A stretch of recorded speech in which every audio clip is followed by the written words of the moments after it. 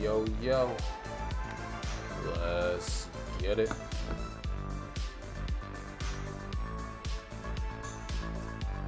Mic check.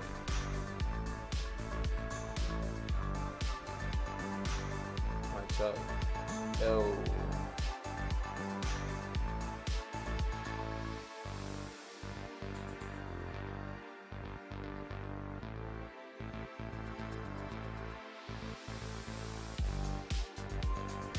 All systems go. Nice. What's good? What's good? Yeah. It's Trezzy Nomadic. You know the vibes. You know the vibes. How's it going? Got a early morning stream going. As you can see, rocking out with a little bit different of a stream setup today. This morning. This early Wednesday morning. And we're playing some Bleach Brave Souls. It's been a while since I've streamed Brave Souls on the channel. I think the last time I streamed Brave Souls it was like no mic. Definitely didn't have, you know, the background and all that. So it's been a while for sure, but I'm playing some Brave Souls, yeah. And I must say, it was between this and Dokkan, you know. I was really like, I don't mind playing Dokkan again. But I figured we kind of just, you know, throw some variety in the mix, and here we are. But yeah, it's definitely been a while since I logged in and played like Brave Souls for sure. I mean, I've definitely been logging in and cruising like that, you know. But other than that, you know, it's been pretty chill indeed. They've definitely had like some banners and stuff to come along since, you know, I mean, just as most like gacha games kind of tend to be. That's really been the main thing, but overall it's been pretty chill. So we do have this banner here. I've just been kind of saving like my spirit orbs, not gonna lie.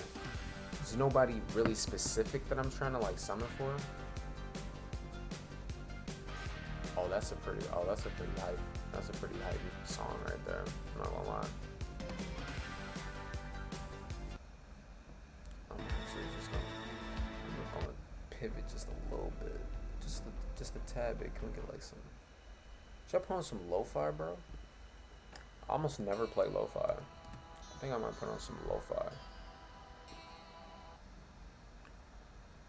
I might put on some lo-fi, bro. You know what I mean? But yeah. I was basically just kind of like, I was like vibing between playing Dokkan and then kind of just like playing Brave Souls. So we hopped on Brave Souls. I pretty much was like, well, yeah, I can vibe with this.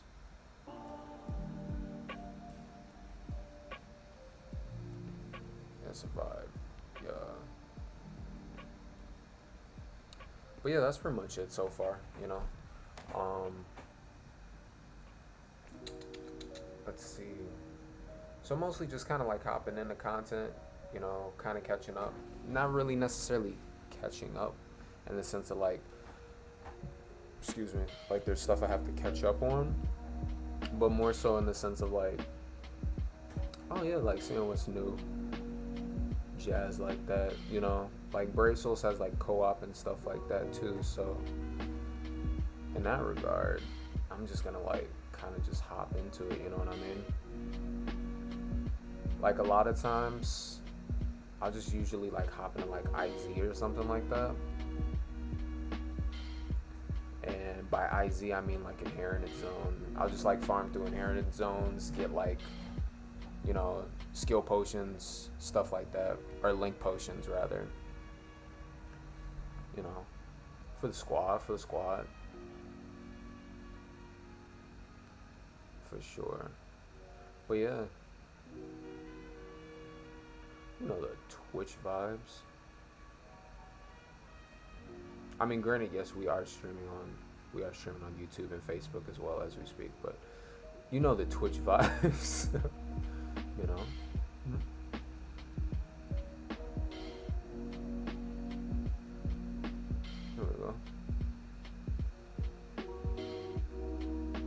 Bro, I forgot how like busted Kenpachi was, bro. Like he do be slapping though. Picked up this new Kenpachi, and well, I mean he's not new anymore, but when he like the banners first dropped, it was like him and Retsu, and Retsu's pretty nice too for sure. Shout out Retsu. I'm not gonna spoil it because Bleach is one of those animes. It's like it's not like you know, and it's not like Dragon Ball in the regard where like there's really no Dragon Ball spoilers unless we're talking like the manga. You know what I mean? And then there's like some, but it's also still kind of like you know not really. But like Bleach definitely, I'm like there's probably way more people that haven't read the Bleach manga than haven't read or don't really know what's going on in Dragon Ball. And to be fair, I'm pretty sure the anime is coming back in like what, like 30 something days now. Like I don't know the exact day. I saw it's like a Facebook post, and I was like, oh yeah, dude, the Bleach anime is coming back super soon. So yeah, definitely not gonna spoil it because thousand year blood war is like right around the corner. But if you're a Bleach fan, anime is coming back super soon, and yeah, that's gonna be pretty exciting. I'm not gonna lie. Just because, like me personally, like Bleach is one of like I definitely say surprisingly like Dragon Ball is up there, yeah. Like I remember watching Dragon Ball when I was younger, but I definitely say Bleach was probably one of those anime that really got me into anime.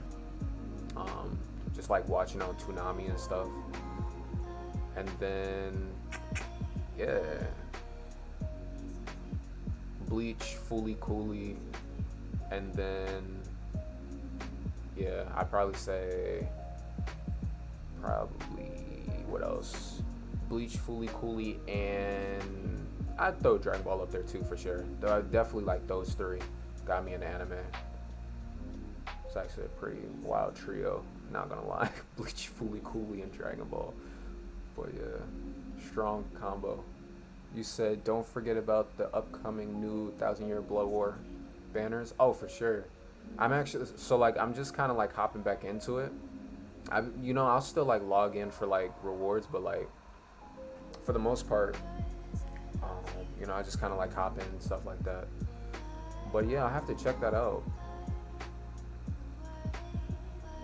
Definitely nothing I need to summon on particularly right now. There's way more units for me to like actually put work into, Oh, but yeah.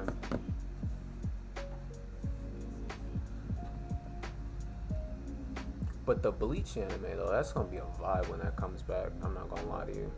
That's gonna be a vibe.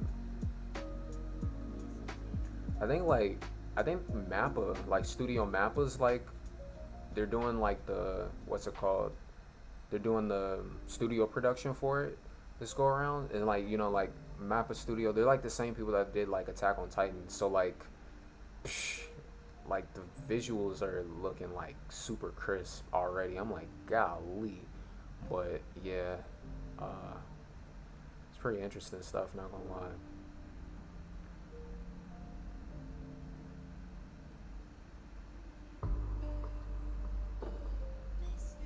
There we go. I guess we could say like question of the day or question of the stream is like, of course we'll have like multiple questions, but like one of them would be like, if you are into anime, like are you into anime, and like if so, like what was the anime that like got you into anime?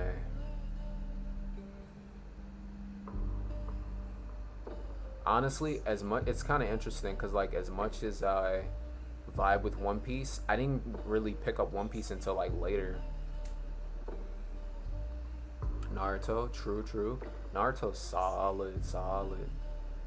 Naruto's the same way too. Like I definitely, so I read the Naruto manga definitely more than I watched the anime when I was younger. It's kind of interesting, but yeah, I definitely read the manga way more than I watched the anime. And then like as I started like like as time went on, like I've definitely found myself watching the anime a little bit more. But to this day, I still haven't sat down and fully watched Naruto, bro.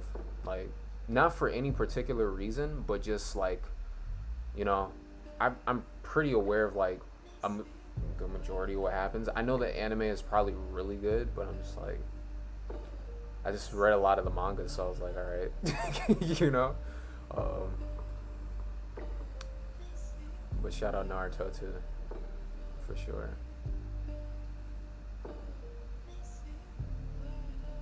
Like if I had to pick like a current top five of like anime right now, that I'm like if I had to pick a current top five, well, the last anime I watched was definitely so like most recently was like Fist of the North Star. I haven't finished it yet, but that was like the latest anime I've started watching, and then before that I started watching Fire Force. So I still got to finish Fist of the North Star and Fire Force. Not gonna lie. Yeah, Fist of the North Star. That one's a classic, bro. Like really classic. I'm talking like Dragon Ball Z classic, bro. Like it's up there for sure. It's definitely not. It's kind of interesting because like, you know, some people know about it, but I'm also surprised when people don't know about it because it is pretty classic. Like we're talking like 80s. It's like an 80s anime, but I don't know. I just appreciate it. You know what I mean? But I haven't finished it yet. And then before that, I started watching Fire Force. And what really got me into Fire Force was, oh, bro, you can use 10 tickets now. Oh Lord. But yeah, what got me into Fire Force really was, cause honestly, I'll keep it real. Like I was sleeping on Fire Force for a little bit, and then I found out that Fire Force was made by the same person who made Soul Eater, and then that's what kind of like got me into it, cause I was like, I like really vibed with Soul Eater when I was younger, and I remember like just how good it was, and I was like, all right, so that got me started to watch Fire Force, and honestly, really great anime. You know what I mean? I would definitely would say Fire Force is a little underrated. I'm not gonna lie, it's a little underrated.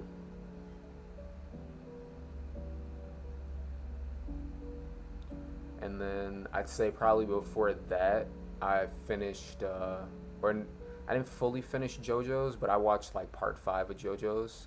I think it was part 5. Yeah, I know like Stone Ocean is like the latest one. The manga's way farther ahead, but yeah, JoJo's is like, it's in a league of its own, bro.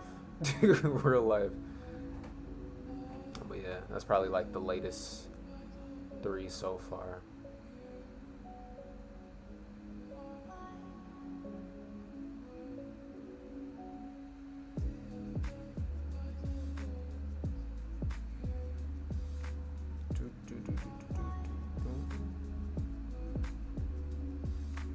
Yeah.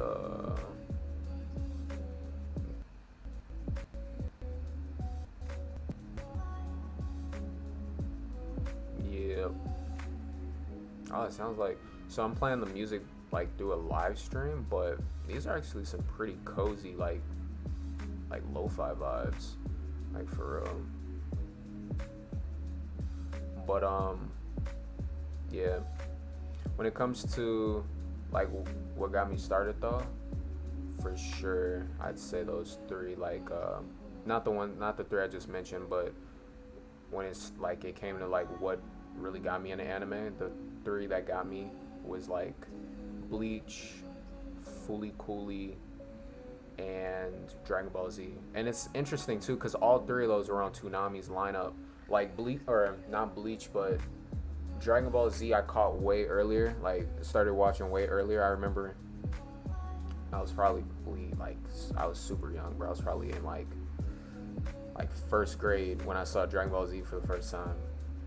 And then yeah, the fact that I even remember is kind of wild, but like for real, like I remember that like very like vividly. It was like literally I was in like probably like first grade, bro. But first or definitely first or second grade, probably first though. And then later on, I found out about Bleach, and like Foolie Cooley was on the same lineup. But all three I found through Toonami, so shout out Toonami. But yeah, for sure.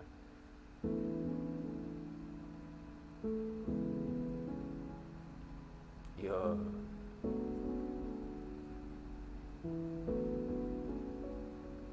There we go. But yeah, 10 tickets now. That's a pretty solid, that's a pretty solid bonus right there. It's interesting though. Like, so yesterday I was streaming. It was kind of funny because like I'm not gonna lie. Like I was streaming. I was playing Dokkan yesterday, and then like in the midst of it, like I kind of had the music going, and then I kind of like I noticed like I kind of left the music on. I fell asleep. I woke back up. The music was still going. I was like, honestly, I'm gonna just like let the music play, cause like it just seemed like it was like a groovy vibe. So I was like, I just let the music play. And yeah, we played Dokkan. Then I kind of just went to sleep, left the stream on, woke up. The stream was still on, and then of course I ended the stream. But in the midst of it, like for the first couple of hours, I was kind of like overseeing it, just like tuning the music, and then I kind of switched like the stream status, but like left the music playing. So I was like, yeah, I'm gonna just go ahead and do that. But overall, it was pretty chill. Seems like people enjoyed it, so that was nice. It was a little bit different, but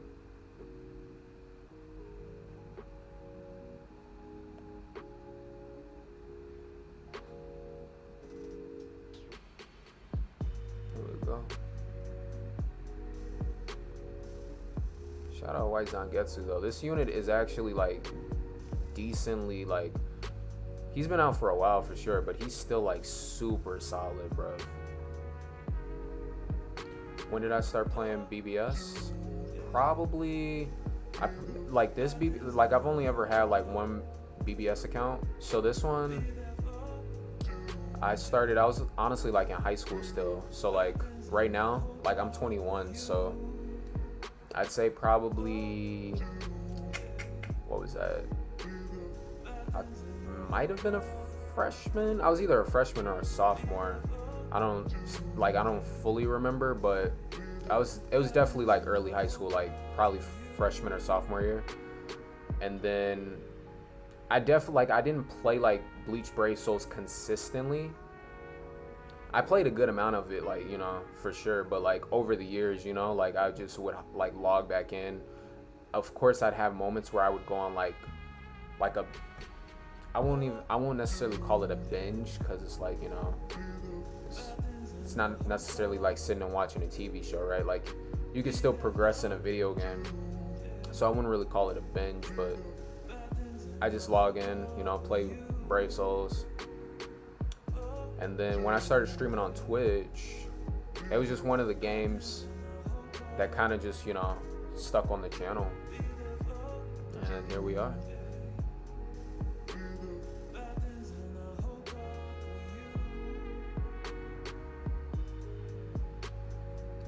How about yourself though?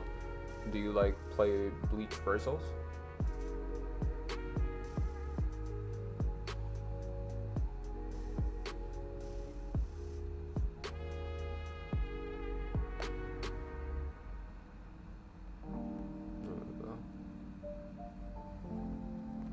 But yeah, I'd say like Brave Souls and Dokkan, like both of those games I started pretty early.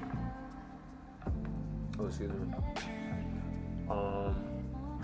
But it's kind of interesting too, cause like I'd say so far, like I started playing Brave Souls and Dokkan on Twitch more like later. Like I didn't like start out on my channel playing these games, so that's definitely brought an interesting dynamic for sure. You're saying, yeah, you like it. Started somewhere around March when it came to PlayStation. Oh yeah, dude, it is on PlayStation. That's right. Yeah, that's nice though. It's on PlayStation 4 and 5, right? That's a vibe. And then the cool part is you can like transfer. It's kind of like Genshin in that regard, because like Genshin started on mobile, and then now it's on console. But you can like you can transfer your account over. That's what's up. Yeah, so see, like from like me personally right now, so like I don't have a console right now. Like I play mostly PC at the moment, but if I do cop another console, if I do get another console, which I will see for sure. Shout out console. It'll be a vibe. But I don't mind playing on mobile, honestly. I'm kind of used to it now. It's just like a controller with a screen in the middle. Like, honestly. You can transfer account from PlayStation to mobile. No, I meant like from mobile to PlayStation. I'm not sure if you can actually. I've never played the console version, but oh, I see. Interesting. Yeah. Well, I mean, at least you can play on console though. That's pretty nice. On a TV screen. I mean, it's on PC too. That is true.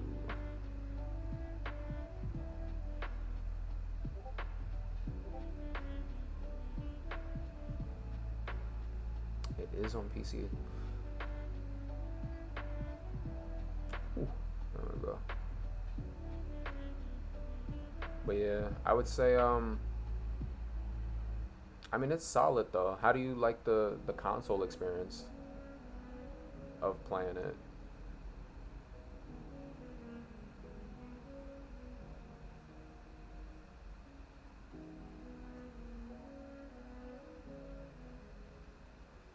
I might have to try it out sometime. I've tried it out on PC, like, but I just figured I'd like stay on I'd keep things on mobile for now. It's cool. That's nice.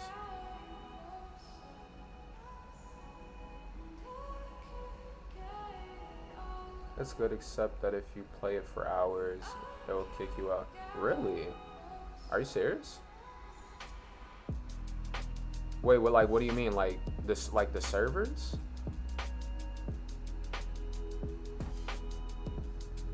That's interesting.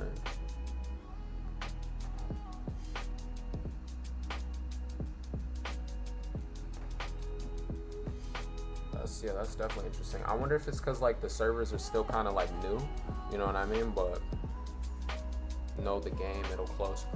Oh, I know what you're talking about. Yeah, that's actually it's kind of. I'm not gonna lie, that's actually kind of a thing with a few different PlayStation games. There's there's a game called Trove. I'm not sure if you're like familiar with it or not, but Trove is kind of like that too. Like sometimes, like does it give you like that? Like sometimes it'll just kind of like blue screen, and then it'll just be like this game is crashed, something like that kind of. Cause I know, like I used to play a lot of Trove too. Shout out Trove, by the way. It's a pretty cozy game, but yeah, I used to play a lot of Trove, and like Trove does the same thing, but it's only on console. Like on PC, that doesn't really happen. But for some reason, like and it's been like that for like a while. Like, so I'm not sure if it's something that can really be like fixed necessarily, but it's just kind of like that. But I think I did hear about that for sure.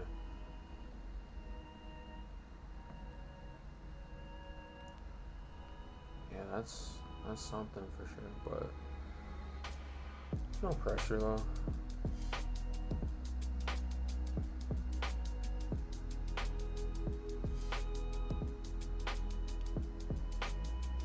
Here we go.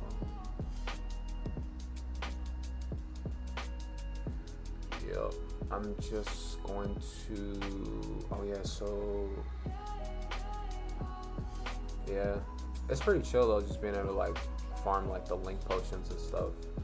That's really like most of these games is kind of just like I consider it to be like in-game content at this point, where it's just like I'll just hop in, let's work on the characters and stuff like that. It's pretty chill though, pretty chill for sure. Here, like this Rukia is actually a really solid unit. Shout out Rukia. Not only is she a solid character, but she's also just a solid unit, like in general. Shout out Rukia, but yeah.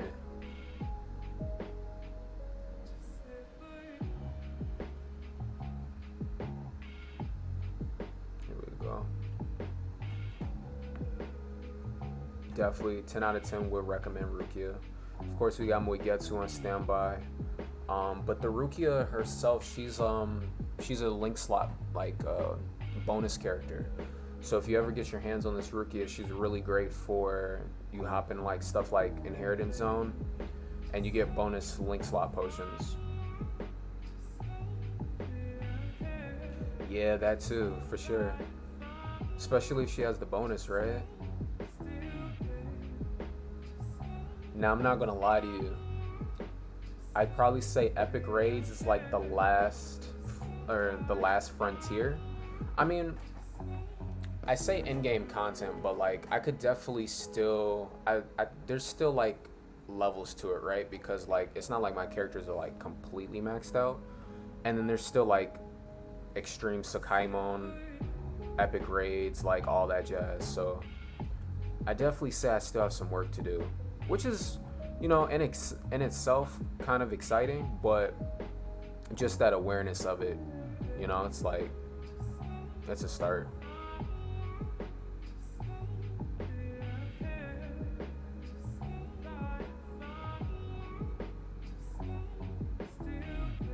It's kind of like it's a similar situation to how it was with Dokkan.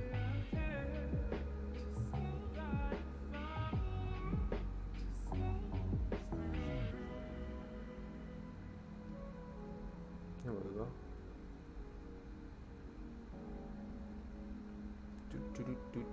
But yeah, do you have like a favorite like unit that you like to run per se? Never played Dokkan? True. Yeah, Dokkan is it's pretty chill though. It's like, you know, it's kind of like I like it because it's like a strategy based game kind of. But yeah, Dokkan's chill. That's chill.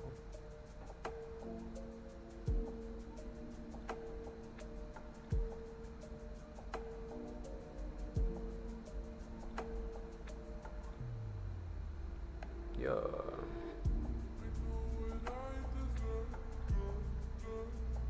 I like Nell, but she's not my strongest. You?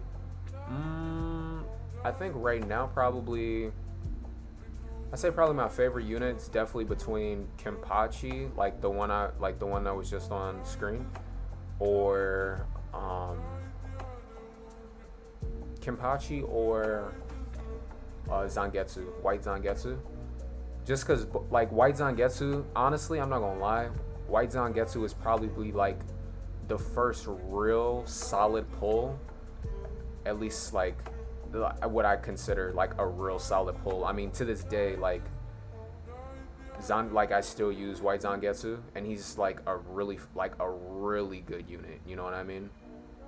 Considering like when he was released, he's really solid, and like to the point where like you could literally just like set your game on auto, and he'll just like, especially if he's like spec'd out, he'll just clear through it pretty easily. And then Kenpachi's up there too, for sure.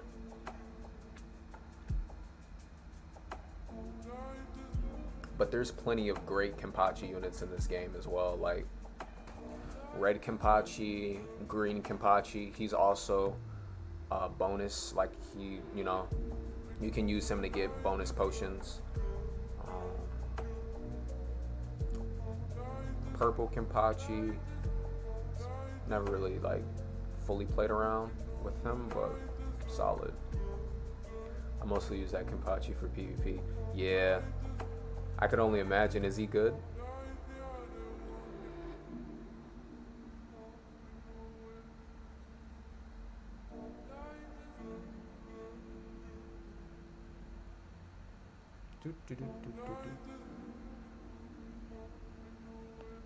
At some point, I'm gonna have to the unit I was really going for was Jugram. I remember when Jugram I think this was before they like changed PvP, but I remember Jugram would slap in PvP, bro. Like it was kind of wild. Like I'm not gonna lie. To this day, I feel like part of the reason why they changed PvP is because of Jugram, because literally that guy was super OP. He was super OP in PvP, bro. He's amazing, but he's not the best. He's under Yuha and beyond Bankayama. Yeah. Yeah. That's real for sure. Yeah, shout out Jugram, not gonna lie.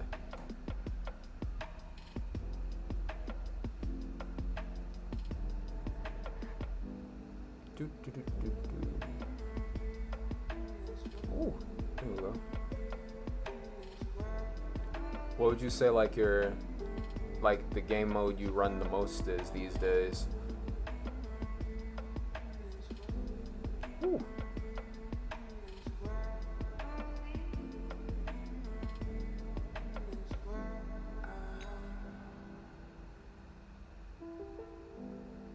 There we go. Co-op, true, yeah. Co-op is solid. See, I'm not gonna lie, like, I think my thing is I hop into, almost every time I hop into Brave Souls these days, I just hop into like solo player IZ. Even though I know like co-op is pretty solid for getting like resources as well.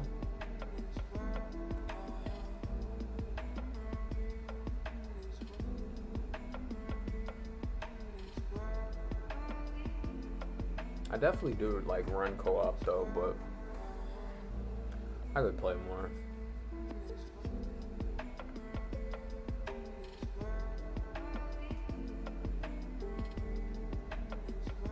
Then why don't I co-op? That's a good question. That's a great question actually. Honestly, it's nothing in particular. It's just like, so when I hop into IZ, like I never really like, I don't really run into like any, I guess you could say like roadblocks, you know what I mean? Cause like co-op, sometimes it's just like, you know, you could be sitting around trying to get like a, kind of like a squad or something like that. Like, not necessarily that it's a bad thing. Like, I just feel like it just seems like rather like hopping in IZ, the process is just a lot like, or rather solo player IZ, the process is just like smooth, you know what I mean? Don't get me wrong though, I love playing co-op, but I've just noticed that like it's just kind of like, oh yeah, I'll just hop in and then just start running solo. But I will say co-op is great because you do get the spirit orbs, plus you probably get more resources. Definitely, actually, you definitely get more out of co-op, you know. So that's a plus, absolutely.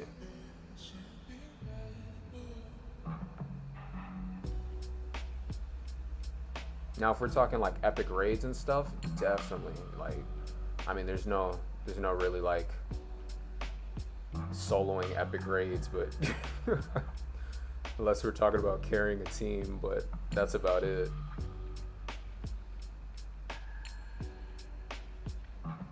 For sure.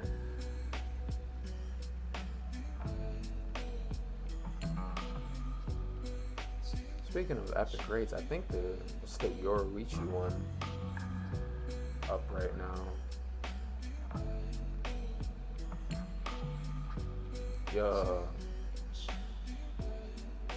Yeah. Shout out Yoruichi. Not gonna lie to you. The original waifu. Oh man. I had to throw it out there. I had to. I had to. Here we go.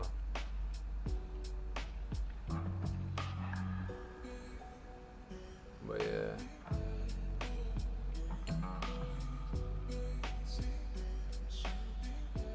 Hold up.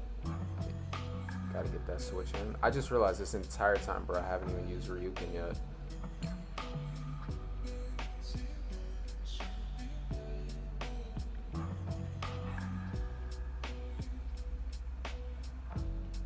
Here we go. But yeah, speaking of co-op though, we might actually, well, we'll definitely hop into some co-op on stream for sure.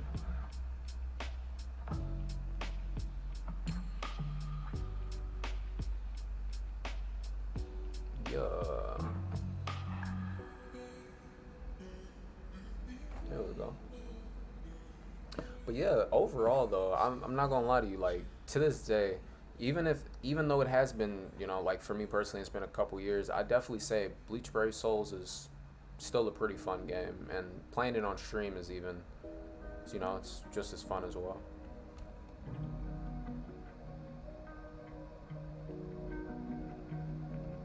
You say Nini is a link slot as well? Oh yeah, absolutely.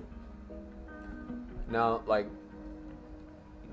my Nini currently isn't as specced out as Rukia is, but she's solid too. I mean, she can definitely hold her own just as well as Rukia can, and she's a little bit newer of her unit too, so she definitely has that going for her as well.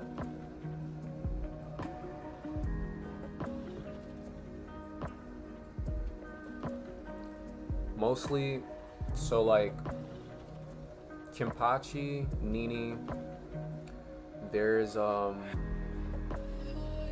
Hitsai or a Toshiro or Hitsugaya. Here I'll put him on screen here. He's actually a bonus character as well. This one right here. It's actually pretty solid on his own, but he provides link slot bonuses as well.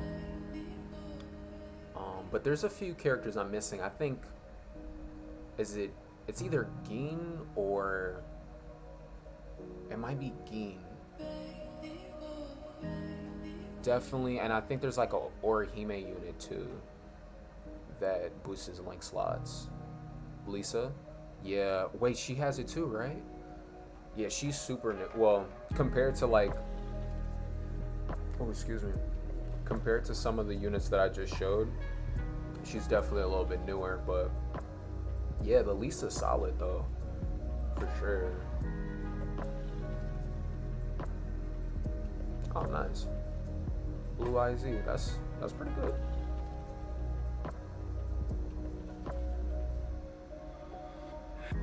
Here we go. Let's see who our squad is. I'll just bring Kenny, if anything.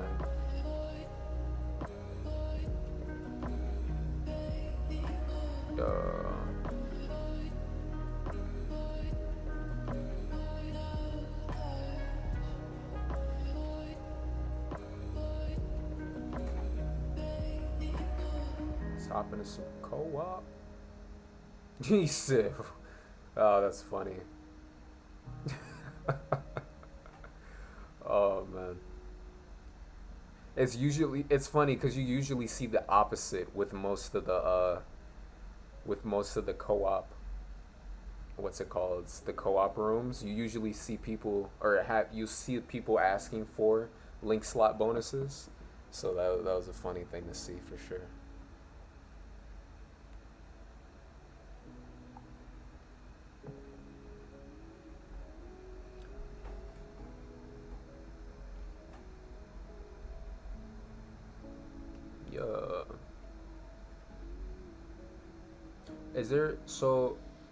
Is there crossplay? Like, can PlayStation players play with mobile players and PC players, or is it like?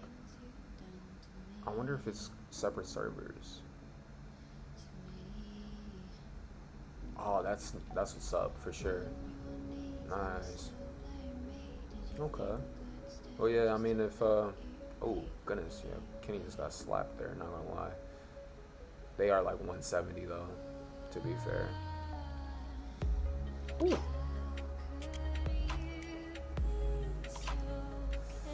Ooh. Hold up. Hold up. Wait a minute. Wait a minute. That music is kind of a vibe though. It's like this it's like kind of a paradox, but I'm here for it.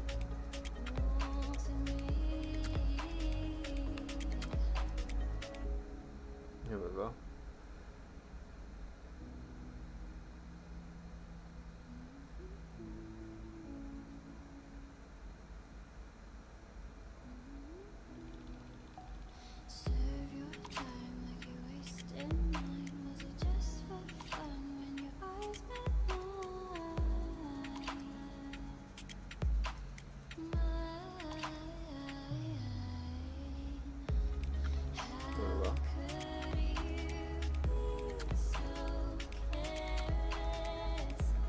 I wonder, who is that that's providing the shields? Is that...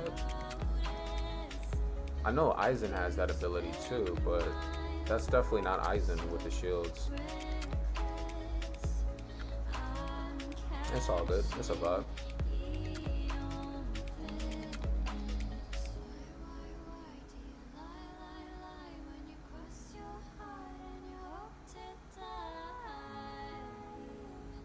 Whew. Sheesh. Alright, there we go.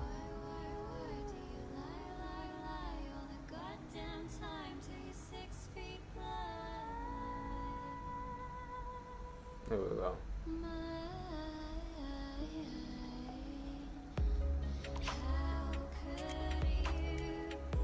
Hold up. Wait a minute.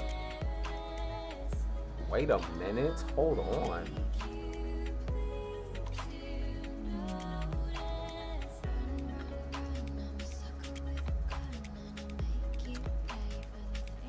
Here we go.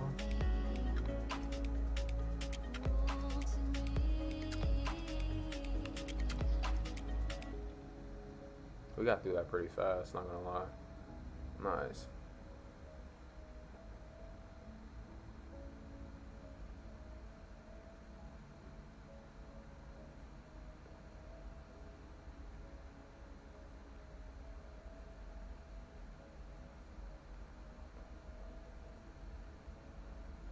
Whew.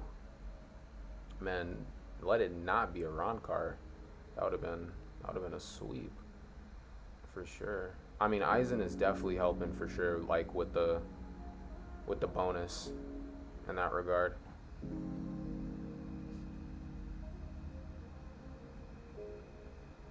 Yeah, GG's.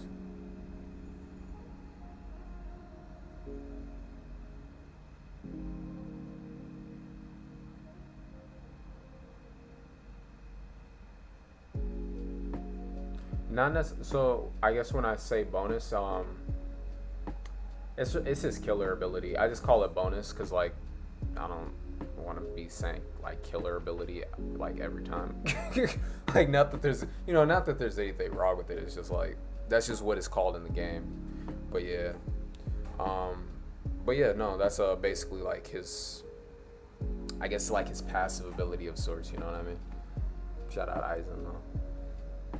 Yeah, I actually have that Aizen on standby too, but he's a really great unit as well, just with the shield and solid support as well.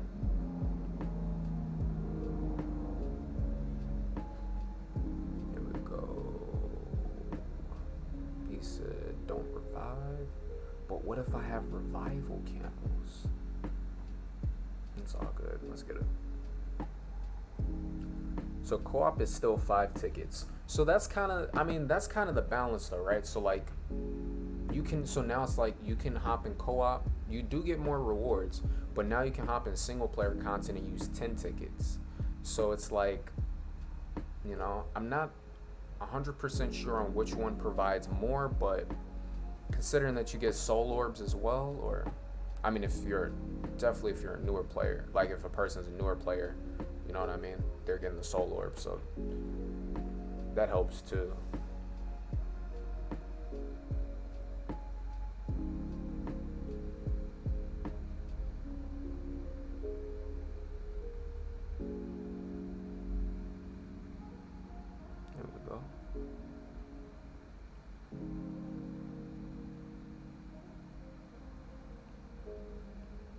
Sheesh. It's like a one tap.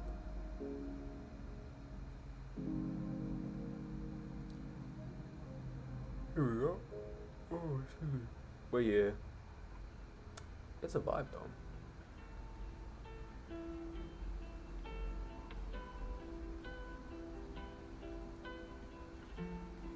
Have you tried out like arena mode? I'm pretty sure. I mean, not necessarily trying to like assume, you know what I mean? But no, for sure.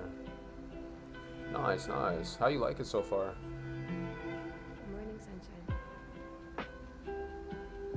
Hey.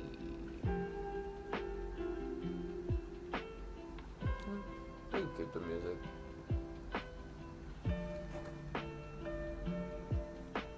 For sure. Sure, yeah, I'm down. Or I'm up for it.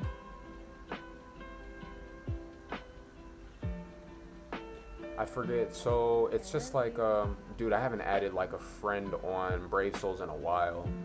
Like, honestly, I've been rocking out with the same, the same squad for a minute, bro. But, I think it's just like friend code, right?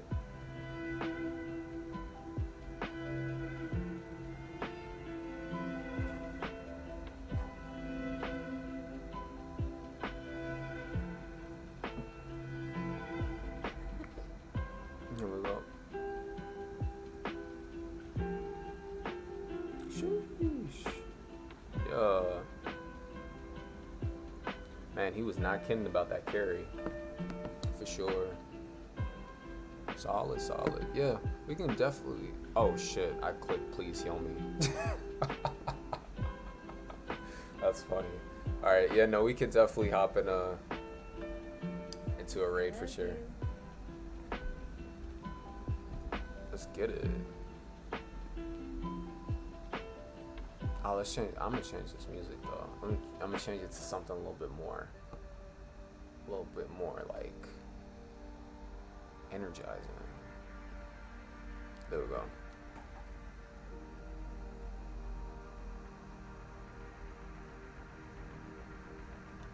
All right, so here we go.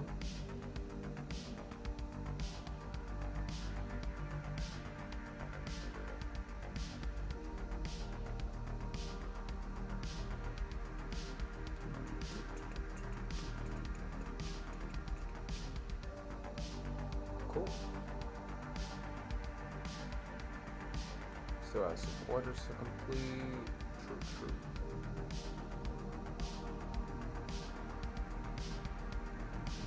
Alrighty, so let's go to.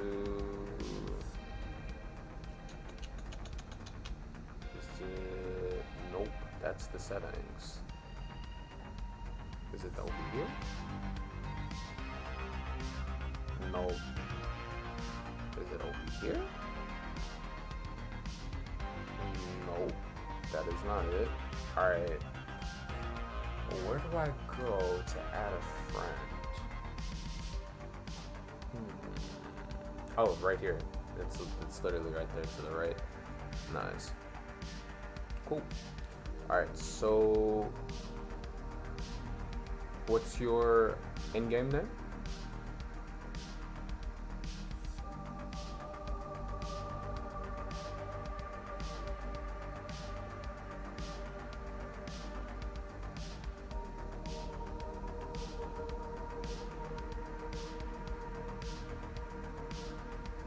Oh, true, okay. Search by ID. Here we go. 2327 3314. Okay. Nice. Request. Alrighty, just sent your request. Yeah. Now let's see for. Oh, that's It's the point event, which is also actually another great thing to farm. Not gonna lie, but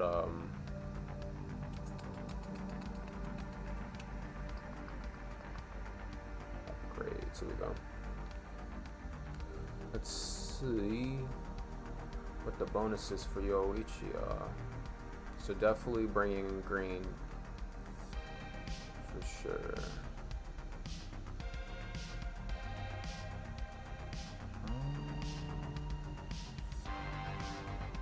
Nice.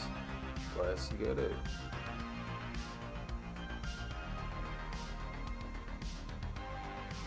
So 2 times damage. Oof. I would say Sael, but he doesn't have type advantage. I think I do have. I mean, I definitely do have that Kenpachi for sure. I also have. That's Oh goodness, what's his name? Hisagi. There we go. Yeah, Toshiro as well will be an option. So that, yeah, that's like 3 for 2 times. Now for 1.5, I could bring Ruki along. She'd actually be pretty solid. Nonitora as well. Moigetsu. Okay. Cool. Yeah, I mean, yeah, because like Kisagi, right? Wait, is that his name? I'm like, hold up. Is that his name? I want to make sure, like, you know, I don't want to like just be saying his name. That's not his name. That'd be kind of awkward. But Shuhei, yeah, there we go. Shuhei. That's his other name. That's his first name. Is it his first or his last? Who knows? Shout out Shuhei though. Shuhei's, for sure. All right, but yeah, I think I'm gonna bring Ruki along.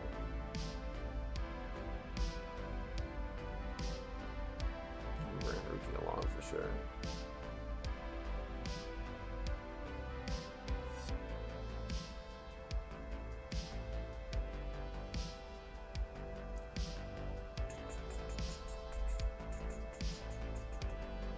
So, okay, let's go for ultimate. Why not, right? And then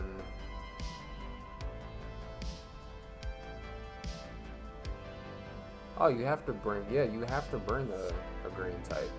Huh, so they changed it. Or has it always been like that? I'm pretty sure you were able to like bring like whichever character before. They probably did like that just to make it less of a headache though.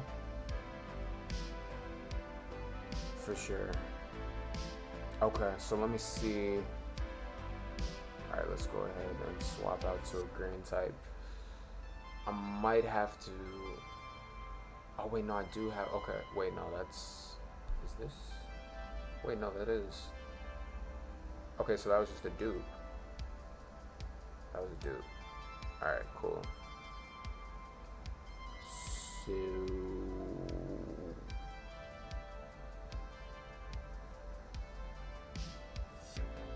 Here we go. Yeah, no, that's perfectly fine though, for sure.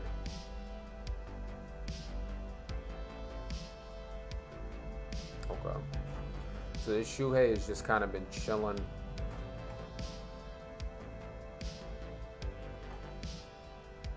Here we go.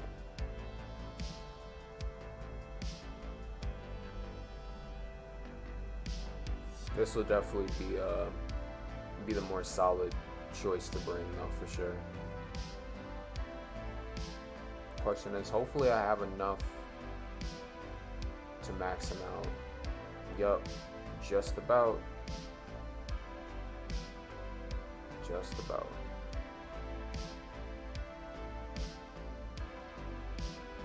I'm actually just gonna go get the remaining of these real quick before we hop into it. Especially since it's like 10 times now. Because I don't want to walk in an epic raid sloppily, honestly. I'm not trying to be like a perfectionist either, though. Oh, yeah. Ooh. Excuse me. All right, let's get it. So here we go with the jams.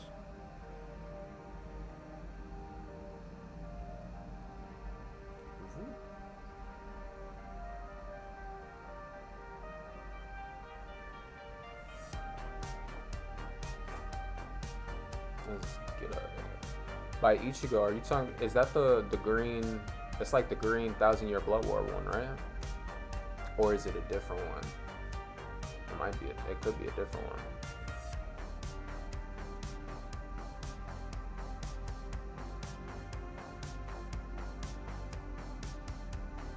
Ah, I see. I see. No worries. It's all good. Artwork Ichigo. Oh, true. Yeah, that's a vibe.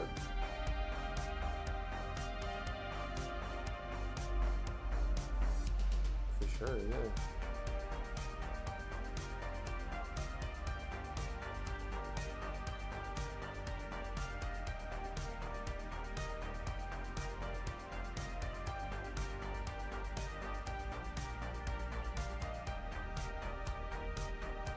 There we go. Yeah, I remember upgrading that Shuhei. I did it because I remember I was just trying to like get some orbs. But that explains a lot because automatically I remembered I was like, wait, I do have a 5-star version of him, but then I was like, oh yeah, he was just chilling there like upgraded. I think that was fairly recent for sure.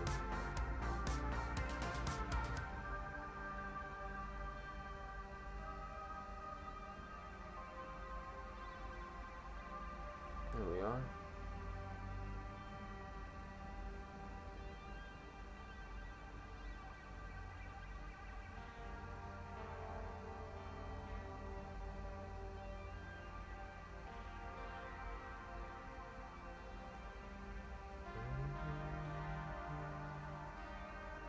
Alright, let's see, that should be, that was like 30 runs right there. That should be enough.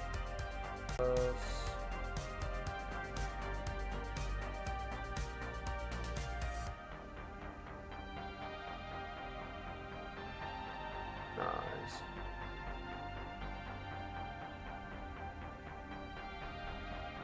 Solid.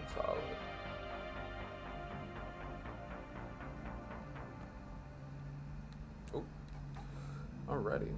And Shuhei is maxed.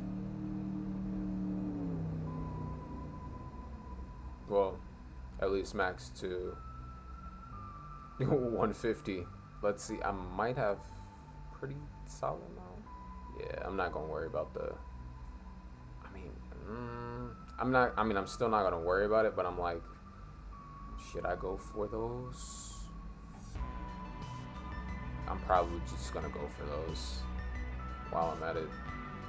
It kind of only makes sense because I'm like, it's only a few. It's like if I can take care of it, might as well take care of it.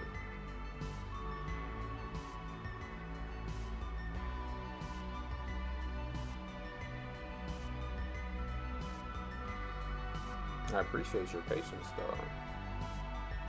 Thanks for the invite.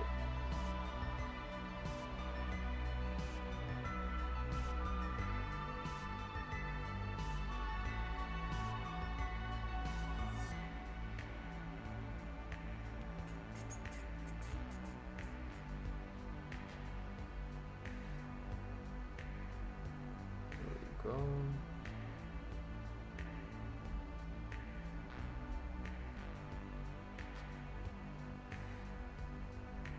Yeah.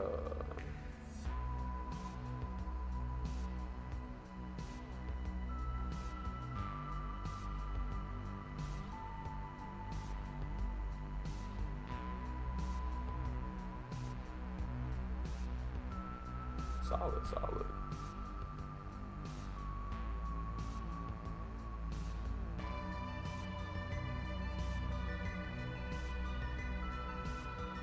So like, Have you ran this recent epic raid a lot, or is it kind of like on the more difficult side, or what would you say? I think the last one I ran was probably, what's that? I think it might have been Lonitora.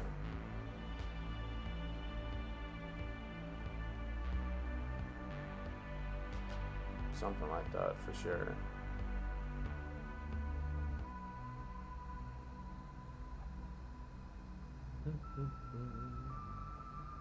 Here we go.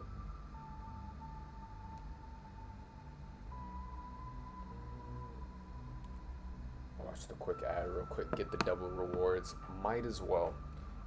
Sponsoring Call of Duty Mobile. Not a sponsor, by the way, but yeah. First phase is easy. Last stage is tricky since she can one-shot you randomly. Yeah, I know what you mean. Or rather, I'm about to see what you mean when it comes to the.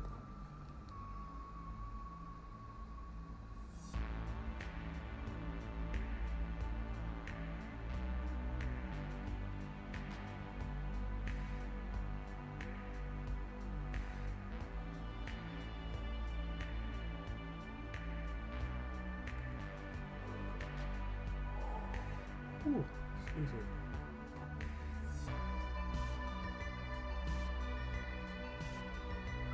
Early morning Tings indeed. Okay. Let's go and pick up the bonuses here.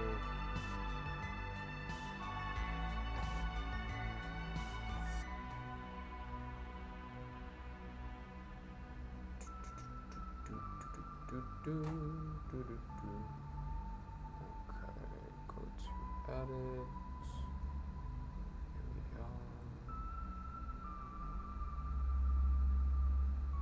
Cool. Alrighty, so Shuhei is maxed. Didn't take too long at all. Nice, nice.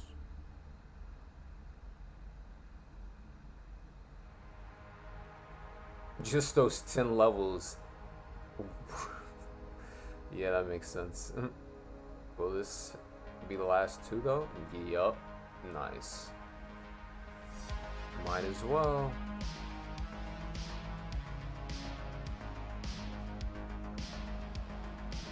Might as well. Alright, Shuhei's good to go. Let's get it.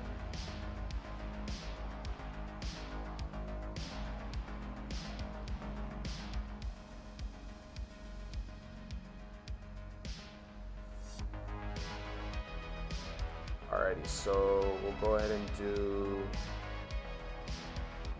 I guess we could create, because we can create a lobby and then we can still open up for matchmaking if need be. Go. For the items, let's go and grab 5 stars. Alright, so Shuhei is way more on the melee side, so.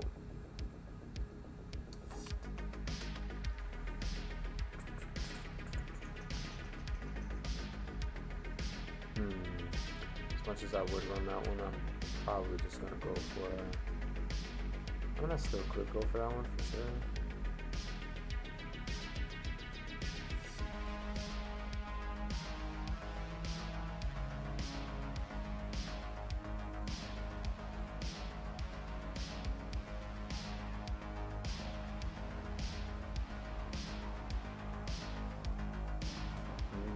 Mm, 30% chance to nullify melee resistance. Yeah, let's create a lobby for sure.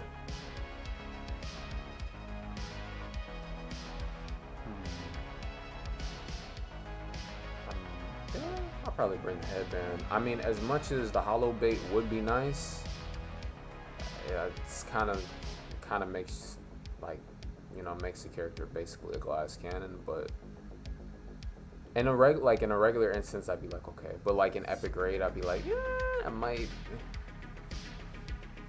not be all that great. You know? But at the same time, he's also not getting like a crazy boost either, so I'll just go ahead and rock the headband. I don't want to be a complete glass cannon, not gonna lie.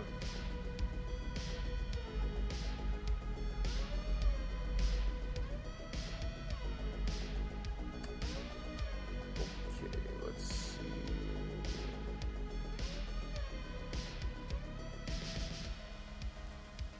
Damage taken for sure. Let me get some damage reduction in there.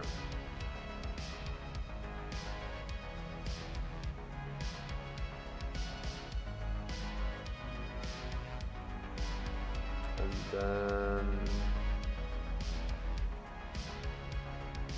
bro, I could go like max damage reduction.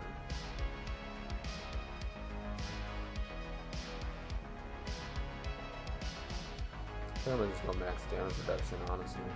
Just because I don't have any, like, just because, you know, without having any link slot levels per se, I'll just go for max damage reduction. Alright.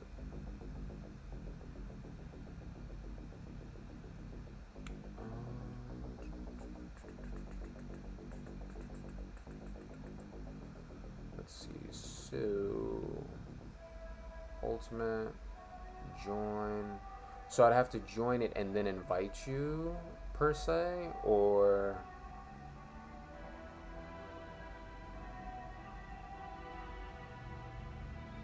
oh, dude. I mean, I guess I could have just brought Kenpachi. Not gonna lie, but I mean, he's technically. I mean, he's a pot bonus, but he's not the actual link slot bonus. Or no, he's the link potion bonus. But it's different in epic grades because it's not on the bonus list. For sure. Alrighty. Ooh, let's get it. Alright, so excuse me. Let's go to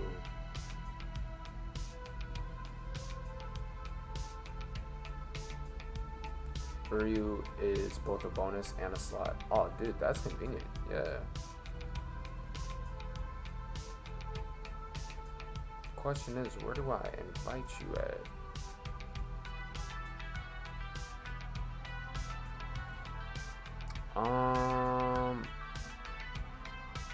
Well, no, the code. Yeah, I was about to say the code is right there at the top. So yeah, whenever you're ready, you can join. And then, nice. Shooting. Alright, let's change it to public.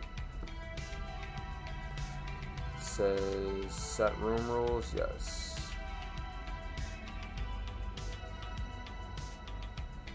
We'll do, I guess, I mean, for rank, probably rank 50 would probably be ideal. Level cap.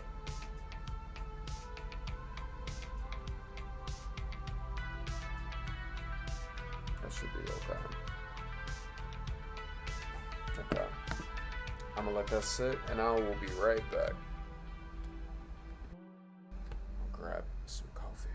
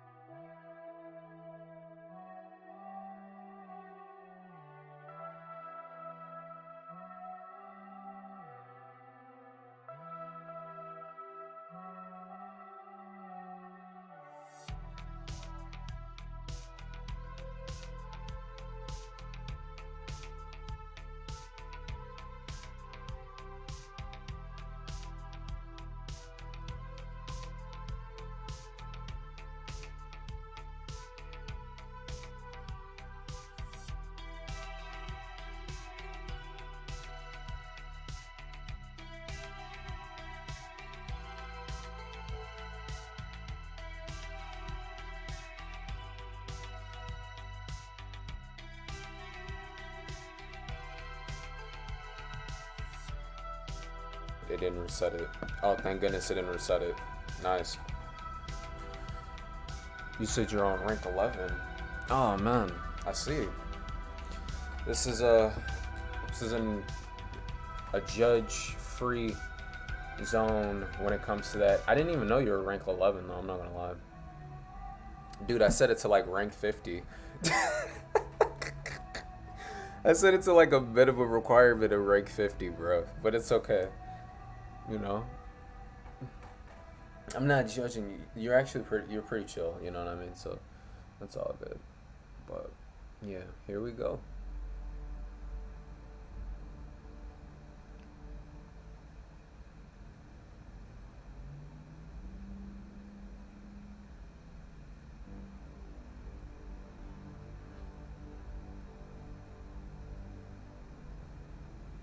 Do, do, do, do, do.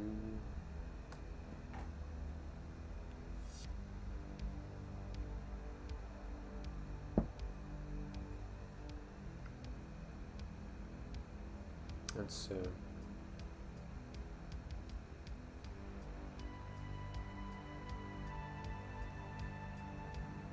Oh, nice.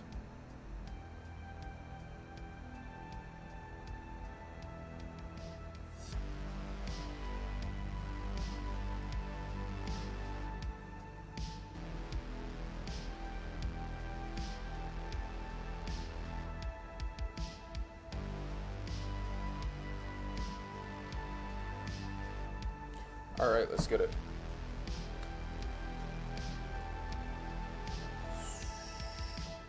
Thank goodness for the damage reduction, though. Okay, so Shuhei is ranged. Nice. That's pretty solid.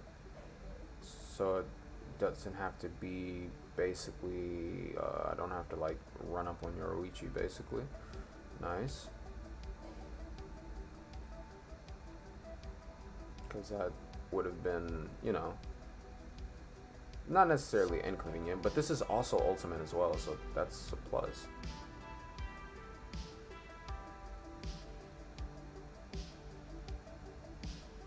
Oh, somebody left the room. Oh no.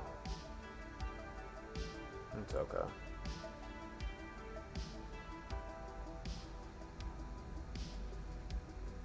Dude, I think damage reduction was the way to go.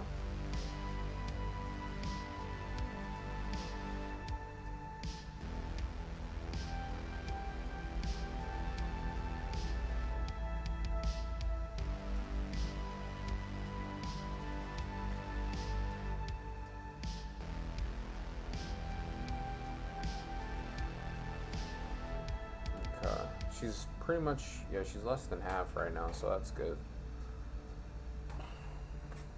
Yeah. Here we go with Dorez. Yeah.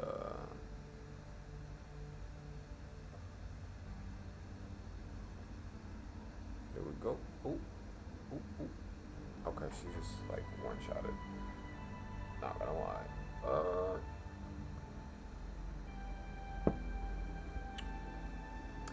Yeah, Yoichi definitely doing the darn thing here.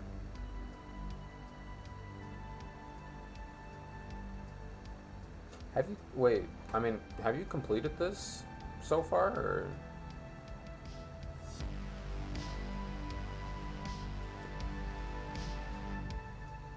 I'm not gonna lie, this is like my first time hopping into the epic raid.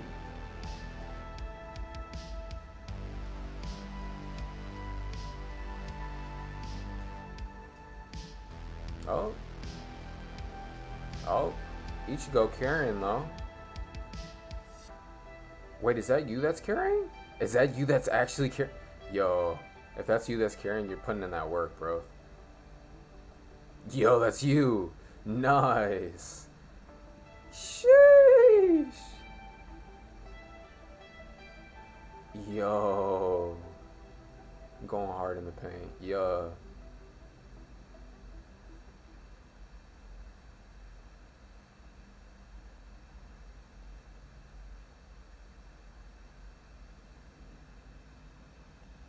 Dang. I was just trying. Well, I probably should have waited for the for that to subside for sure. You did say that. You did say you were gonna do the carrying indeed. Honestly, I'm not gonna lie. I did like I wasn't underestimating you. To be fair, I was just like, okay, you know what I'm saying? I took I trusted your word. So that was definitely a carry though. I'm not gonna lie to you. So what is like? Is there a secret to it? Like what's the trade secret? No, it's okay. You don't have to tell me if you don't want to. You know what I mean? Because Ichigo definitely carried through that for sure. That was solid.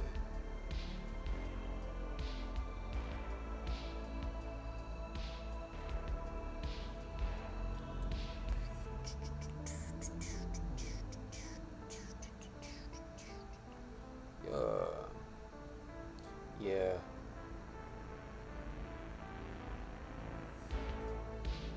Nice. First completer or first clearance. I feel like I would literally fused clearance and completion together, and I was trying to say both of them at the same time. It was just like clearance. But yeah.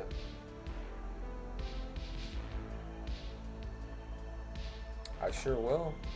That's a vibe though, dude. Nice. Feel free to hop back in if you like as well.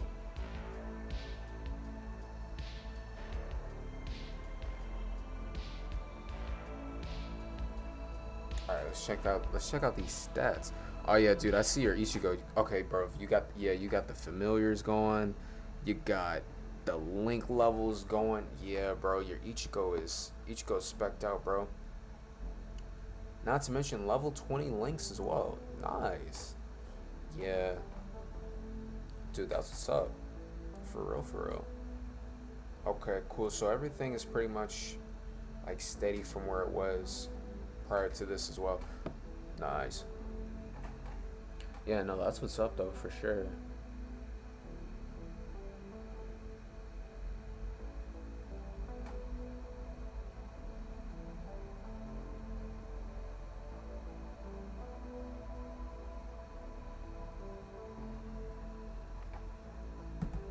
hmm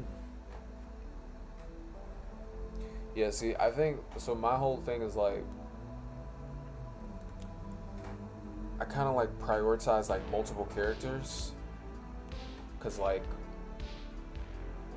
I do a lot of summoning, but not like a lot of summoning. Like, there's definitely like people who summon more than me, but I mean in the sense of like, I'll pretty much like max out characters, get the spirit orbs, then get summons, and then I'll get more characters. So then it's like the characters that I do want to focus on, like I'll work on them. But in terms of running like the harder inheritance zones to get like the super link potions and stuff like that, I definitely could do more of for sure.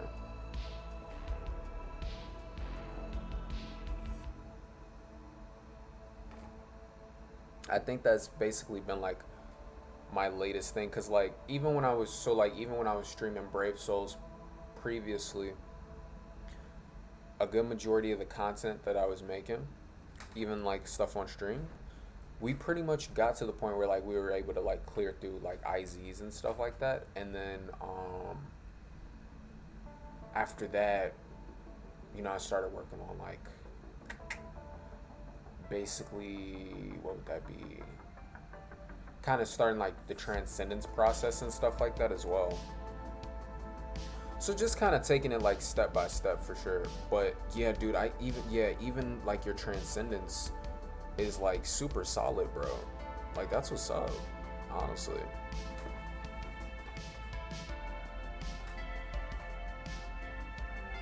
Yeah,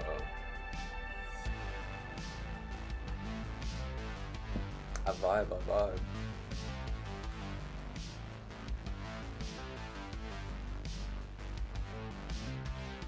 But I definitely say, yeah, like if I focused on like a couple of characters, you know what I mean? It would be, it'd definitely be more solid that way for sure. Or even just like one character. You said, but he wasn't built toward PvP. He's more of a PvE. Ah, I see what you mean. Like Ichigo in that regard, or who are we talking about?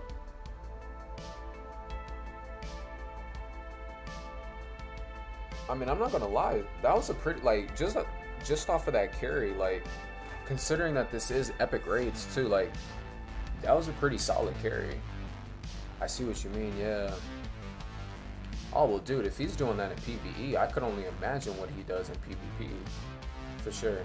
And I mean, to be fair, like the ranking in Brave Souls it's really only based on like, and this isn't to like undermine it, but the ranking on Brave Souls, it's just basically like where you focus your attention, right? So like you can like, it's not, I'm not gonna say like it's easy to rank up, but it's not like super difficult either, bro. Whoever just joined is golly, sheesh. I don't know who just joined, but somebody just tore through, bro. They just melted through Yoichi like butter, bro. Oh my gosh. Yeah, that was GG's. I don't know who just joined. It was honestly probably this person right here, because I'm just looking at the stats. Yes, friend request instantly, just saying. But no, for real. Yeah, it's not like, I wouldn't say it's like crazy. Yeah, I have a feeling it's Roka as well.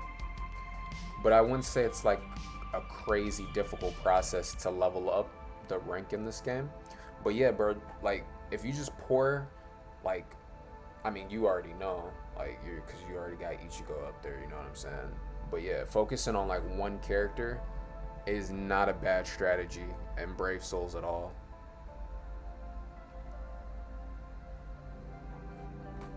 Or even, not even just, it could be like one character or just like specific characters, you know what I mean? But yeah.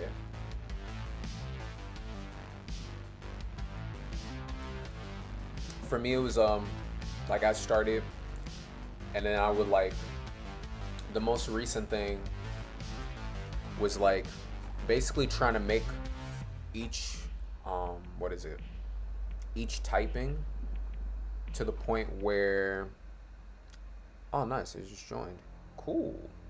Basically make it so like each typing was to the point where I had a squad to run through, you know what I mean? So like I wanted to make it so I had a squad to run through each typing of IZ. So that was really where I was like focusing a lot of my energy. And then like once I accomplished that, I kind of took a break from playing Brave Souls for sure.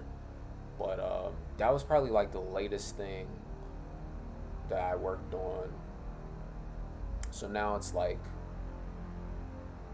you know, just pretty much the same strategy for sure. Like I started the transcendence process and stuff too. But overall, you know, nothing super crazy. I just roll with it as I go, honestly. But I definitely have to like look and see like which characters I want to like focus on. Like probably Rukia. Honestly, I was playing a lot of Rukia, so I was like maybe, you know, I'm not exactly sure where she's sitting transcendence wise right now, but you know, I haven't pulled any dupes for Rukia just yet either. Not gonna lie.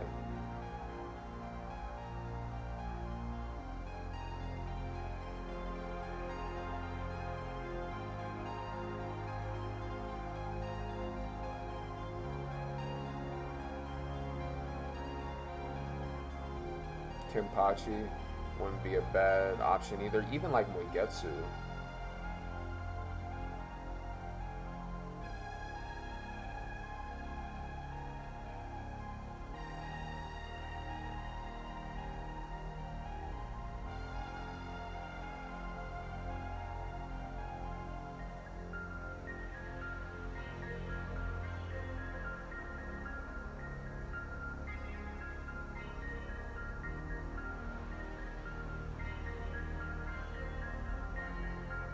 Nice.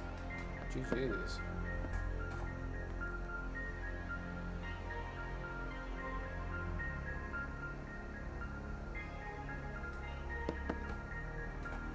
Yeah, but that's pretty much it. That's a vibe though.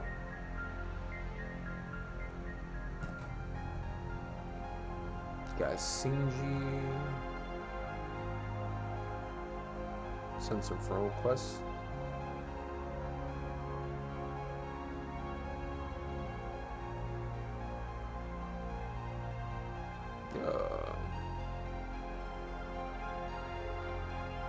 Recommend you or I level up the characters I like to play for sure.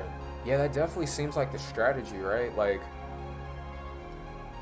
for sure. I think like honestly that's really like the main thing. It's been like because of the fact that my focus was so attentive on like you know maxing out the characters, like getting them at least to like 150 to 200, and then from there I would kind of like decide who I like to play. And of course as new characters come out, it'd be like, oh man, like that character's pretty cool or that character's pretty cool. I try not to hop around too much though. You know what I mean? That's why it's like nowadays it's like I definitely say like knowing those, like having those three, like off the top of my head I could definitely say Boigetsu, Rukia, and Kimpachi, right? um but just like knowing those three helps a lot for sure, because then it's like you can kind of like tune into that.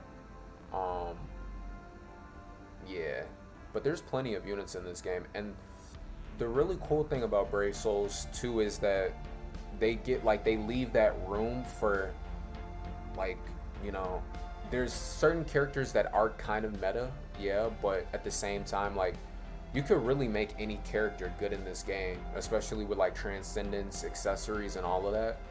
So it really leaves that opportunity open, or those opportunities open rather. It's great stuff.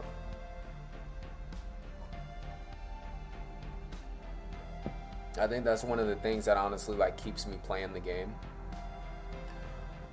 For sure. Yeah.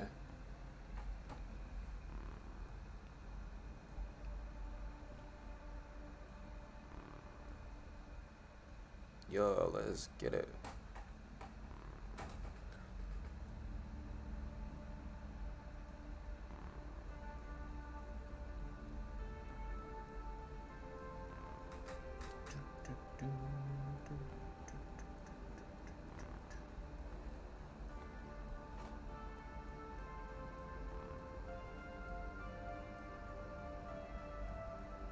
Here we go.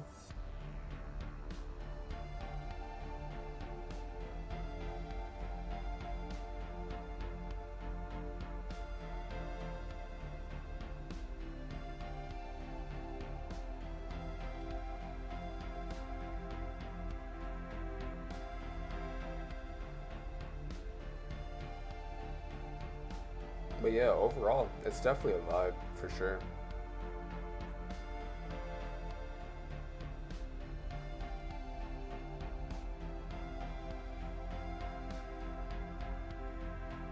Now, the one thing I will say for sure about like leveling up multiple characters is it kind of helps with, even though I haven't personally hopped into it just yet, it does help with like Sakaimon for sure, because it's like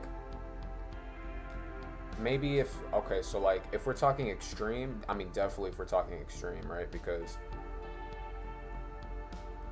like each level on extreme is like it locks a character, so it's kind of like you know it's kind of like required to have some variety, but also there's no like requirement saying like you gotta run Sakaimon either, right?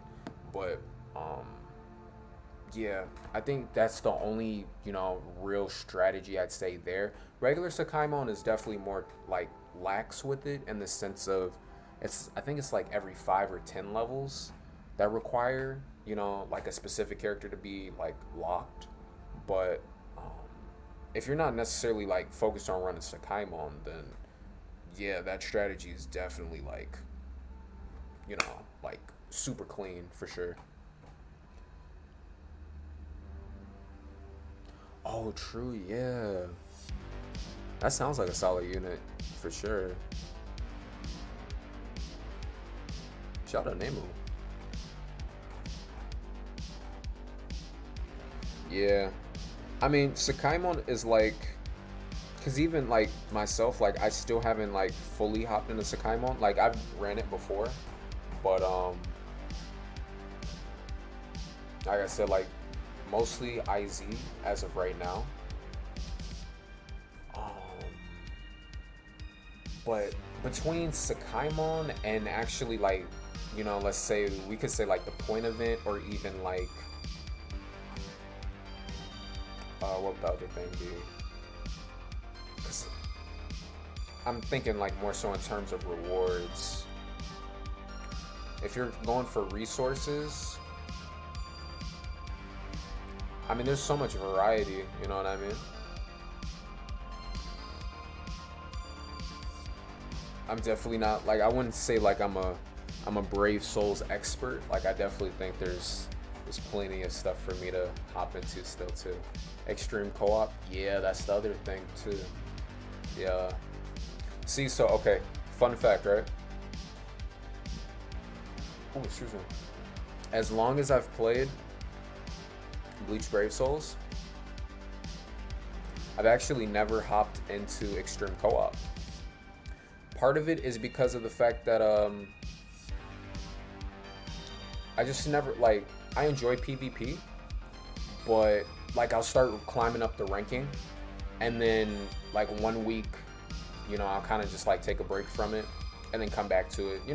Kind of like not necessarily something where it's like struggling with consistency, but just that awareness of like, you climbing up the seats and then taking a break.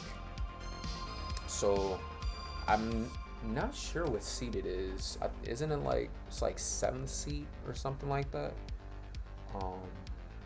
But yeah, extreme co-op is really good for rewards. I've heard like skill keys and all. Well, skill keys. It's I think they dropped like the editing brushes too.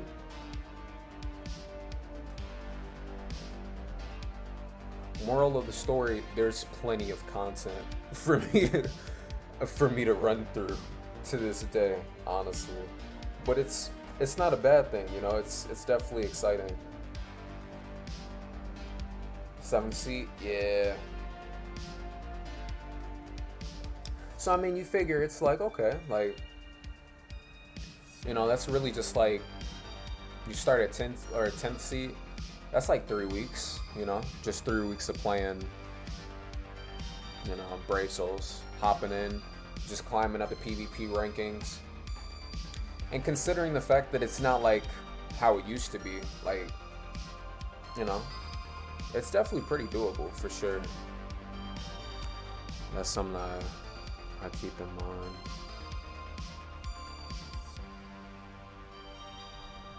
Yeah. No pressure though.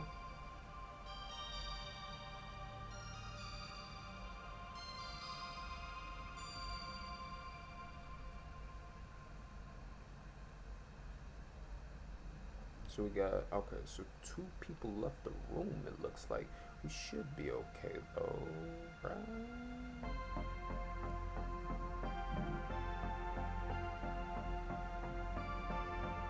Let's see. Ooh, she's taking kind of little no damage though. Oh, you got kicked out? Oh, jeez, I see. Here, I'll go ahead and leave, no worries. Because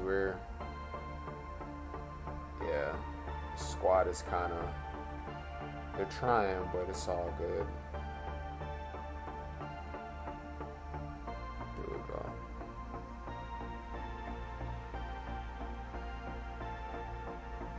But yeah, so overall though, just on the between Bleach Brave Souls, that's more so on the gaming side, but just kind of talking about like, streaming on Twitch and stuff like that. So I've kind of been like hopping into Discord a lot. I'm not sure if like you're like on Discord or stuff like that, but we kind of already have a Discord server established, but I haven't been like in the process of like promoting it like crazy because I've just been kind of, you know, like more so on the streaming side of things. But yeah, you know, shout out Discord. Yeah, I'll definitely have to like put that out there more though, for sure. Discord's pretty chill. I've been learning like more about it as I go. Like the more I learn about it, I'm like, or the more I like experience Discord, I'm like, yeah, it's a vibe, honestly.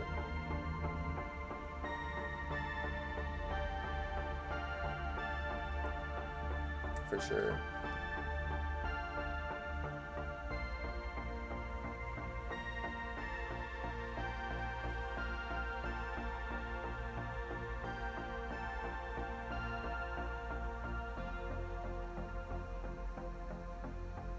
Oh yeah.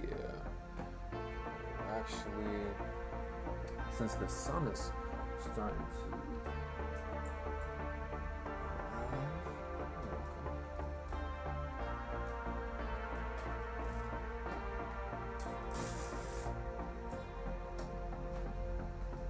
get some of that lighting in here.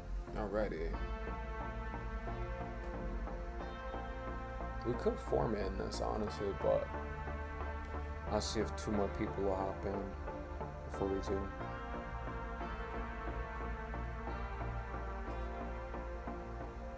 I'm not gonna lie, we've ran this a couple times, but this is a pretty good way of farming coins too. Like we started this, I was probably at like just slightly over 1 million, but I'm already almost at like 500,000, and I realized that too, cause like maxing out characters in this game, you spend so much on coins, like, or so much just with coins. So yeah, that shout out Epic Rates for that, for sure. That's not honestly, now that I think about it, that's definitely why I slowed down.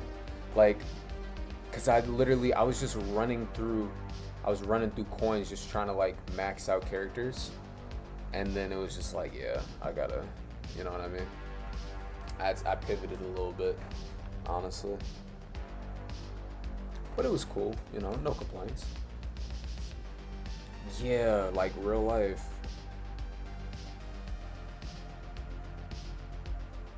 You figure you do that a couple times just on like a couple characters, like it definitely adds up. Not bad, just like that awareness of it. I was like, yup. Yup.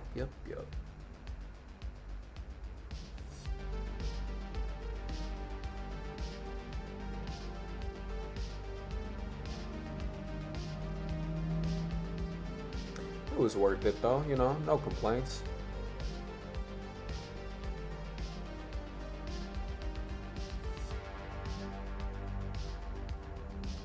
Cause honestly, like, so the real reason I was doing it is cause like I was maxing out the characters. Honestly, it's a pretty underrated way of getting soul orbs. I haven't seen too many people like really talk about that method. I mean, I know like people definitely know about it, you know what I mean? Cause of course it's not like a cheat code or anything. But it's just, I've even noticed that like over time, like I haven't really seen that many people really talk about that method. But yeah, you can just like max out characters, even like if they're just like 1 star. But I usually go for the 5 and the 6 stars because it's almost like 2 birds 1 stone situation. You're maxing out characters, and then you get the 50 soul orbs on the first maxing of it, or of the character. And then you get another 75 when you get them to 150. So in total, each character, just to max them out, will give you about 125 soul orbs. which is pretty solid. You know, that's like maxing out 2 characters to multi-summon, as well as soul tickets. So if not for the multi-summons, I definitely recommend that method for the soul tickets for sure.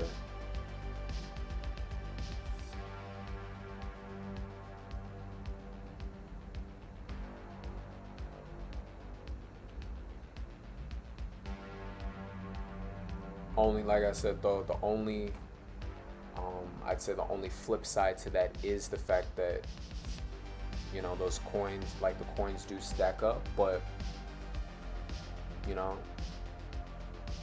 like in your scenario, right, like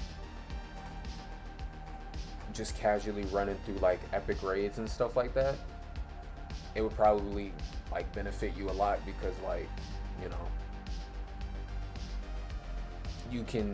you'd probably be able to get coins pretty fast. You know what I mean, in that regard. But yeah, I just thought I'd throw that out there for sure. Just because honestly, like, not saying that I wouldn't, you know, like spend money in this game, like, because I definitely have before, but I'd say Brave Souls is actually pretty free to play friendly in that regard, to be honest. Especially for being a gacha game. I mean, not saying that like I've played mostly Brave Souls, Dokkan. I've played Dragon Ball Legends, but like not like as much as I've played Brave Souls and Dokkan. But I've also played One Piece as well, One Piece Treasure Cruise. Oh shit, I just started this. It was only 2 people, but I mean, I guess we could try it. I mean, if you want to leave and like rejoin, feel free to, no pressure. But yeah, between those 4, I definitely say Brave Souls is quite free to play friendly.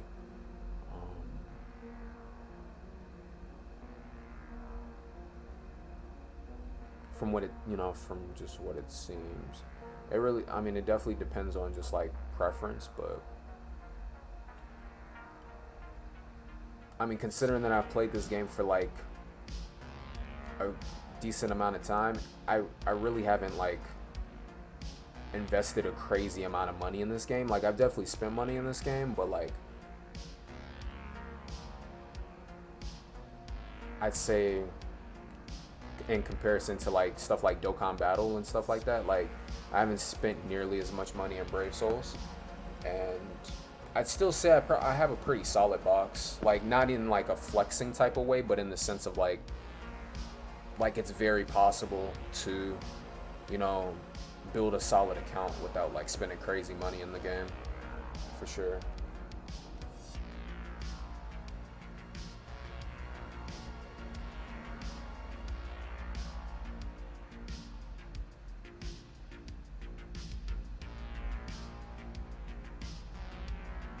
Especially if you catch it on like if you catch the game around like a great banner where, like, you know, there's just like some really good units that are dropping and stuff like that. That's really the Wombo combo, honestly.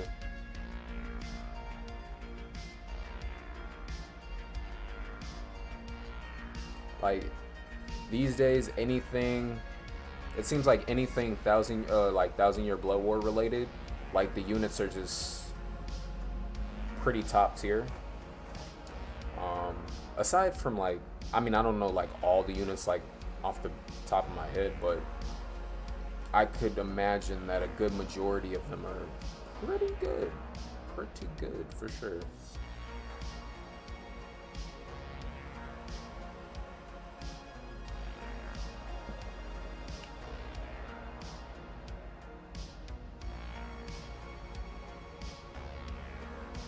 Oh, dude, you're crushing it with Ichigo. GG's.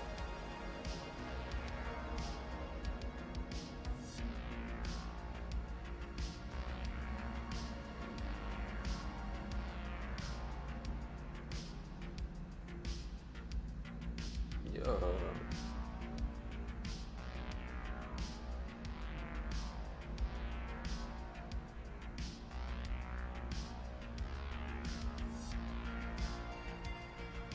You're giving me inspiration to to start investing more in my characters. I'm not gonna lie, bro. Like real life, I appreciate it.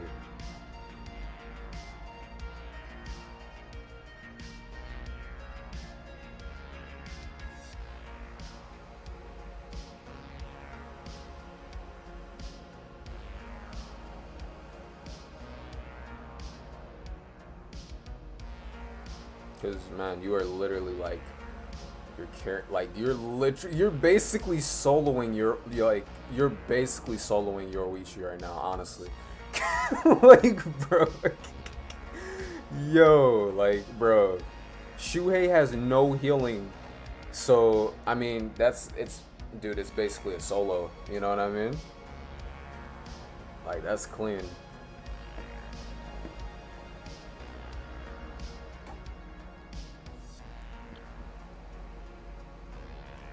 You've seen it, so you've seen it here first, people. Epic raids, if you get your characters polished up, or if you get a character polished up, oh, okay, it's okay. That was close though. That was honestly super close. But no, it was. I mean, honestly, dude, that was like 44%. I'm pretty sure there's like these are soloable depending on the raid. You know what I mean? Like, I wouldn't be surprised. There's probably like videos on YouTube or something of people soloing these raids with just like obnoxiously strong characters. Like, not obnoxious in a bad way, but you get what I mean? Like, just like very overpowered like builds, you know what I mean? Like super top tier polished, but I don't say that in like a, you know, like a criticizing way. I'm saying it more in just like a, you know, a very overpowered build. Yeah. You can solo hard with no problem. Yeah. For sure, for sure. Yeah, I mean, to be fair, we are running Ultimate too. So that's definitely kudos, bro.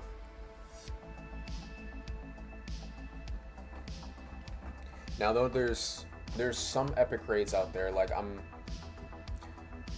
there's a few that I've heard that are actually pretty OP. Because you know, of course, like each raid boss has its own mechanics and stuff. But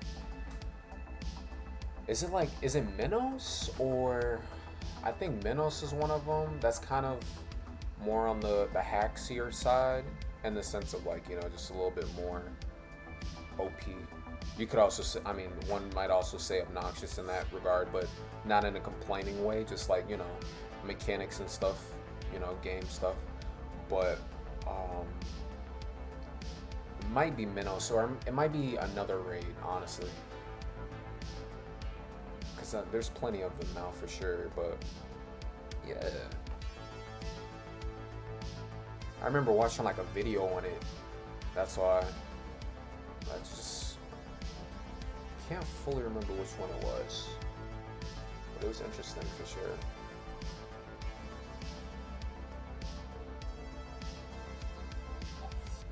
Mm-hmm.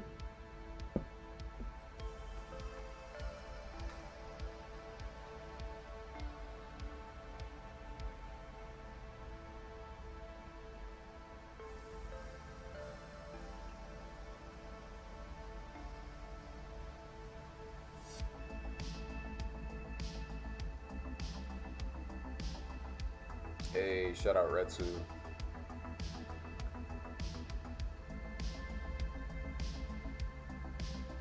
Retsu's pretty solid though, honestly.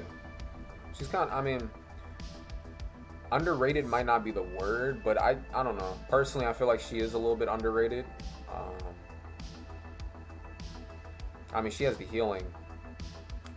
Like my Retsu, I've built a little bit on the tankier side.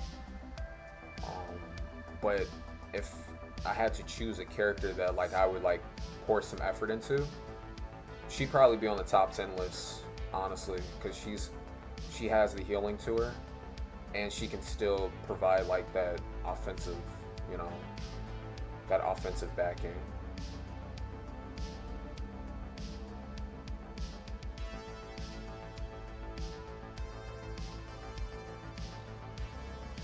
It's kind of interesting too, cause like we were kind of talking about before, like Kenny, like the gold Kenny or the yellow Kenny, like he's definitely more on the PvP side for sure. Like you could tell, just like with the way he's built, you know what I mean. Even though he does great in PvE as well, but Retsu, I'd definitely say she's similar in that regard, but you know, just with the healing and the offensive capability, she is a solid PvE option for sure.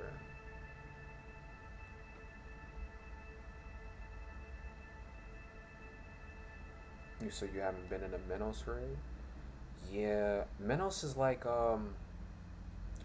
he might be one of the newer, or Minos might be one of the newer raids. No, no, no, definitely not actually.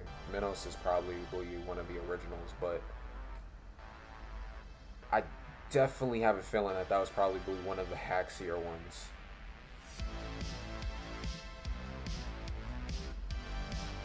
Not gonna lie. Which, I mean, I guess kind of makes sense. I mean, it is Minos Grande, but um, yeah. That's like the only one that I remember off the top of my head that's like a little bit more, you know, on the challenging side. But I probably ran it like once. I probably didn't complete it, but yeah. Of course, you know, like YouTube is, yeah, for sure. And you know, YouTube is like a prime source of a lot of that content too. So like, if you're ever like look at some of those like, you know, raids and stuff like that to see where they stand and jazz like that, that's definitely a great place to go to check this stuff out.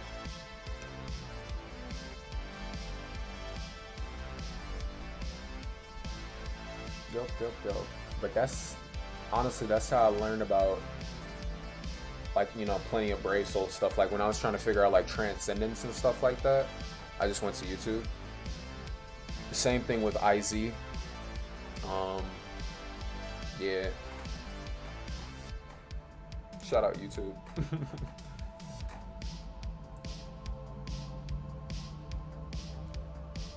Epic raids, not so much. I kind of just figured out, like, you know, just like as I went along. I mean, you know, even like this moment right now, like you being in the stream and, you know, hopping in and running it with me, like I'm, you know, just having the experience now too. But yeah, I definitely say epic raids, I didn't really watch a lot of YouTube content, but specifically Minos, I do remember watching YouTube content on that, and I remember looking at that raid. I was like, that looks kind of hacksy, but yeah,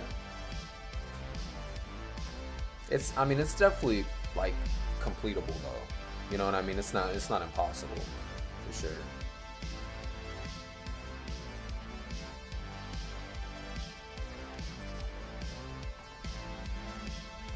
The last one that I did complete though was it was definitely the Nonitra raid for sure. When that one wasn't absurdly difficult either. You know, just having a team that like synergized helped out a lot for sure. You got most good advices from a YouTuber named Spiteful. Yeah, shout out Spiteful Hopes for sure. Yeah, not gonna lie. I think that might have actually been where I saw the video at. If it was the Minos video for sure.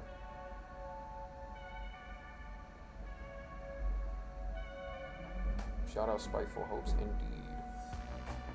Here we go.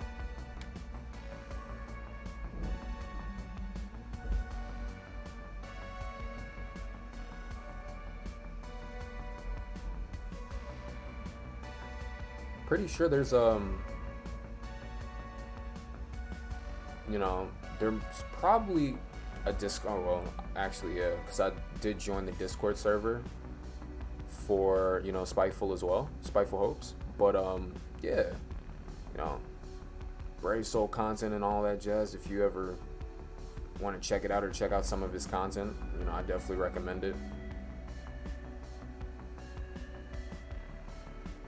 If you're ever looking to, like, you know, collaborate with some people, hop into some Brave Souls jazz like that.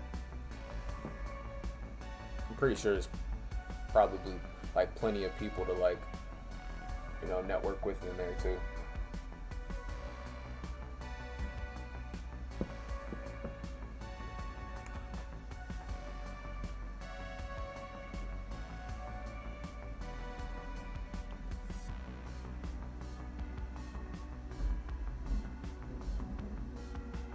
Sometimes I do feel like a boomer when I'm talking about Discord, though.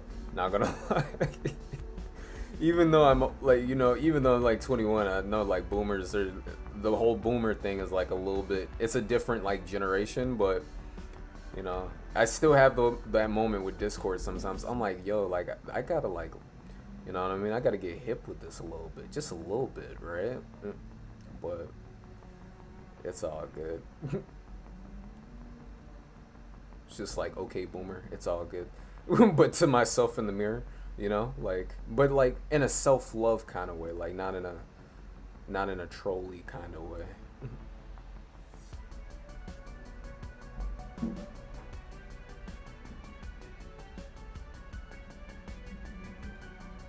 Like, for real.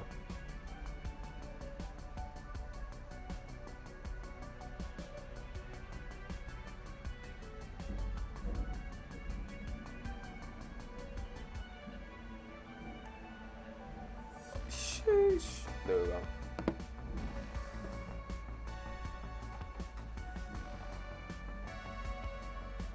Yeah.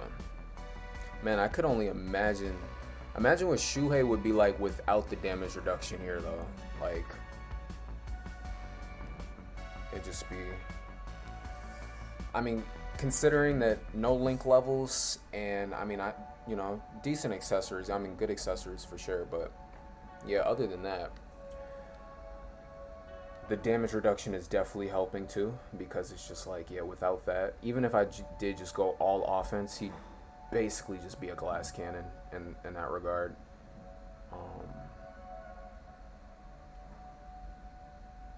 But, you know, shout out the team for sure.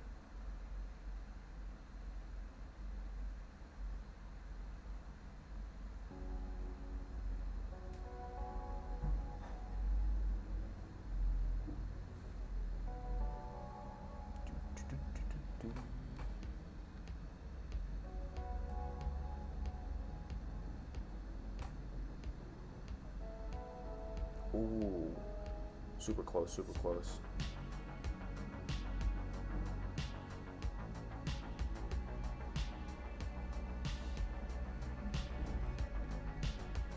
Honestly, yeah, the method is just kind of try and stay alive just in case. We should be good though, yes. Yoichi's pretty good. Nice. Or I was more so trying to say, like, she was getting like DPS pretty good. Yeah.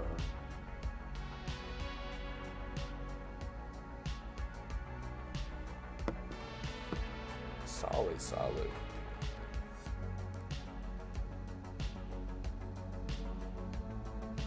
Here we go. Four man. Cool. So let's go ahead and see. I'm actually gonna go ahead and see, like, because we have done a few runs for sure. But yeah, it's been great. We've actually been getting, you know, some solid medals as well. I'm gonna check out some of the rewards and.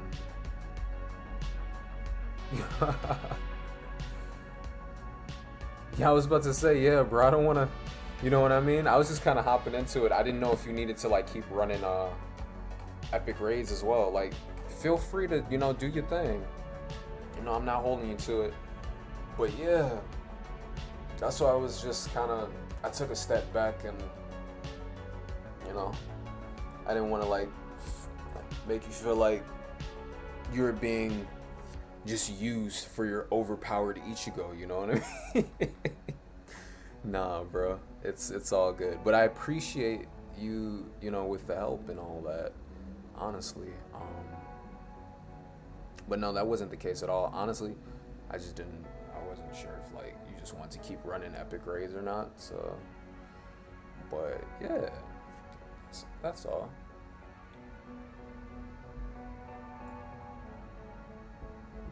To be fair, I know you probably walked away from that with a decent amount of medals, so at least you got those. I was about to say, yeah, you're getting those resources, you know? You're getting those resources. I'm actually going to see here about, in particular, like, what I can kind of exchange for. Because that, dude, like, familiars, all of that, I got to get started on that, too. Let's see.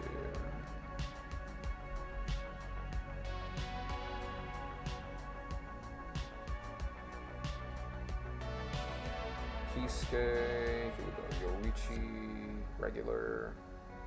Okay, so we can pick up a Yoichi. Nice. Solid, solid. So this is my first ever familiar. Alright, we got our first ever, just got my first ever familiar on stream. So, yeah, I appreciate that. Thanks so much.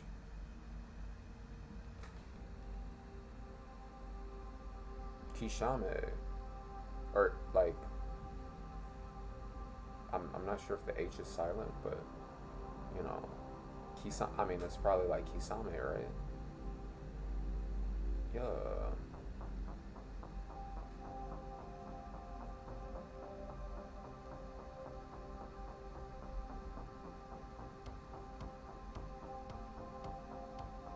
Here we go. Alright, so probably, yeah. That's what's up, that's what's up.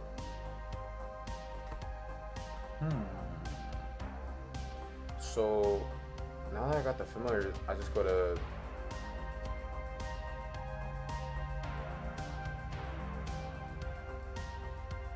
how do I equip Yoichi is the question. That's accessories.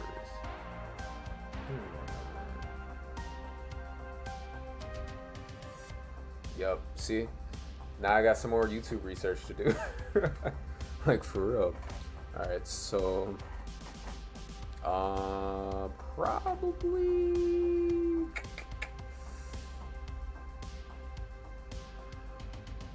I mean it might be edited, probably. Like each character, okay, be inventory for sure, for sure.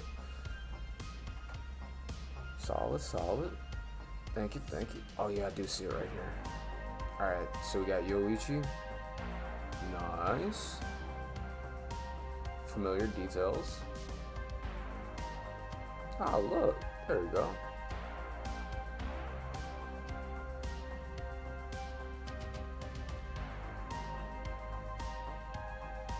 So familiars have soul trees as well. Okay. So basically, oh dude, and the soul tree isn't even that, it's not that crazy either. Okay, cool, cool. So, fully powered to unlock? Interesting, okay. So, is it just automatically equipped or?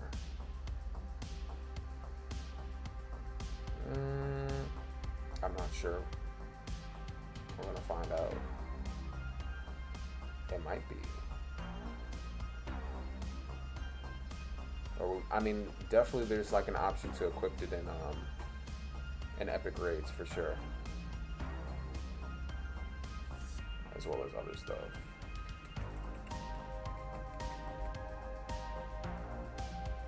Yeah. So some these.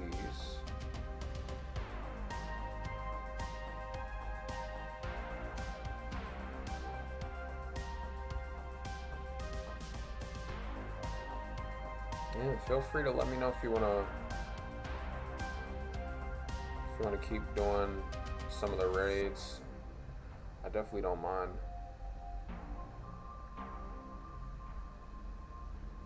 Putting in those reps, you know? Okay, so this is... Which one are those? Wait, or do they go to the... They might actually go to the gift box. After they're, yeah, acquired, right? Yup, and then they go to the gift box. There we go. For sure. Gotcha. Might as well, right? We're getting the medals and all that. Might as well stack them up. Here we go.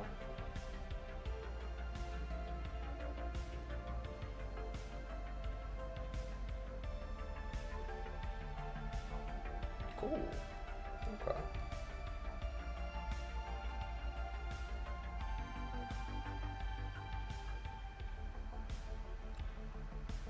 Here we go. Let's see. So, oh, dude, yeah, today's actually the last day. It looks like as well. Well, yeah, actually, though, today's is the last day. At least for this typing. Then it changes. Dude, we actually have like I just realized we actually have like an hour before it changes, not gonna lie. It's kind of funny. Funnily interesting, but yeah, funny nonetheless. I can vibe with it though, you know. Oh yeah, we might as well then.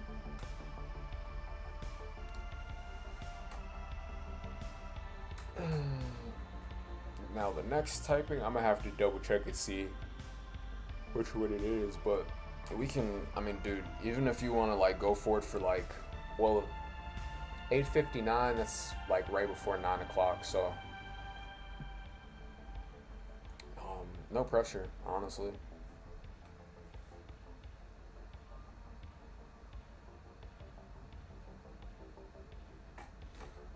But we can run some of these if you like.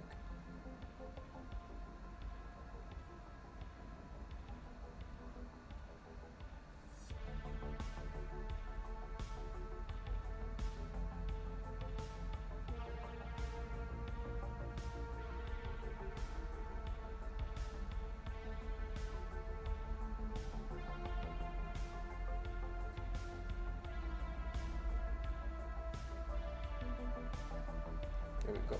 Set it to public.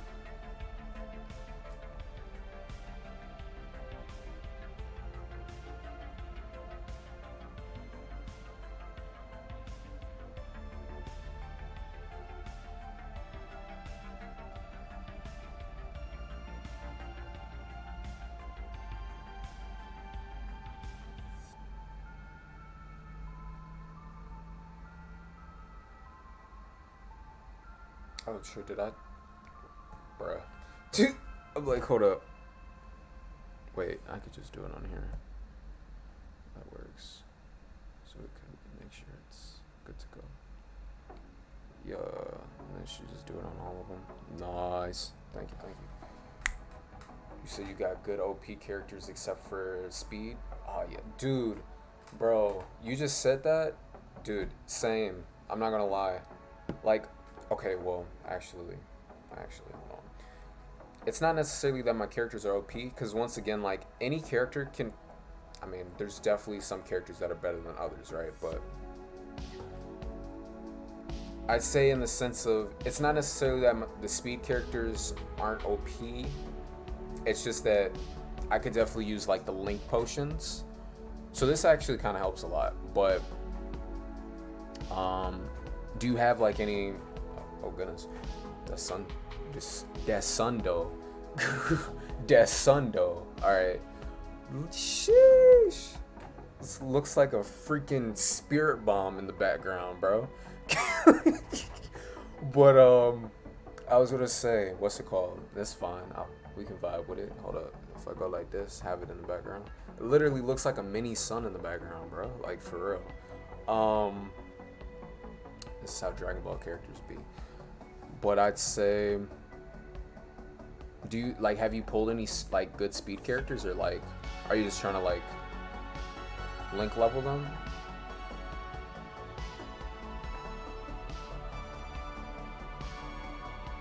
I'd say that's where I'm at right now. Is like just trying to kind of like link level them.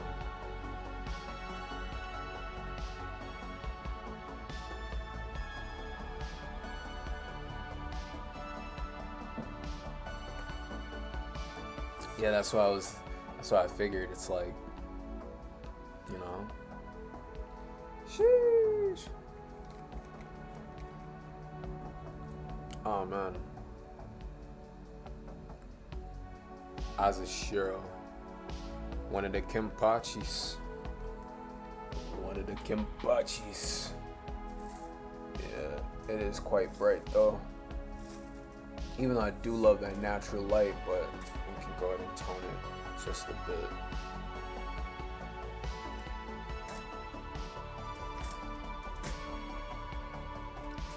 There you go.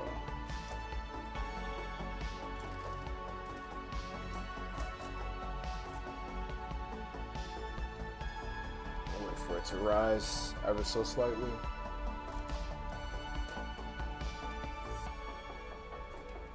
Gotta get that vitamin D though, you know? Pause. It's good for this. Good for the skin. Good for the soul. All right, here we go. Psh, sheesh. Just burnt through Yoichi, bro. GG's. But he's still weak. I see what you mean. Well, gotta put those reps in. Gotta put those reps in for sure. That's how it goes. That's how it goes. That's really what I'd say there. I mean, Azashiro, I've actually heard really great things about that unit. I'd probably say Azashiro is probably like one of the more better speed units. Not gonna lie, especially like recently released too. He's actually up there for sure. You know, like if you're just like looking for somebody to get started on, but also it kind of just boils down to like who like you vibe with, right? Because like a unit could be phenomenal, but I mean if you don't vibe with them, it's like, you know. But yeah, I've heard really great things about Azashiro though. Honestly, like I think between the 3 Kenpachis that were released, he might be the best one. I mean, other than Zaraki, but all 3 of them were pretty good, honestly. He's second after Annie Byakuya. Yeah, I could believe it, honestly. Speed has some solid selections, honestly. Even from the like 1,000-Year Blood War selection. So like currently like my squad is like I'm rocking out with my main speed squad at least. It's 1,000-Year Blood War Yamamoto. Then Shinsui. And then who's in the 3rd slot? Oh yeah, Annie Byakuya. Yep. But I don't say that's a flex, by the way. That's just like that's literally just a squad. But even Shinsui and Yama are pretty solid too, spiritual pressure wise. They clear most things. Zaraki is the best new Kenny. He's a powerhouse. Yeah, for sure. Shout out Zaraki, honestly. He's the new one is, what type is he? He's like actually not sure off the top of my head.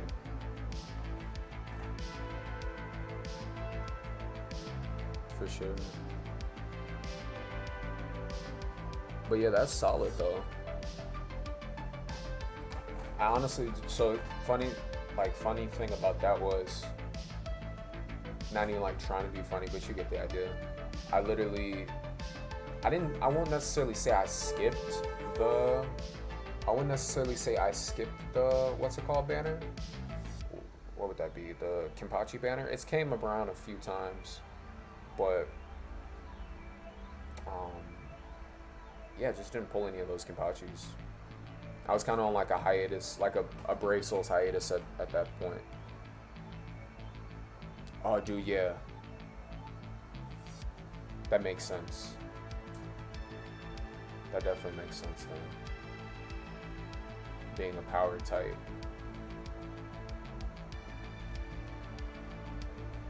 Yeah, power is, even in Brave Souls, I mean, there's still a lot of solid power units like Annie Ichigo, Hikone, Kenpachi. Uh, those three off the top of my head for sure. I'm wondering who else.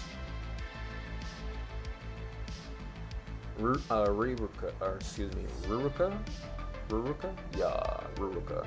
She's up there too. I enjoy running Ruruka a lot. She also has the bonus. Who else? Sael has the crystal bonus, if you're ever looking for that. And then there's definitely some more units up there. Jugrom, like we were saying earlier. Shout out Jugrom. He's definitely a little bit older, but I mean, you know, it's still Jugrom, right? So like, I could only imagine. God Moto, the red one. I mean, is he newer or the newer one, or like the original, like the one from like the Arankar stuff? I'm not gonna lie, I might have to put some more work into him, because if we're talking about, if the one that you're talking about is a little bit newer, because I do have a power Yamamoto. Yeah, so like I might have that unit, but I wouldn't necessarily. So okay, like he's not bad, right? But I wouldn't necessarily say like if you had to ask me like who is the best Yama, I probably wouldn't say he's the best one. Oh, he's new. Okay, okay, yeah, that makes sense then. So it's definitely a different one. Word, word. He hits like a bus. Yo, he said he hits like a bus, bro. Oh man, I hear that now. He's a literal god. Shout out Yamamoto, man. He putting in that work. Yeah, I could believe it. I could believe it. That's what's up. Yeah, Power's still doing his thing for sure. You are not lying there.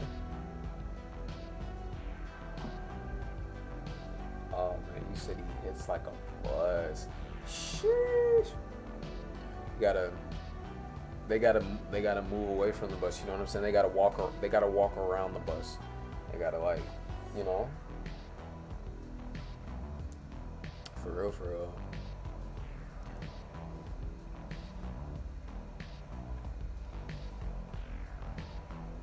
Yeah.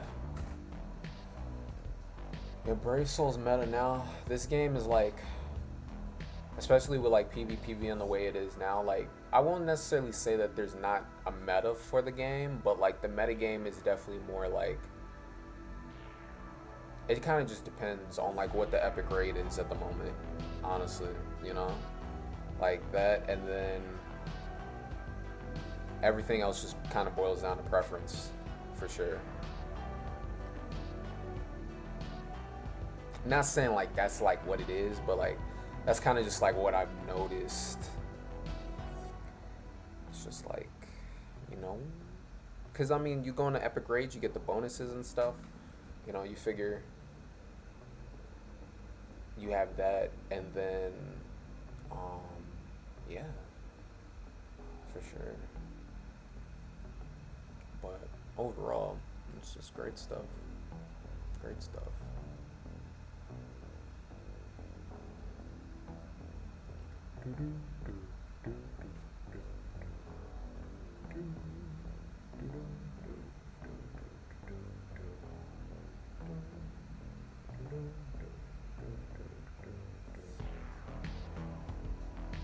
Yeah. Yeah.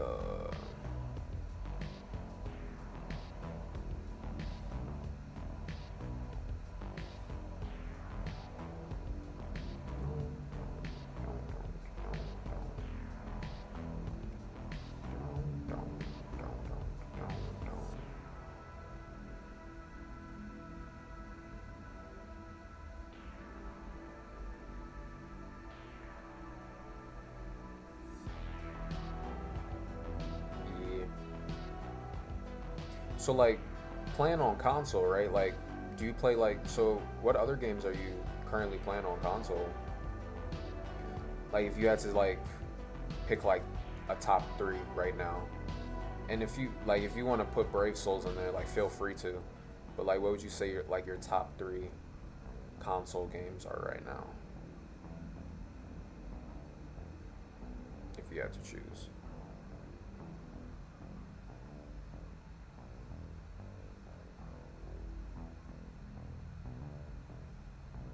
Like for me personally, it was definitely like before I took a console hiatus, or like just like kind of stopped playing console for a little bit. I was playing, I mean, definitely a lot of Warframe for sure. Shout out Warframe, and then Dragon Ball Fighters. Oh my goodness, yes. How could I forget? Literally, Dragon Ball Fighters. I was playing a lot of fighters, and I think in the third slot, I'd probably say, what was the last one? Probably Naruto Shinobi Striker. I'll never forget. I got that game on a sale, and I just got hooked on playing online. Like it was like top tier, bro. I'm not gonna lie. I actually have it's like literally like one Shinobi Striker clip on my Instagram, but yeah, it's on my gaming channel though, not my main page. But yeah, like Shinobi Striker was pretty fun for sure. Got some Warframe clips up there too. Dragon Ball Fighters, I didn't really record much gameplay of, but I just remember when I was playing I was playing like online ranked matches, and it got to the point where I started like ranking, and like, you know what I mean? And it wasn't even like I was trying to, it was just like I just play, because literally all I would do is play ranked.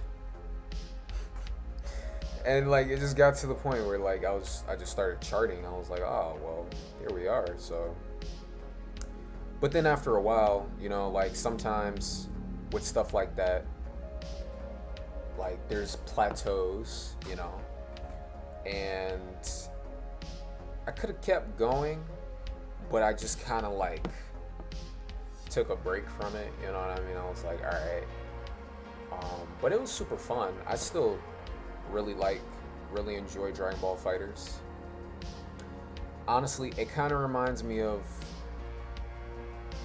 it's almost like Street Fighter and Marvel vs. Capcom mashed up and made, like, it's like Street Fighter and Marvel vs. Capcom mashed up, and then they laid a Dragon Ball skin over it and called it like a fighting game. But like, it still has like its own like vibe to it, you know what I mean? So like, it's not bad. It's just like, yeah.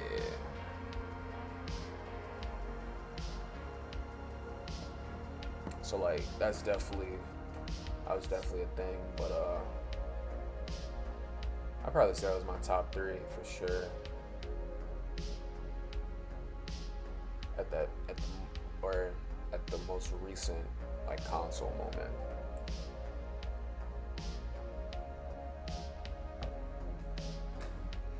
Then of course, after that, like there'd be like other games that I play in the midst of that. Played a lot of DCUO, DC Universe Online, and oh man, how could I forget about Fortnite, dude? Fortnite was a little vibe, you know what I mean? Yeah. All Souls games except Dark Souls 2, Destiny, Naruto. Yo, shout out Destiny though, for real. Destiny, Naruto, both Ninja Strikers, and Storm. Lastly, Fortnite. Bro, solid. Solid. Yeah. Storm 4, man. Really, I mean, dude, even in 2022, any Storm game is like still a vibe. You know what I mean? And this, like, I'm not even playing console anymore, and I'll still say that. Like, shout out Storm, you know. I've probably, honestly, I've had every Storm game except for the first one. Like, not even flexing. It kind of like blew my mind for a little bit, because I was like, I didn't even realize I played Storm that much until like I really sat there and thought about it. I'm like, bro, literally had every Storm game except for the first one. I started at Storm 2, and I, like, in order too, you know what I mean? Like, as they were released, I was hopping into them. But yeah, Storm is a phenomenal game for sure. And then Destiny 2. I never played the first one, but the second one, super fun. Super fun. I actually have it on PC as well, if you ever want to, like, you know, play some time. But yeah. And we were just talking about Shinobi Striker. It's a vibe. And Dark Souls, yeah. To this day, I'm pretty sure my Dark Souls 2, because Dark Souls 2 is the only one that I have on console, but my Dark Souls 2 account, I literally tell you, is like, I've just beat the first boss. Still haven't completed Dark Souls 2, but it's a great game, for sure. Oh, excuse me. You only have 3 and 4? For sure. I mean, those are super fun though, for sure. See, like, okay, so I don't have them, like, I mean, of course I don't have like the original copies. Like, I'm just kind of like talking about like over time, like, you know what I mean? Like, I had 2 on PlayStation 3, and then you know, they had the ones in between, because it was like 2, like 1, 2, 3, 4, but then they had like Storm Generations. There was another one. I think it was like Revolution, like Storm Revolution or something. It's your first Dark Souls game? Yeah. Dark Souls 2 is my first one. I picked that one up on sale as well. It was like, I had been meaning to get it for a long time too, because I always, like, Dark Souls always looked like an amazing game, right? So that was my first one. But yeah, you know, I always respected the game, for sure. The game and the memes, you know, roll to win for sure. And yeah, but I remember for the longest, I just, like, I would try against, or not even try, but like I just hop in against the first boss. And I think I finally beat the first boss, and then there was like a part where for some reason I just didn't look up how to get past it.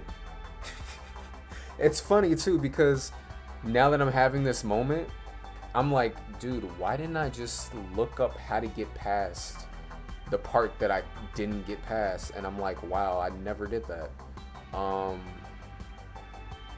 It's kind of silly that now I think about it, but it's okay, you know? Silly in a very alleviating way.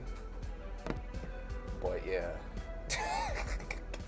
I remember that, because literally I'd sit there, I'd be like, man, I really wonder how to get past this part, but I just never looked up how to do it. So yeah, that's just kind of where my Dark Souls account is sitting right now, but that works. And then, yeah, Dark Souls 2 though, you know, great game. Great game.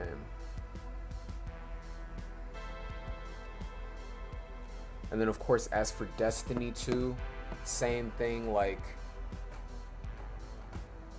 I was really into Destiny 2. Like, when I first got it, bro, I played quite a bit. Like, and for good reasons, you know, like that game is actually really fun. Even like hopping back into it recently, I definitely remembered why I was playing it so much, you know. But yeah, shout out Destiny 2. And then Warframe, of course. Yeah. But yeah, there's some even just like in the free to play realm, like I'm not sure what's on console now free to play wise, but it's definitely probably more than it was when I like stopped playing. But even just from free to play selection, like there's some solid options for sure. I mean, it definitely boils down to like your preference too, but like just objectively, you know what I'm saying? Like if you're looking for games to like, I mean, you know, even Brave Souls, right? But if you're looking for games to like, you know, hop into that give you like overtime fulfillment, like stuff that you can always work on, there's definitely some solid free to play options out there.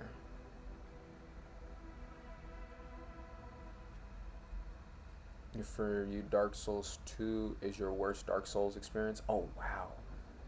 I never finished it. I think I stopped playing on the fourth big boss, the lava guy. I see. Interesting. Yeah, because they only made two of them, right?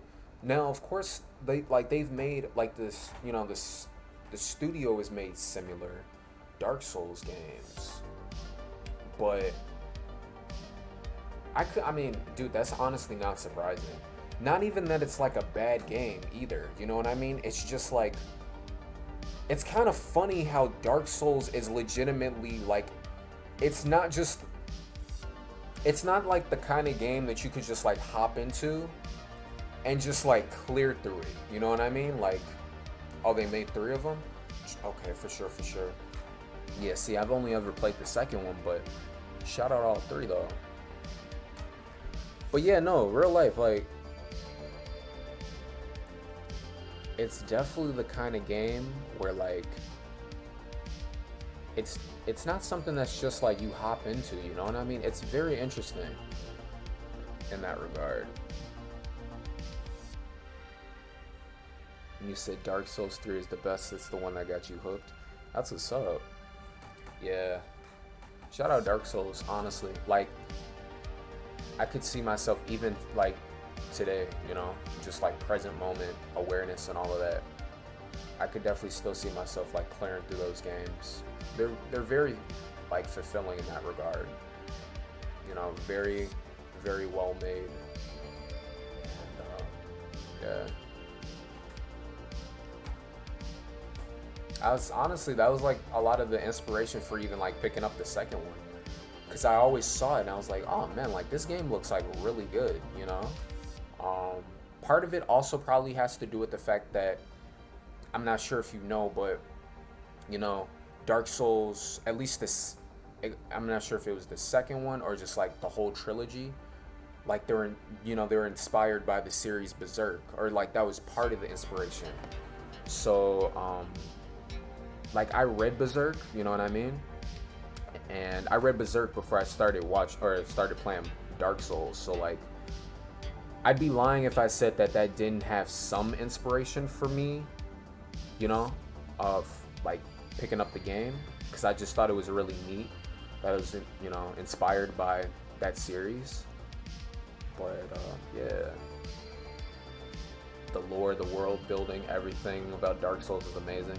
Real life. Yes, indeed. A very polished game for sure.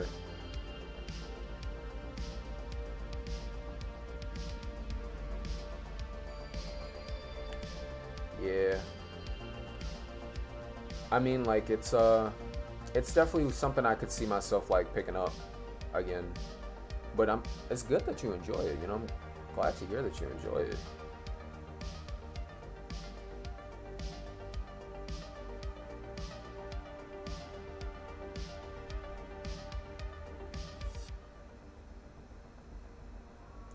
Yeah. Yeah, I'm wondering, like, even, trying to see if there was any other console games that really stood out. We already mentioned Storm, like Naruto Storm, Dragon Ball Fighters, Xenoverse 2. Honestly, I mean, as over time, I didn't play it nearly as much as I used to, but that doesn't necessarily take away from the fact that Xenoverse 2, or even the first one, but the second one is the most recent, right? So, which kind of goes back to like, it's just a really polished game. Like, of course, there's things that could be like, I mean, it's been a while since I played it, but Xenoverse 2 it's a really fun game. I played it for quite a bit. Over time, like, dude, I wouldn't even be surprised if they're still releasing DLC for that game, honestly. Like, they actually probably are. But, it was definitely up there on my replay list. And, I'll never forget, like, I played a pretty good amount of Xenoverse 2, honestly. Whether it be PvP, Parallel Quests, online.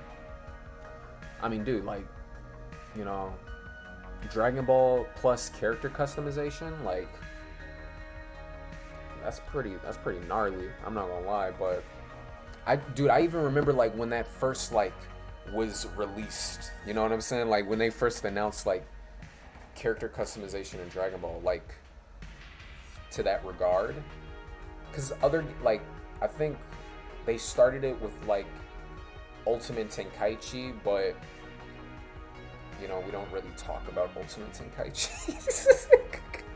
You know what I mean? So, yeah, but Xenoverse 2 and Xenoverse 1 definitely did their thing, you know what I mean? Amazing games. There's no comparison to Ultimate Tenkaichi. Oh, man, dude. I got a funny story about that game as well. I'll never forget. It was so funny because, like, when it came to Ultimate Tenkaichi, it was like, I remember I remember when the game got announced, and this isn't a knock, like, I'm just gonna, listen, I have to just be honest here, right? Like, look, so, the thing is, and most, like, if you're, like, a Dragon Ball fan, or, like, you just play Dragon Ball games, like, for me, I played a pretty good amount of Dragon Ball games growing up, like to the point where like I played like Raging Blast. I mean, I played pretty much like all of I'd consider them classics, like most like people would probably consider them classics too, but like Budokai Tenkaichi 3, Budokai 1 and 3, Raging Blast 2. I played the first one as well, but I had a copy of Raging Blast 2, and then of course Xenoverse 1 and 2, and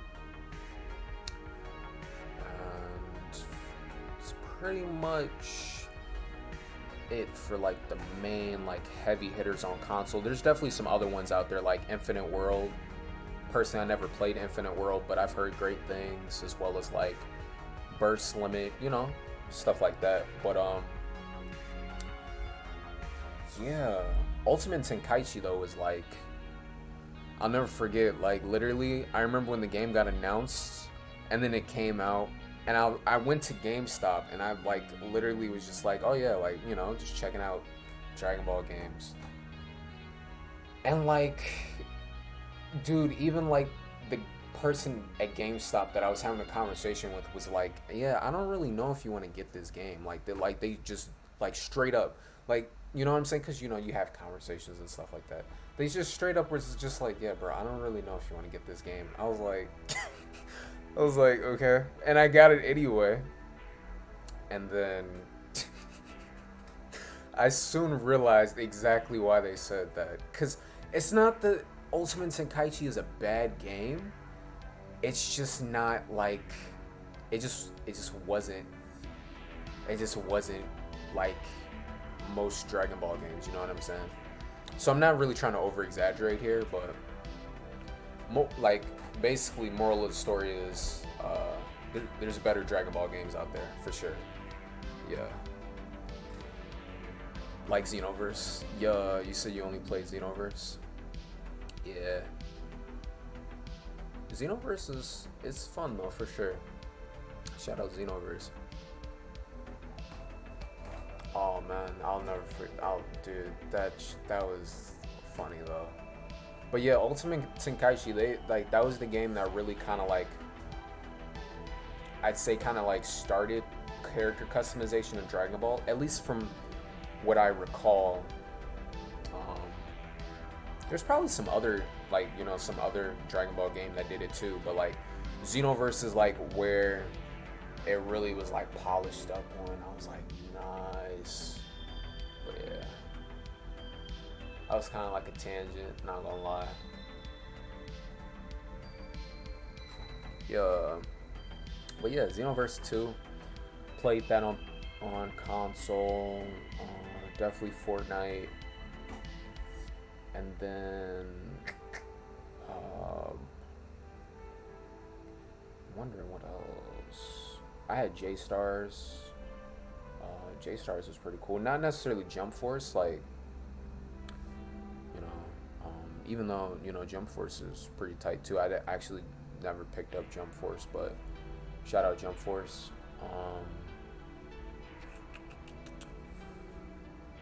Yeah, that's pretty much it. I mean, definitely like Call of Duty here and there. Thymesia? What's that? Is that a game?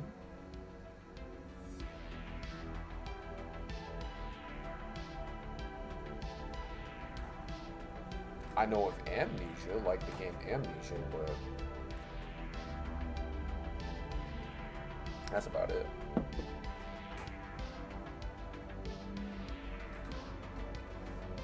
Oh, and then like Trove and stuff like that too. Yeah.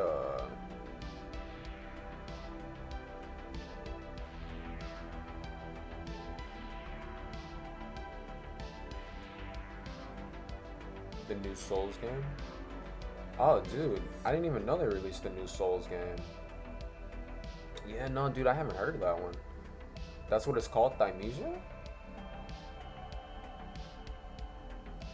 Interesting.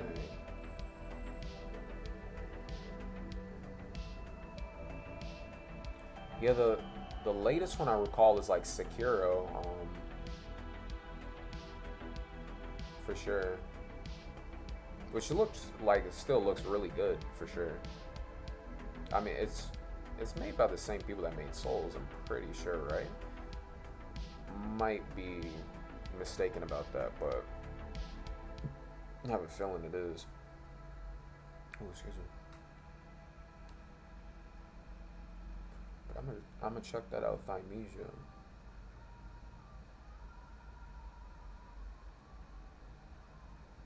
Nice.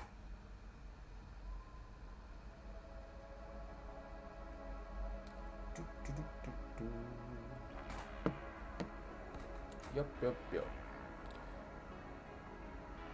Not the same people? Oh, it's not? Got it. I see. I don't know.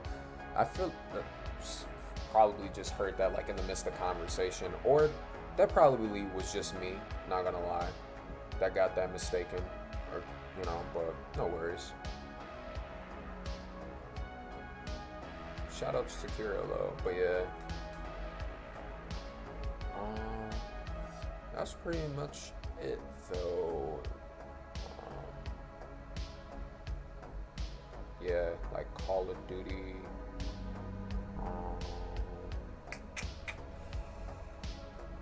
Yeah, and then of course like a few other games here and there for sure.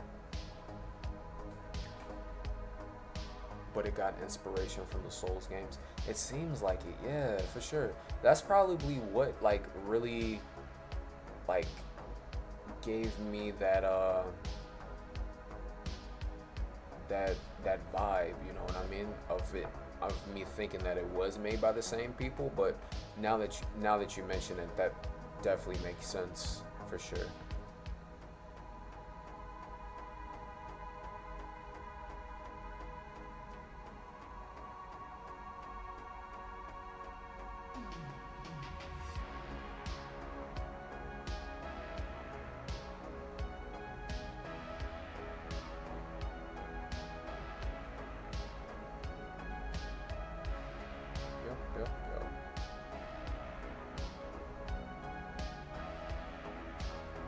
But yeah, definitely still some pretty good console games out there. Really good console games.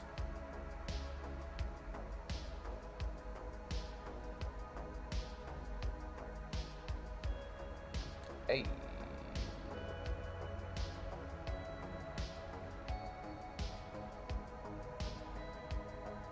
Duh.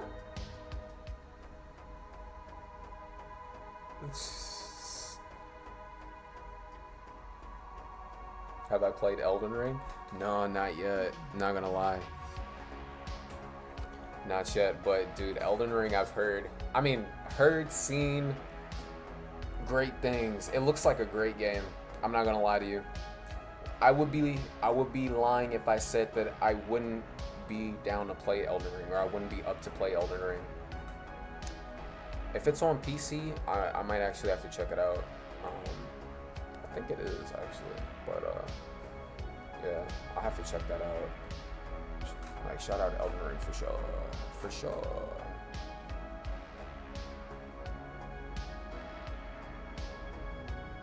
Oh yeah.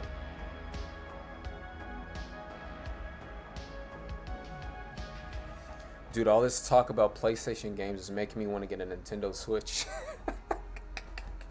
Like, for real. No, I'm just kidding, but well, I say I'm kidding, but honestly, I'm kind of not. Not saying that, I don't enjoy talking about PlayStation games, but, shout out Nintendo, you know what I mean? Like, Nintendo's got some solid stuff. I'd be lying if I said I didn't kind of vibe with, well, there kind of is an understatement, but, I can vibe with some Pokemon, or like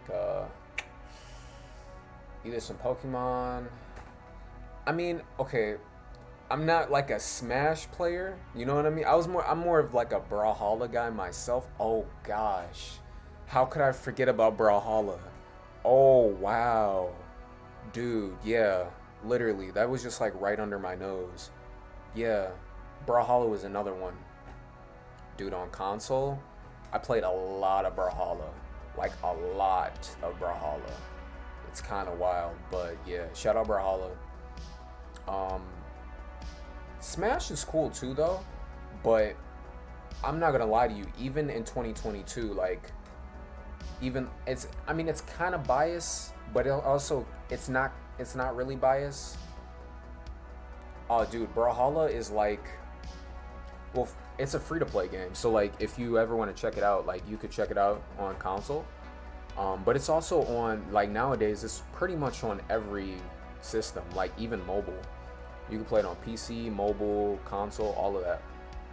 But it's basically like Smash, but it's like its own thing, you know what I mean? So that's the best way I can describe it. Like, its own characters, but nowadays, like, they often do a lot of crossovers.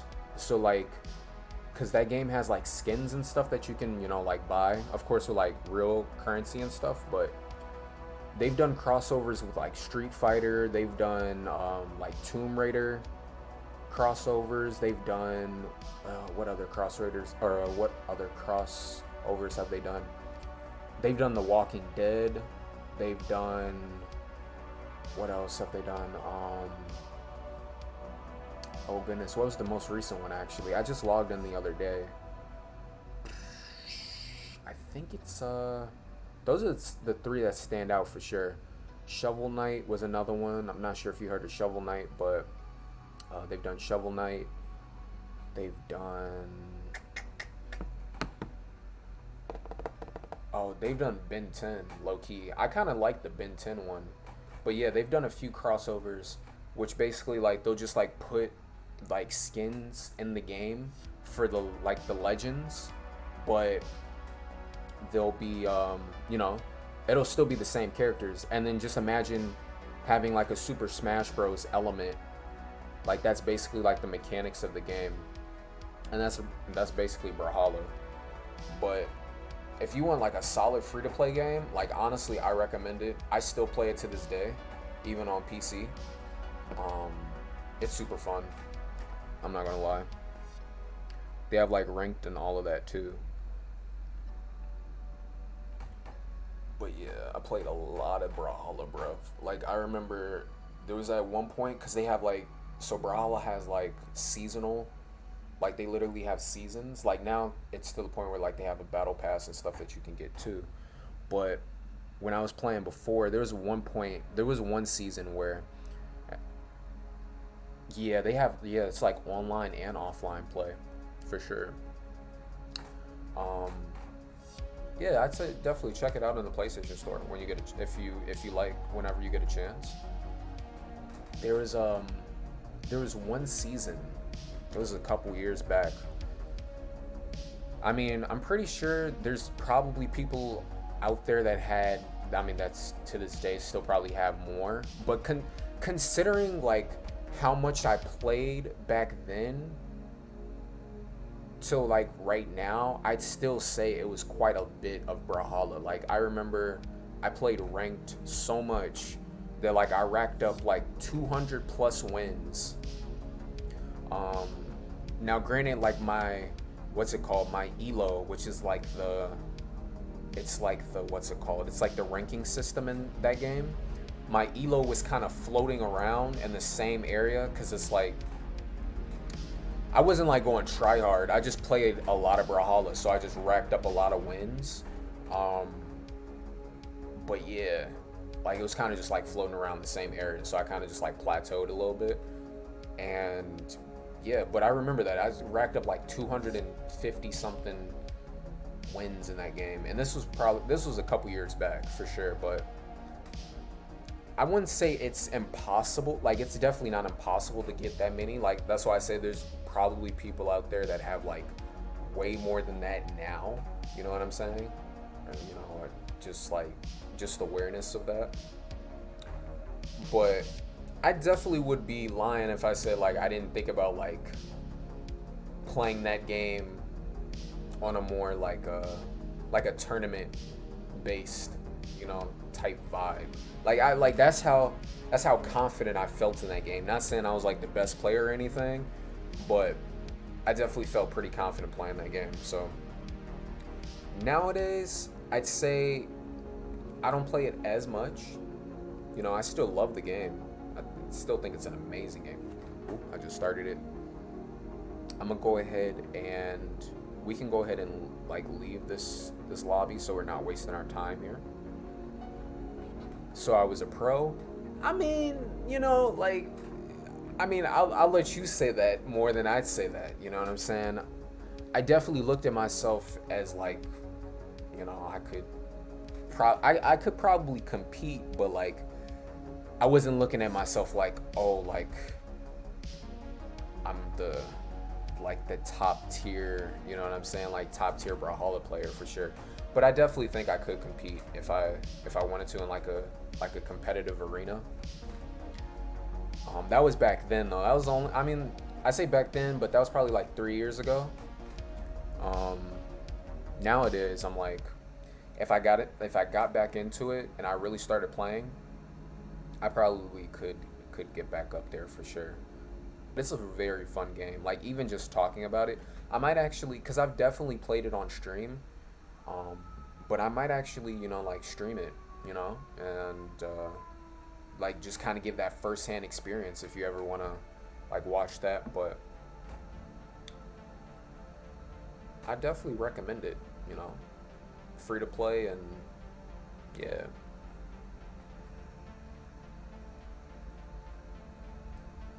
But if you're looking for like a, the best way I could describe it is literally like Smash Bros. It's kind of like, okay, it's like Fortnite, like PUBG to Fortnite is like Brawlhalla to Smash Bros. Kind of like that, you know what I mean? Like in the sense of they're two solid games on their own, but they still can be put in the same like space of conversation, you know what I mean? Like that's how I kind of describe Brawlhalla. For sure. Solid. Yeah, I definitely recommend it. But it's chill. It's chill. Now the only thing I would say, and this isn't like a criticism at all, it's just like some awareness. Like, So if you do hop in a Brawlhalla, like when you go in, they have like characters, but like once you hop in, um, they give you like a set amount of characters you can use in the beginning.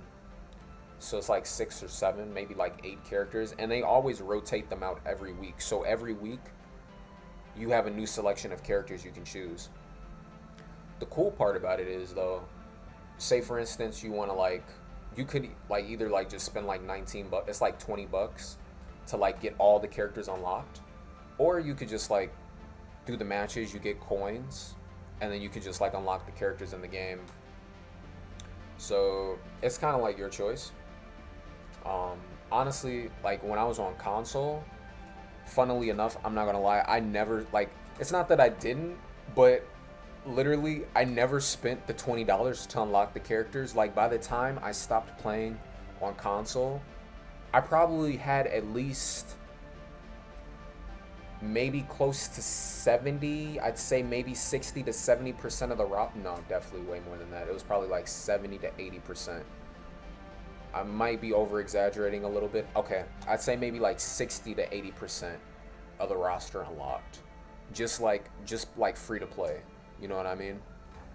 And it wasn't because I didn't want to spend the $20. It was just like I literally was just playing so much Brawlhalla that I would just unlock the characters with coins. You know what I mean? So after a while, I was like, well, it doesn't really make sense to spend $20 because I already have like a good majority of the roster unlocked here. You know what I mean? So I just never did it. But now that I'm on PC, I might do it because it's like, you know, it's like a new experience. But yeah, it's pretty cool. Pretty cool.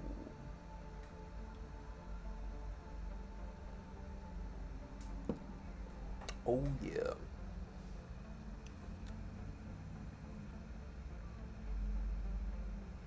But yeah, they have like, dude, they have like tournaments and all different types of jazz for that game.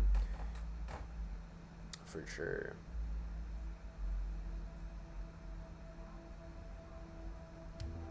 I was like, bro, I'm telling you, I was like, oh man, I remember that too. Like, dude, like, this was like before I started streaming too. Like, we just, dude, it was like a squad. We'd have like a squad and we just hop in. Cause you could, on Brawlhalla, you can literally fill up a squad and go like 8-man free, like it'd be like an 8-man free for all. So imagine like just 8 people on one board, no teams. I mean, of course you can pick teams if you want, but it'd be like an 8-man free for all, and we just all be going crazy in party chat, just like, and that's kind of how we just like, you know what I'm saying? That's kind of how we did it. But if I was playing solo, it was like I'd always play ranked. You know what I mean? Like, for sure. It would just always be ranked. Almost never played quick play.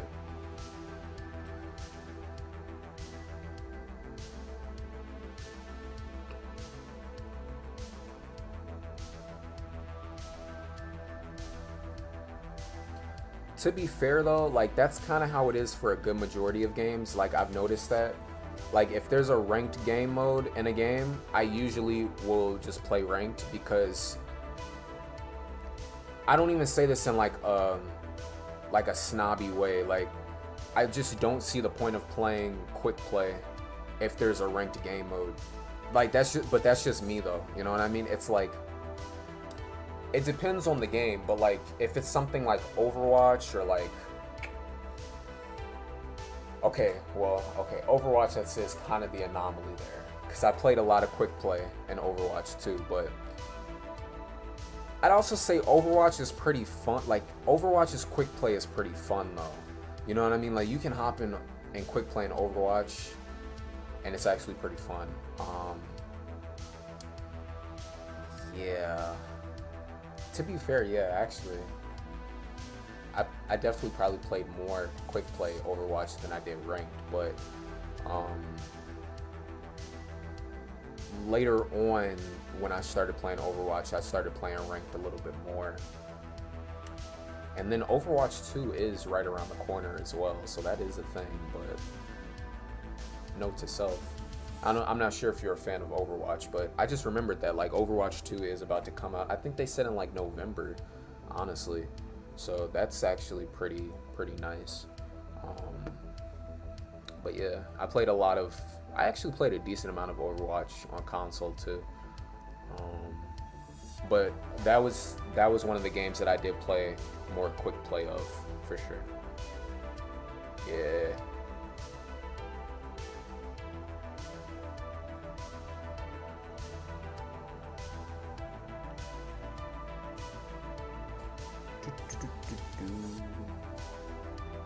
Dude, we have been farming the mess out of this, bro. I'm not even mad at it though, honestly. Like, we've been crushing it. We have been crushing it.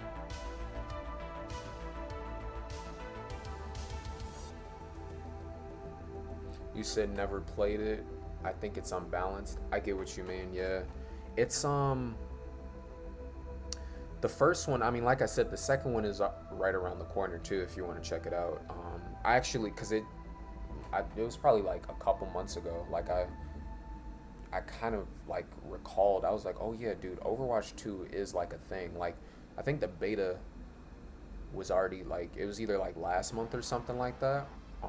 It's kind of interesting cuz I mean, even on Twitch, like I didn't see that many people like even like playing the beta, but that's probably just because like, that's kind of like a Twitch dynamic, you know what I mean? Like it is what it is. People play like whatever game they vibe with.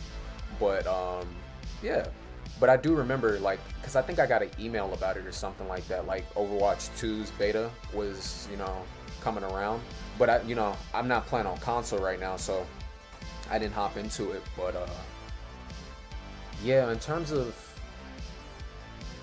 yeah, I mean, no, it's kind of valid though. Like, there's nothing wrong with that take.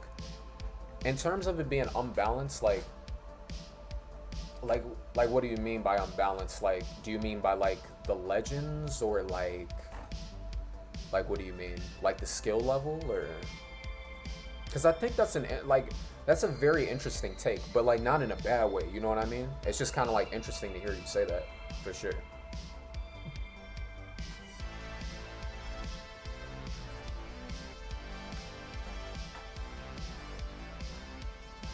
Like so when it comes to Overwatch, like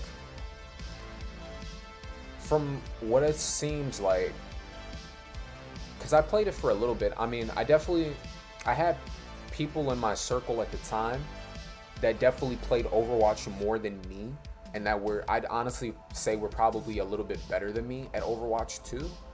Um, or rather at Overwatch as well. It sounds like I'm saying at Overwatch 2.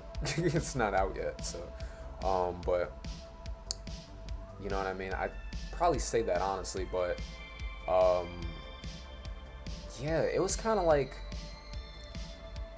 the character's special abilities. So the thing about Overwatch is like it kind of just depends on the person, right? Like honestly, like it, and I don't mean like the legend, like it legitimately just kind of depends on like the person like that's playing, because you could have like good example, you could have like two Genjis, but you could have like one Genji that like doesn't know what they're doing at all. Like no offense to that Genji, obviously, but you could have one Genji that doesn't know what they're doing at all, and then you could have another Genji that's like completely beast mode, knows Genji like the back of their hand, can pretty much hit every move, you know what I'm saying? So I mean, if we're talking like that, I wouldn't necessarily say it's unbalanced. I just think it's definitely like Overwatch is one of those games where like you can tell where like who's skilled and who's not. And I don't say that necessarily like in a mean way. It's just like that's just literally how it is, you know what I mean? And I don't necessarily think that's like a bad thing either, cuz it's like it's a MOBA. So like MOBA games are kind of like known for that. Like personally, I haven't played League of Legends, or like I played a little bit of Smite, but the MOBA that I played the most was definitely Overwatch. And and most MOBAs, that dynamic is kind of there, where it's like, you know, it really just kind of depends on skill, whether it's like ranked or quick play. Um, Now, will I say that? I mean, I'm trying. Like, honestly, I'm not even trying here, but like without even being biased, because I've seen people on Overwatch pick up characters that were arguably probably some of the worst characters in the game. like, like, you know what I'm saying? And crush it. You know what I'm saying? Like, or maybe not even the worst, but rather like some of the hardest to like master, right? And just crush it. You know what I mean? Like, good example. What's his name? Oh goodness, it's right on the top of my head. McCree. Like, McCree is one of those characters that's like, personally, I'd say McCree is probably like, it's not that he's a hard character to play, but it's just like, he's a very specific character.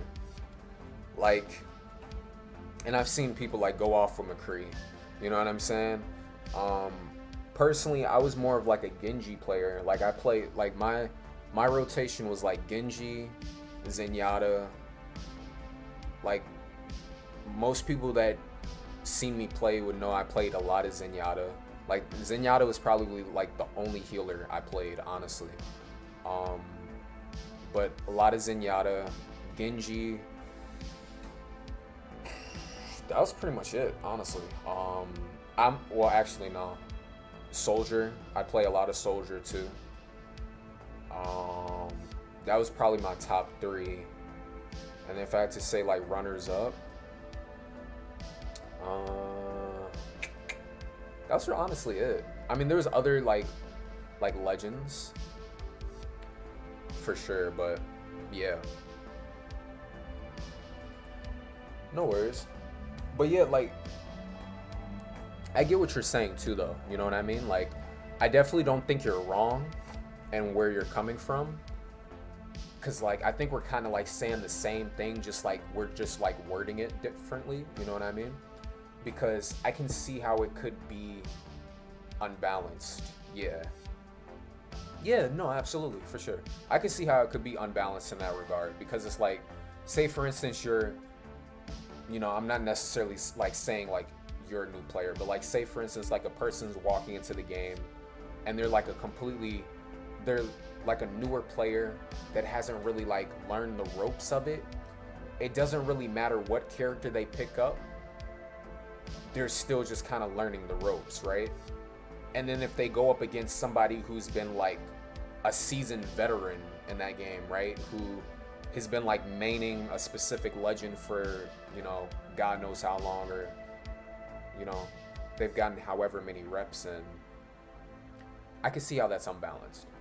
But not in the sense of like the game is unbalanced. It's more just like in the sense of like, you know, it's just like, it's kind of just like skill based in that regard. You know what I mean? It's not really much that can be done. But I'd also say, like, I'm pretty sure, I mean, I'm not sure as much about quick play, but definitely in ranked, like, that's kind of like where the whole like competitive ladder comes in, because like, you know, you gotta basically play matches to place in a ranking anyway. And then like, depending on like where you get ranked at, of course you can like climb up the ladder, right, as you like, you know, get wins and stuff, but and then vice versa, of course. But yeah, that's kind of how it is. And then of course it's like, it's also a team-based game as well. So like, even though like you could be going completely off, like a person could be going completely off in Overwatch and still have like a team that they have to like, you know, like synergize with. So there's definitely like other elements. That's why I say like the whole like MOBA like experience is just, it's kind of like in a league of its own, you know what I'm saying? Because it's like, it's just a lot of layers to it. And then especially when you start talking about competitive, it's like, yeah, I get where you're coming from, for sure. That was kind of the reason why, like, honestly, I enjoyed Overwatch a lot. but I definitely didn't get as much into the competitive scene as I probably could have. Not because I didn't like it, but because like I just knew that it was just a lot of layers to it, you know what I'm saying? Like opposed to like an MMO or like a RPG where like, you know, it's just a different game style for sure.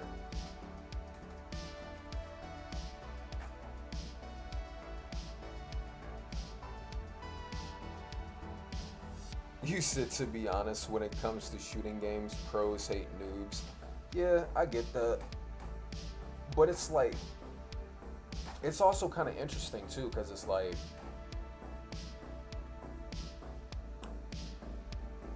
FPS wise, right? Like, it's interesting because like if you pick up something like Call of Duty, right? Or if a person picks up something like Call of Duty or like even like Fortnite. Yeah, for sure. But you know what's interesting? I wouldn't even say COD is as complicated as Overwatch is. You know what I'm saying? Like, or just like MOBAs in general. Like MOBAs have a certain like, it's like a certain learning curve. You know what I mean? And it's not even like in a bad way. Like it's just like legitimately like a learning curve. Like you hop into a MOBA, and if a person doesn't know what they're doing, or if a person hops into a MOBA and they don't know what they're doing, it's gonna like you're gonna be able to see it. You're gonna be able to notice, right? Or a person's gonna be able to notice. It's the same way in COD, but like it's not as noticeable in COD. You know what I mean? Like you could. Like a person could like pick up a controller, even if it's online, you know what I'm saying? And COD does have ranked for sure. If we're not talking about like, you know, like what would it be? If we're not talking about like ranked or like tournaments or stuff like that, that's a completely different dynamic within itself. But you know, just on like a more casual basis, you could definitely a person could probably get away with being a noob in COD and like nobody would really know unless they're just like really just getting like started. I mean, I guess it kind of depends on how hard the person's looking as well. But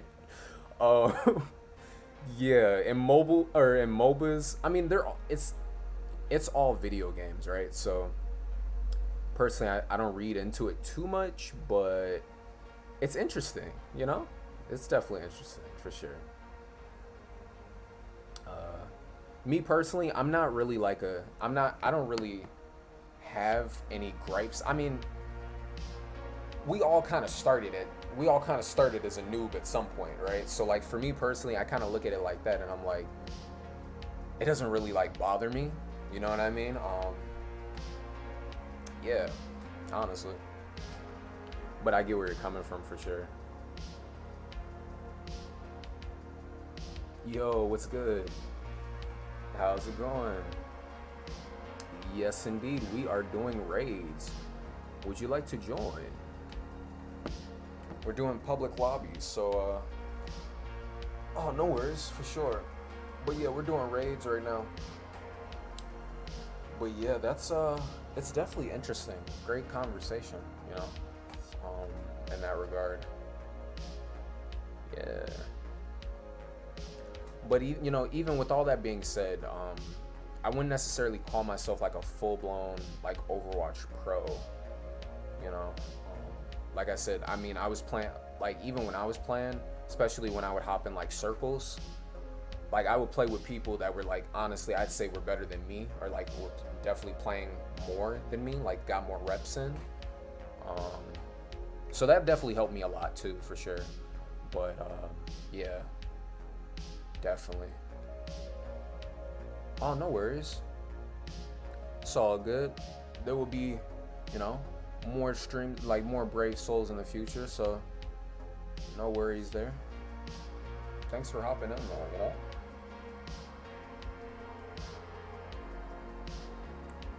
Yeah. I got you. I got you. But yeah. Oh, here we go. Um, I'll be right back though. I'm about to use the restroom. You know, got the music and stuff in the background, so feel free to kick it. Oh, dude, thanks for the follow. Appreciate it. Absolutely. Alrighty, I'll be right back.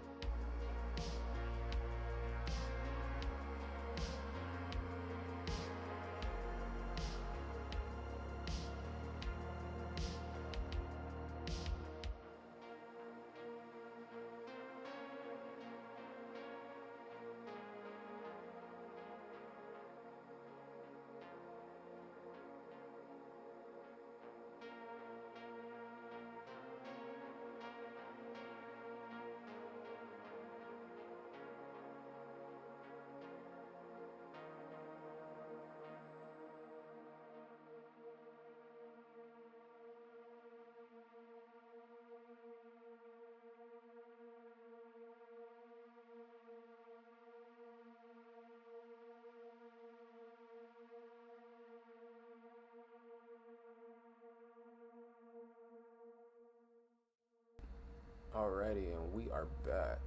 Cool, cool. Yeah, let's go ahead and hop back into it.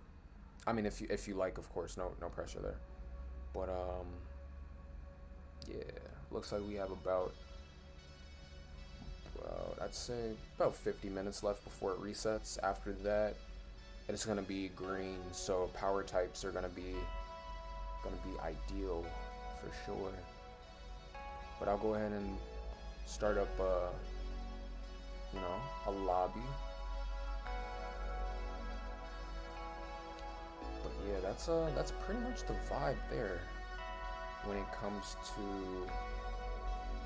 a lot of the console content at that time. Um, yeah, we were kind of talking about like MOBAs and stuff. I played Smite for a little bit too. Um, Smite, I'll be honest, I don't know. I mean, to this day, I still don't know like a crazy amount of Smite. I did enjoy the game. I like the concept of it. The whole idea of it being like legends that were like based around, like mythological gods and like deities and stuff like that, or just like legends. That was pretty cool to me. But once again, I think the whole MOBA thing, because I don't like I didn't really play like a lot of MOBAs. I'll be honest with you. The only real MOBA that I dove into and played was Overwatch. Um, and Overwatch, it was pretty cool because it had like that FPS element to it too. So it was like it was a nice little balance for me. I was like, okay, I can get with this. Um, but yeah, Smite was nice too. You know.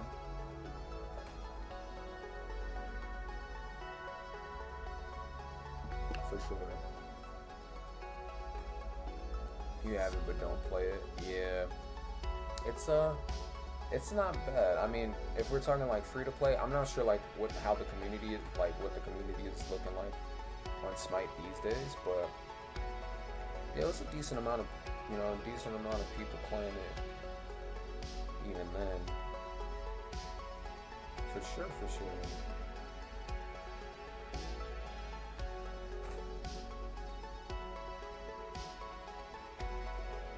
Pretty good stuff indeed. Yeah. I think the last frontier is like League of Legends though. Like, I don't know. I'm just like, I don't want to necessarily say I can't. I don't see myself getting into League of Legends. It's just more like I don't like, you know what I'm saying. I never really played it. Um, yeah, I never really played League of Legends, but I maybe I'll check it out someday. You know. As of right now, I'm just like, what I'm watching me say that now and then like fast forward. It's like, hey guys, I'm a League of Legends main. I've invested 500 hours. I play competitively. Like, you know what I'm saying? Like, I'm just like, bro, could you imagine? I'm just like, I don't know. But yeah, I still haven't, like, I haven't played League at all. You know what I'm saying? So I don't even have an opinion on it, honestly. But I mean, other than the fact that I've heard, good things, but that's not really an opinion. You know what I mean? That's more like I've heard good things. So I'm just like, okay, people vibe with it. Nice.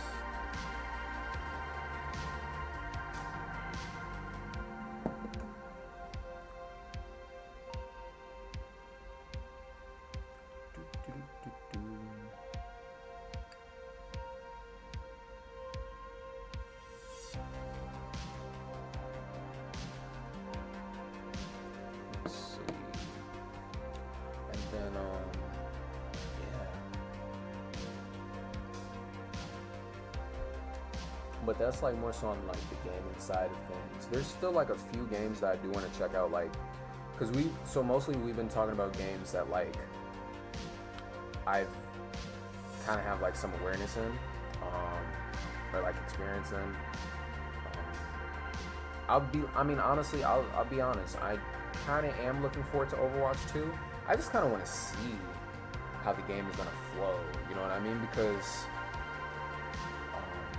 I didn't really have any real gripes about Overwatch 1. I think I kind of got into it a little bit later. So I think Overwatch 2 would be kind of exciting to see, just like, on launch. Maybe it'll give me some incentive to start like playing comps and stuff like that, but we'll see for sure. No pressure there. And then honestly, just being on Twitch and stuff like that too, I see Valorant all the time, and I've looked at Valorant and I'm like, dude, like not in the sense of like what is Valorant, but I probably only sat and watched like an hour of Valorant ever. Like, you know what I'm saying? Like, not in a bad way. I'm just like, yo, like I've literally probably only watched maybe like an hour or two of Valorant gameplay. So I'm like, all right, you know what I'm saying? I might have to check Valorant out. It's been kind of bubbling up and being like, okay, something to tap into. And then, if I had to say like a third game, I don't know. Elden Ring, probably. You know what I mean? I'd say like yeah, honestly, like Elden Ring, Valorant, and Overwatch 2. If I had to choose like three games that I'm kind of looking at right now, Valorant already being out and Elden Ring already being out, and then Overwatch 2 coming out later this year. But for the most part, that's pretty much it.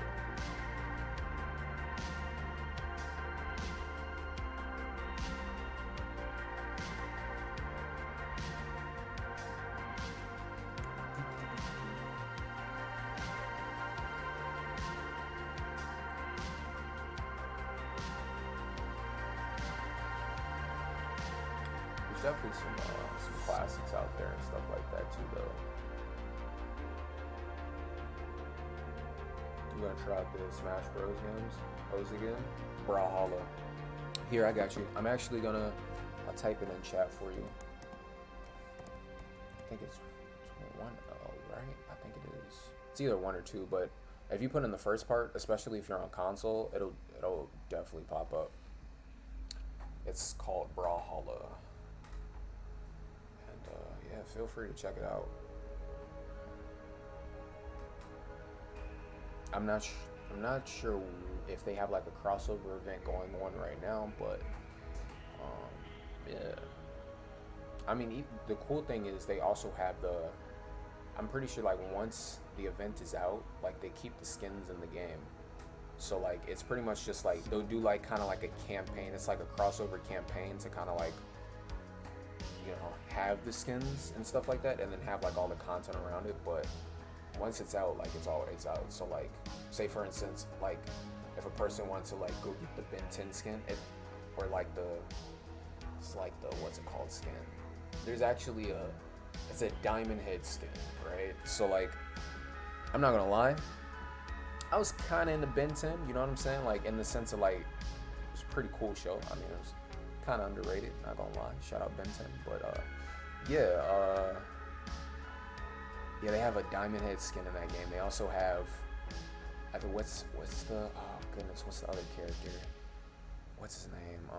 It's like the guy. He's literally, imagine like Human Torch, right? It's basically that skin, but I forget his name in Ben 10. It's like Heath something. Yeah, Ben 10 aliens are there. They have like 3 Ben 10 skins. Yeah, it's kind of interesting. But yeah, they did a Ben 10 crossover. That's what I was saying. They did that one, the OG aliens. Yup, the OG ones. But it's only like so imagine like Fortnite. You know how like Fortnite has skins? They have like skins, but it's for specific like legends. So like, if you were to choose like a specific character, that character has a specific skin. But all the characters have specific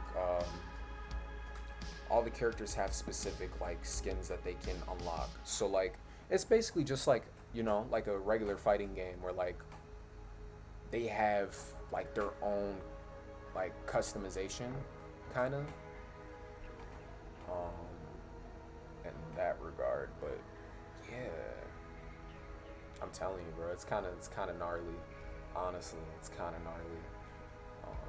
Now, personally, I haven't picked up any of the Ben 10 skins yet, but that doesn't take away from the fact that they're pretty cool. Yeah.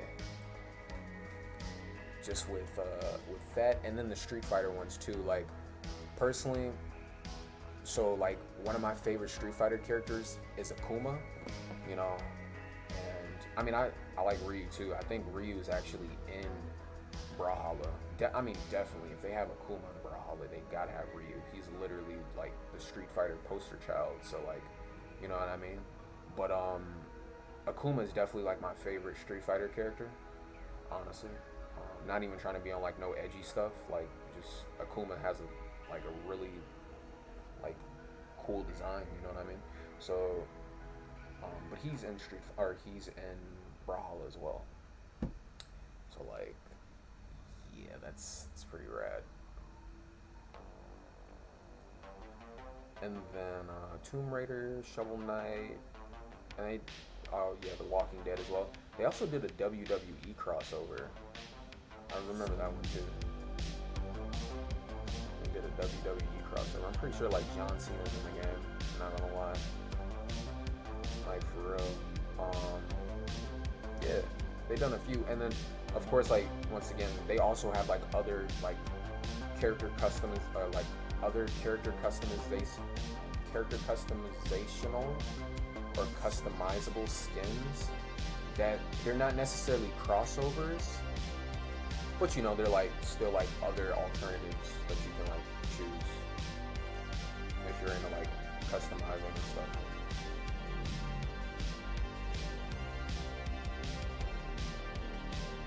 Now they do cost real cash, but I'll be honest, like they're not that, you know, they're not that expensive.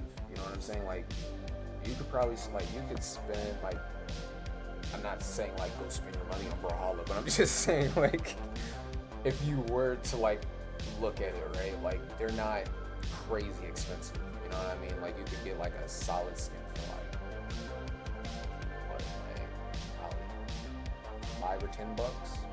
You know what I mean? Like nothing crazy. You know what I'm saying? You're not like breaking the bank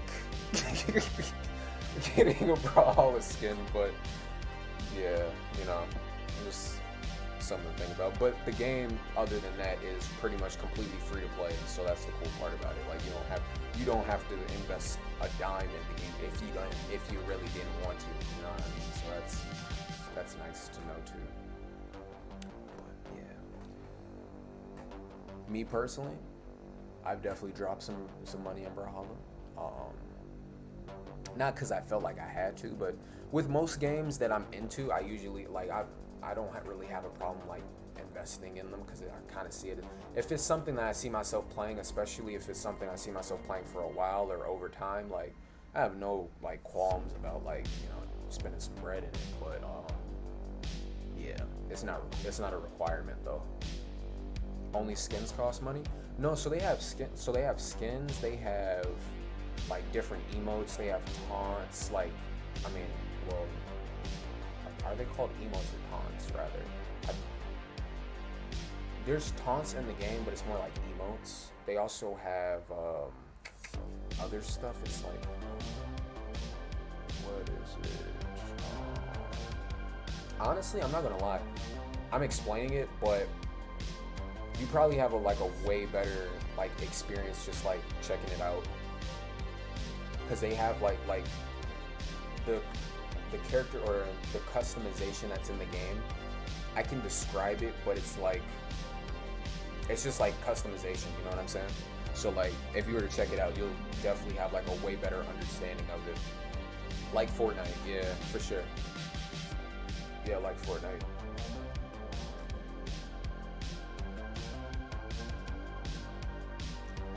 It's no pressure though, honestly. No pressure at all.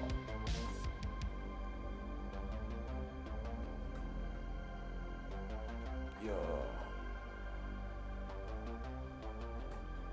But you also can they have different colors as well. So like each character, like you can get like different colors. It's kind of funny too because the two like main colors in the game, like you have well, actually, there's more than main colors. They have seasonal colors as well. Like, speaking of which, honestly, I'm not gonna lie, hopping in Brawlhalla right now, they have other color packs. Like, they have the Halloween color pack. That one is really nice. Oh my goodness. It's actually kind of reminding me, like, on console, bro, there's like a good amount of like color packs I picked up. But it's cool. They're still there. I was just saying, like, yeah, I remember that. But no, like right now, so I think it's called like the home team, but they basically do it every year around back to school time, where they release like this color pack called the home team pack, and it's basically like, it's literally like a dark blue / black with like dark red and gold, and you can get it on like every character, but like of course it costs coins. But the thing is, coins is the actual currency in the game. It's not like it's not something you have to buy. You know what I mean? Kind of how like coins work in Brave Souls. So like, not only is it a really nice color scheme, but you don't even have to spend like real bread on it. You could just like pick it up for your favorite characters and call it a day if you wanted to, you know. But they usually release like the seasonal pack, or they always release the seasonal packs rather, like, you know, when the time arises. But I just specifically recommend that one because I just remember like what time frame it is. Now, if it's still in the game right now, I'm probably gonna double check, but usually this is the time that they come around with the home team colors. But that's probably, honestly, like, I mean, this definitely is gonna be an opinion, but it's probably one of the cleanest color packs in that game. They also have like springtime colors. They have Halloween colors, Christmas colors, and then some other ones for sure. Some other ones indeed.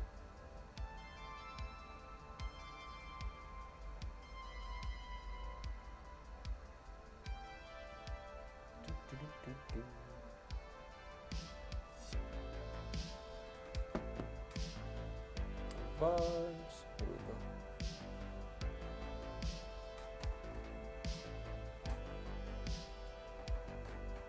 GG's. But yeah, that's pretty much it when it comes to that. I'm gonna definitely have to check out Valorant though. Valorant, honestly, dude, Valorant kind of reminds me of I don't want to say Valorant reminds me of CS:GO, but it kind of does, in the sense of like not the community necessarily, but just kind of like the lane that it's in. It kind of reminds me of CS:GO for sure. Do I read manhwas? What's manhwas? What's that?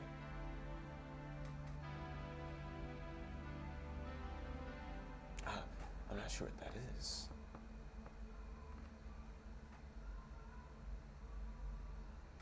Do.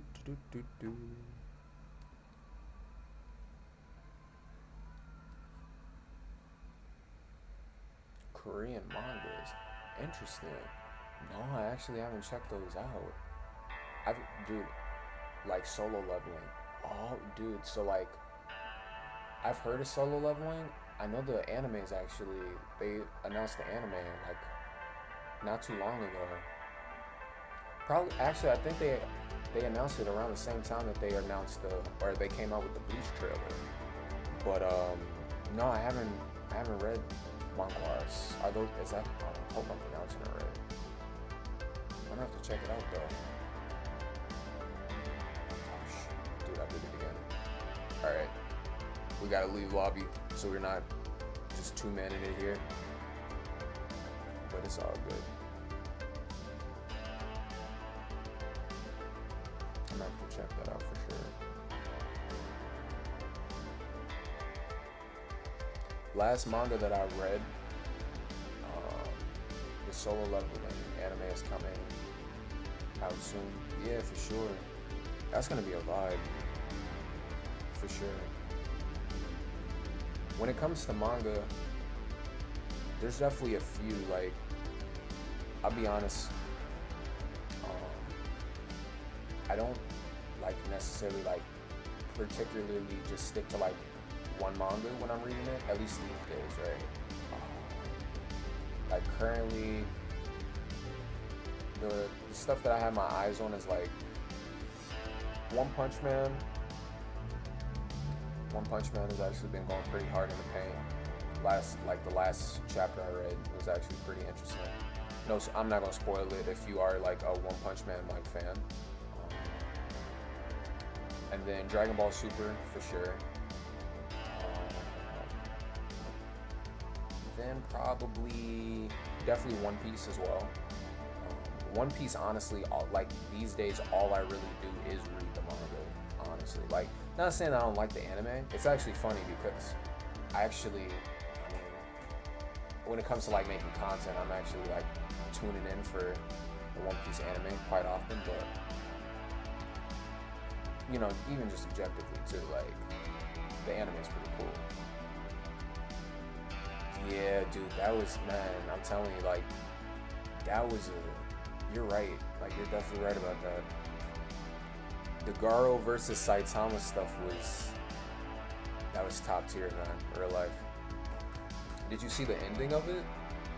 It was like, that was wild, bro. Saitama just like, he basically just like fisted Jupiter, or no, he either punched it or he just like sneezed, and like all you saw was just like this huge, just like gas, like I guess you could say gas crater, just like, you know what I'm saying, just like spread out. And I was like, bruh. I'm like, yo, that's Saitama in a nutshell, bro. Yeah.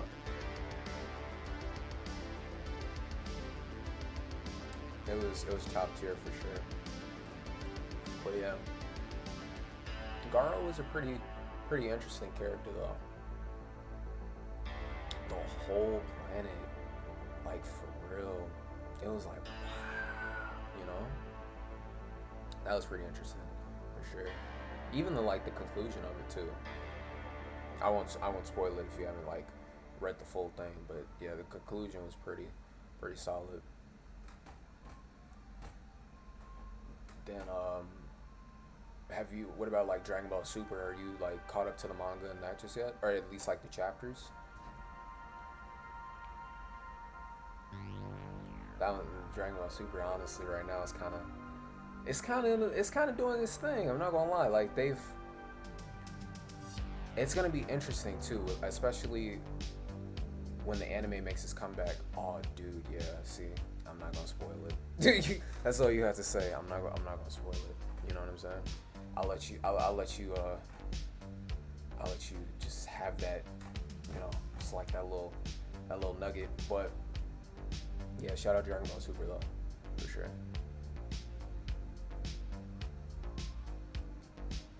Honestly, that was like,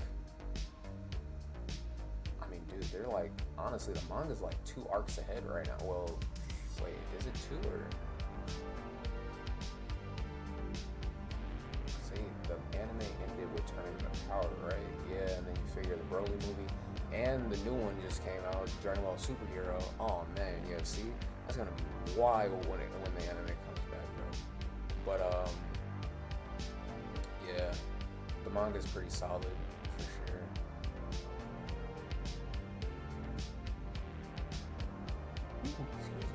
And then yeah, Dragon Ball Super. What else? One Punch Man. I started reading Vagabond, but I haven't finished it yet. I mean, definitely haven't finished it. I just picked it up, and because dude, Vagabond had been sitting there for definitely like for a while. I mean, it's quite a cemented series, but honestly, like, piqued my interest. It's really good so far, you know.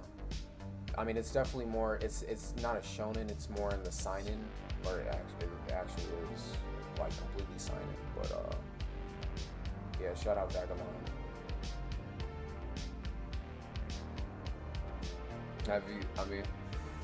Have you read it or anything like that?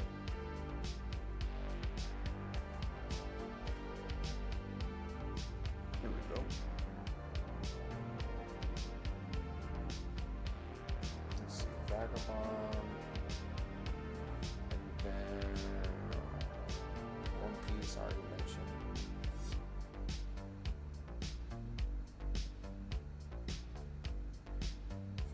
You said the new DBZ movie was good, but Gohan's new form was baseless. That's the only thing that sucked for you. I see. What do you mind if I ask, like, what do you mean by baseless? Like, I personally, okay, so like, I haven't watched it yet. Honestly, dude, I'm not gonna lie. I wouldn't mind going to the theaters to watch that movie. Like, cause you know they did like the full blown American release, but like real life, I wouldn't mind going to the theaters to watch that because I mean I've heard great things. I personally haven't like really read any spoilers other than the fact that you know Piccolo and Gohan got new forms, which I think is super hype. Because to be fair, I mean this is gonna sound a little biased, but you know, Gohan and Piccolo are awesome characters, honestly. Like, but yeah, seeing Piccolo's new form was pretty hype. You know, I think Piccolo getting that love was like honestly like I don't even really know how to describe it. Like literally, like bro, it's Piccolo, bro, and like he got a new form in a Dragon Ball Z movie. Like that, like what else do I need to say? Like hello, and then like Gohan getting a new form was pretty solid. I mean, the same thing, but like not even wanking Piccolo, but I think Piccolo getting a new form in itself is just like hello. Um, yeah, for sure.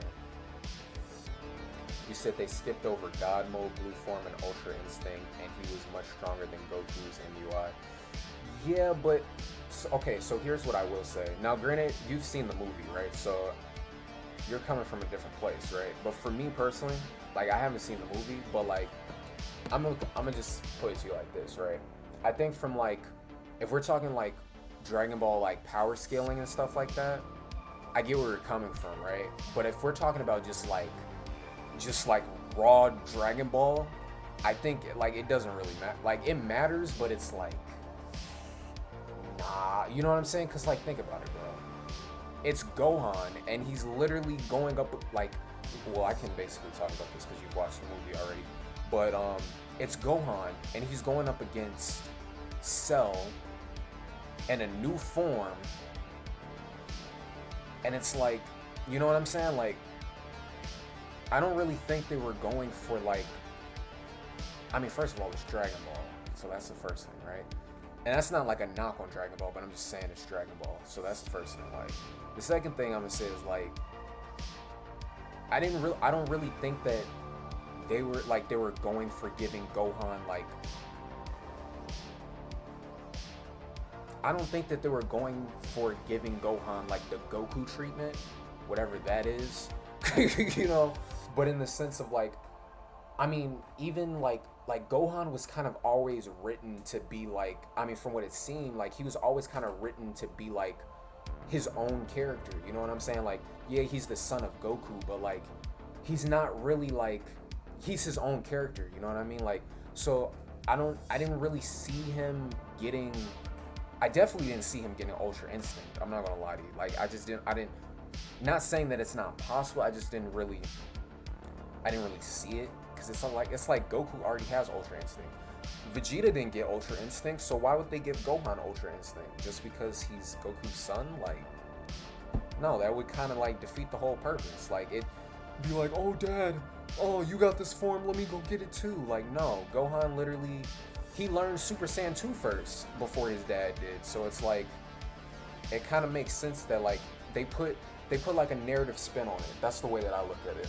You know what I mean? But you said he never trained for years, and you expect me to believe he's much stronger than Goku and Vegeta, who's trained with gods for years.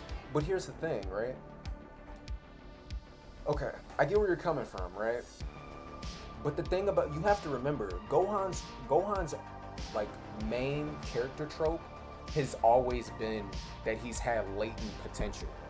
You get what I'm saying? Like even if we go back to Dragon Ball Z, like this, and you got to keep in mind, Dragon Ball Z was in the 90s, bro. So this is like, we're talking like 20 plus years. Like this isn't like something new. You know what I mean? Like when Gohan got Ultimate Form, and he was like training with like, you know, Elder Kai was just like sitting there just chilling. Like Gohan's just sitting there with his legs crossed, like in a whole nother dimension, while Boo's like wiping through the whole planet. You know what I mean? And then like Gohan's just like chilling. He's like, yo, can you like speed this process up? Elder Kai's like, bro, like I'm just doing what I gotta do. And then of course, like Gohan, like after he's done, he powers up, gets this new form, goes back to Earth and washes Super Blue. You know what I'm saying? And is still in ultimate form at that point. He's still stronger than his dad. You know what I'm saying? So this isn't really anything new. You get what I'm saying? So the whole criticism of Gohan, like, you know, like the whole Gohan criticism in general, I just don't really get, because anybody that's really watched Dragon Ball Z will know, like, okay, this isn't really new. You get what I'm saying? That's why I'm saying, like, I get it. I'm not saying that you're wrong. I'm just saying that, like, Gohan's whole thing has been his latent potential. So it's like, he hasn't trained, okay, but if he did train and then you stack beast mode Gohan on top of that, how strong would he be? You know what I mean? And I think that's really the punchline, because it's like, okay, if you do give Gohan a training arc and then you give him a new form, he'd basically just be like, I mean, okay, so like, you know how you watch Naruto, right? And I'm not saying this to be right. Like, it's not about being right. I don't really, like, I'm not really worried about that. You know what I'm saying? It's just food for thought. Like, keep in mind, like, I just remember, like, reading Naruto, right? And, like, you know how you have, like, the whole Madara situation where, like, Madara was, like, this character that was so overpowered to the point where, like, even the author didn't know how to write him off. You know what I'm saying? Like that was kind of just how, like, Madara was. So I'm just like, all right. But keep in mind, Madara was a villain in that regard. So, like, I kind of look at Gohan, like, not in a similar way, but just like, yo, it's Gohan, it's Goku's son, and he was already kind of set, like, with the Cell arc, like, Gohan was already kind of written in to be, like, the protector of Earth, you know what I mean? Like, if the Buu Saga wouldn't have happened, like, it would have pretty much been finished with, like, Gohan beating Cell, and, like, you know, that just would have been it. So, like, I mean, when you have Cell Max in the new movie, you got Piccolo, literally his mentor, you might as well be his uncle, whatever you want to call him. Like, it's just, like, so many layers to it, bro, like, to the point where it's like, I get the criticism, but at the same time, I'm like, it's just like, you know what I mean? Like, that's all I could do is just laugh. I'm just like, like, you know what I mean? And it's not to undermine what you're saying, but it's just like, You're saying they should keep it realistic. They should have given him a new god form, a god blue, like how they did with Vegeta. Yeah, but nah. That's so weird. Like, why would they give Gohan literally was the only character in the series that had ultimate form. So why would they backpedal and give Gohan, like, do you get what I'm saying? Like, that's what I'm saying. I think we can just agree to disagree, which is perfectly fine. Because, like I said, you've watched the movie, and you're entitled to your opinion, just like, I mean, you know what I'm saying? I just don't really feel the need to argue about this, honestly. Because I just think I don't really think the whole point of the movie, I think, was just, like, the experience, you know what I'm saying? And I think, like, that's really, like, important. Like, you know what I'm saying? Like, just vibing with the movie, and, like, if you didn't vibe with it, if that part bothered you, cool, like, it is what it is. But, like, I think, like, that's really the thing. Because, like, me personally, bro, I haven't even watched the movie yet, and I'm just like, alright. But at the same time, from a Gohan standpoint, I'll be honest, Gohan, like, I'm a little biased because I do appreciate Gohan as a character, but, like, bro, like, literally, like, if they would have given Gohan a new blue form and just called it a day, that would have been lazy, bro. You know what I'm saying? Like, that would have been super lazy. Like, real life. That would have been super, and that's not even, like, a criticism either. I think that's just, like, me being honest. Like, if you would have went just to go see Gohan go Super Saiyan Blue, like, literally, bro. I mean, yeah, it would have been hype still, but that's why I say I don't even want to argue about it, honestly. I think we're just gonna leave that. We're just gonna we can have a conversation about it and we can agree to disagree. Um, but yeah, I personally think it would have been lazy if they would have just given Gohan a blue form, and it wouldn't have really made sense because Gohan is literally the only character in the series that has ultimate mode. So like, it's almost like narratively they're going down the path of like keeping that continuity. You know what I mean? It's kind of like how like Goku is the only character other than Gotenks to have Super Saiyan 3. Like, you don't see people walking around saying, oh, like, Vegeta doesn't have Super Saiyan 3. Like, why didn't they give him Super Saiyan 3? Like, nobody says that. You know what I'm saying? So, like, why is it that when Gohan hops on the screen and gets a new form, like, everybody's, like mad? Like, why is that a thing? You know what I'm saying? It's just weird, you know? That's what I'm saying. Like, it's not even about being right. It's just like, bro, just, like, you either vibe with the movie, you don't vibe with the movie. It is what it is. I'm just saying, bro. Like, I'm not trying to be right. I'm just saying, like, yo, it's just like opinions. You know what I mean? Like, you said DBZ was never good with lores and stuff. I mean, if you're watching DBZ for lore, it's like there's other anime out there, bro. You know what I mean? Like, for me, like, I mean, DBZ was never really about the lore unless we're talking about Super Saiyan. You know what I mean? Like that, like Super Saiyan is the DBZ lore. Like Goku going Super Saiyan against Frieza for the first time is DBZ lore. You know what I'm saying? Like that's literally DBZ. Like that's why I say, like, if you're looking for like story and stuff like that, like yeah, there's plenty of other series out there. Like, but I mean, I don't watch DBZ for story. Like, I'm just watching it because it's Dragon Ball, bro. You know what I'm saying? Like I'm not gonna like good example, right? Like, it's almost like if you were to open up Netflix and like you're like, like which genres should I watch? Like, should I watch a comedy or should I watch like a horror movie or like a thriller? Like, it's kind of the same thing with anime. Like, it's like, should I watch Dragon Ball Z? Or should I watch something that has more, I guess, narrative storyline? Not saying that Dragon Ball doesn't, but it's just like, bruh, it's a movie, you know what I mean? And, you know, I mean, yeah, it's a movie. That's it. That's all I gotta say about it. But, personally, I don't think that that's the point that people should be arguing on, is that Gohan skipped Super Saiyan Blue. I just think that's a weird point. I'm not gonna lie. It's like, what? Like, I'm gonna let it go, but I'm just saying, like, what? Like, bro, come on, dude, what? That's kind of... But it's okay. I mean, like I said, it's how you're entitled to how you feel. You know what I'm saying? But I'm not trying to be like, I'm not here to be right. I'm just saying, like, yeah, that's it. I don't know, bro. That's it. I mean, like, literally, bro. Like, I could only imagine. Like, I wonder if people said this when like the Cell stuff happened. But I can't imagine so, because the internet wasn't around. So it's like, that's what I'm saying. Like, it's just kind of wild. Like, what?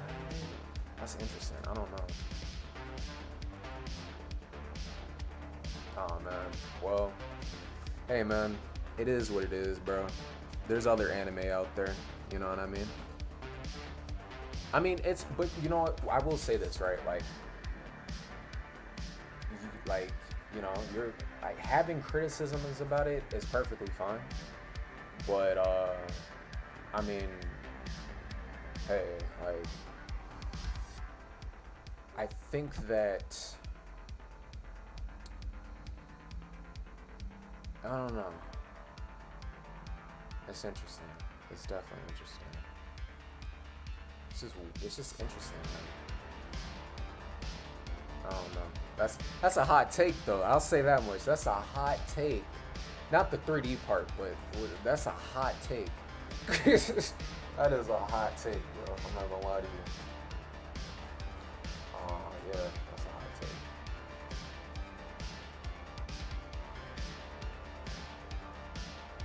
But like I said, I haven't watched the movie yet, so I don't know.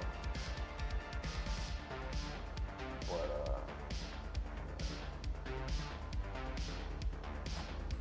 that's tough, bro. He said, "Go on." It didn't make sense. No, that's tough, bro. That's tough, bro. Yeah, no, I'm not arguing with that. Not today. Moving right along, though.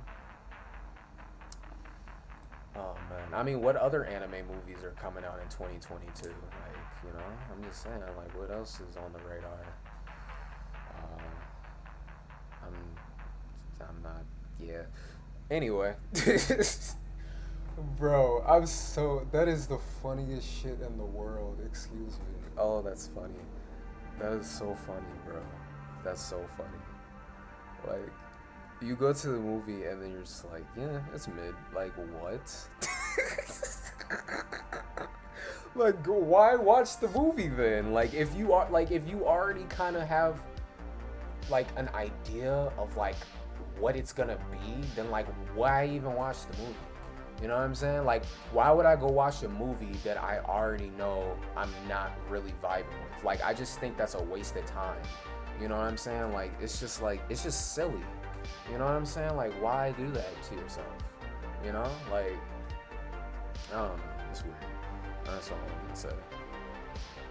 And it's not even trying to like put down, like put a person down or like criticize. It's just like weird. It's just like, okay.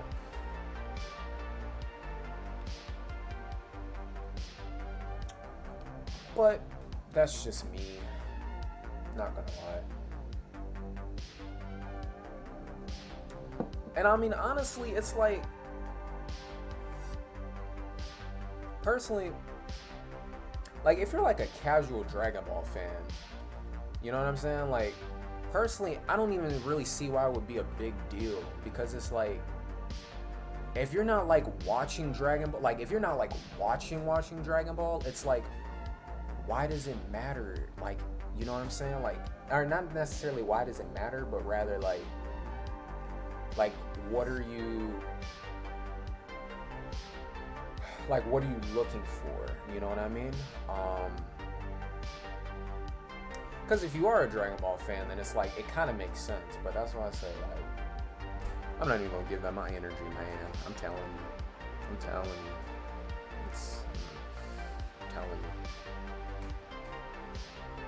There will be no Gohan slander in this chat. There will be no Gohan slander in this chat. This is a Gohan safe zone, alright? There will be no Gohan slander in this chat. Real shit. That's the boy right there, alright? That man was getting freaking knocked around at the age of 4. And you gonna tell me that you gonna tell me that you mad at him for getting a new form? What was Goku doing at the age of 4? In a space pod? Not fighting aliens from another planet, I'll tell you that much. Goku wasn't doing that at the age of 4. He was on Earth, and that's not even a Goku knock. I'm just saying, like, bro, like, that's not even a Goku knock. I'm just saying, bro. Goku was not fighting aliens from another planet at the age of 4. Like, that just wasn't happening. You know what I mean? So, I mean, if you're telling me that, hey, I'm just saying, like, shit. Like, Gohan skipped 3 more forms for all I care, bro. Like, I'm really not here for it. It's silly.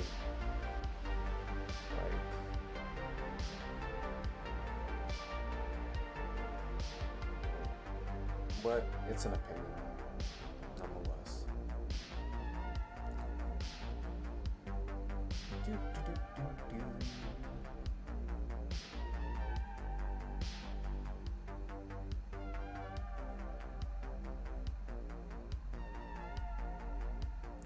Moving on, though. Plenty of great anime coming along. Bro, that shit was funny though. Like just the, I'm just saying, like, bro, that shit was funny. That was actually funny, bro. I'm not gonna lie to you. That was funny. But yeah. Yeah.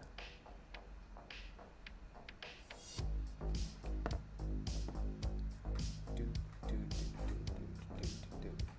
Yeah.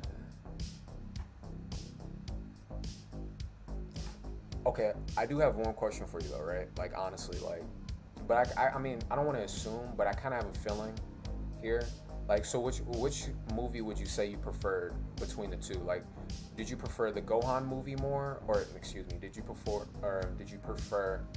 the Dragon Ball superhero movie more, or did you prefer the Broly movie more? Oh no, no worries. Yeah, for sure. It's no pressure, bro. It's all good.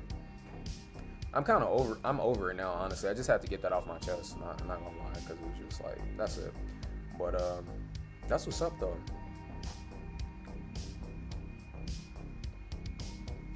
The Broly movie. That's fair. Yeah. I mean, the Broly movie probably had more. I mean, okay, so like the Broly movie probably had like more hype around it too, right? Like honestly, and then it's plus it's Broly. You know what I mean? Like Broly is a pretty fan favorite. I mean, shit, I vibe with Broly. You know what I mean? So like, I get that, but yeah, I'm not really, I'm not really biased either way. But granted, I also still have to watch the movie first to actually.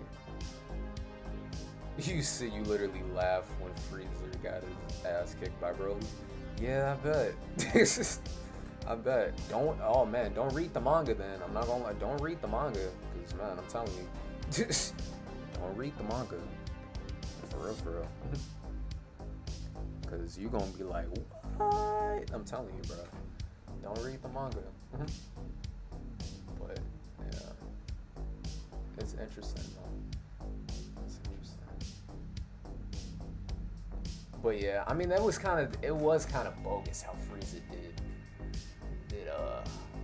Broly's dad, bro. That shit was crazy. I was like, yo, that was crazy, bro. It was crazy. Go for it. Go for it, man. Go for it. It's just build up though. I mean, like I said, it's like 2 arcs. The manga's like 2 arcs ahead right now. But yeah, that's pretty much it. That shit's funny. What happened in the manga? Oh no, bro, I can't spoil it. I'm not gonna spoil it. I'm not gonna spoil it unless you want me to.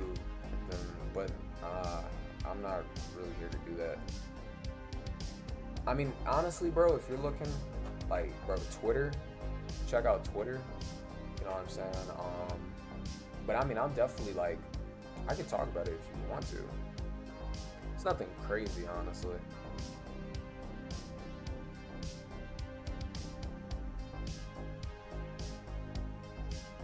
Oh, I got you. It's mostly just.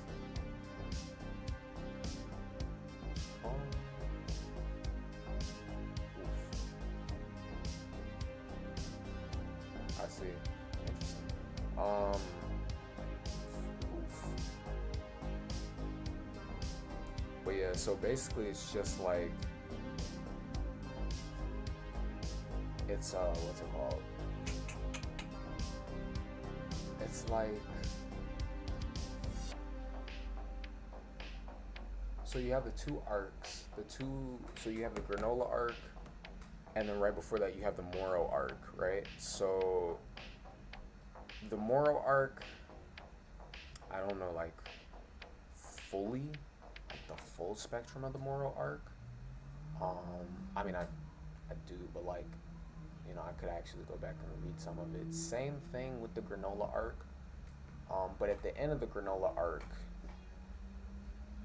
you do see flashbacks of Bardock, as well as like the main. Oh, excuse me. As well as the main like, you know, like the main villain in the Granola arc. And then at the end of the Granola arc, you know, after they kind of defeat the main villain, or seemingly defeat the main villain, because, you know, there's still like, it's still continuing. So for all we know, we don't know, but I'm pretty sure the main villain's gone now. After that, you pretty much just have Frieza fly in, but Frieza has a new form, and it's basically Black Frieza.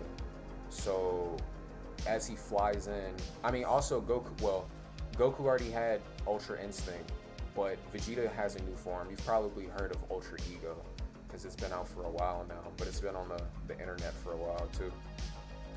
But Vegeta gets a new form through training with Beerus, called Ultra Ego, which kind of resembles Super Saiyan 3 in the sense of he doesn't have eyebrows, but, you know, it's like not like he still has like his regular Vegeta hair, you know what I mean? Just with like more of like a God of Destruction type aura. And then, you know, you have Ultra Instinct Goku, of course. But at the end of it, literally, like, Vegeta's in Ultra Ego, Goku's in Ultra Instinct.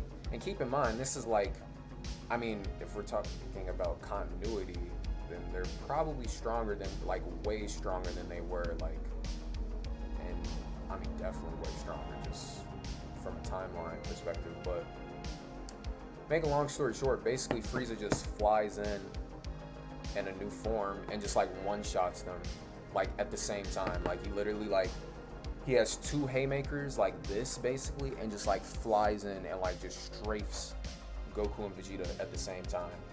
And yeah, that's basically where the manga is right now. But Frieza has a new form, so that's probably gonna be leading into the next Dragon Ball Super arc.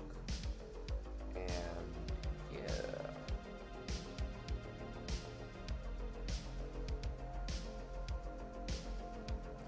But I mean, the interesting thing about Super right now is that if you look at it, it's like, I kind of like it, because, I mean, dude, literally every character, like, it's different from Dragon Ball in the sense of, like, the main thing was Super Saiyan in Dragon Ball, but now it's like, it's almost like each character in the main cast, I mean, even if you want to throw Broly up there, it's like,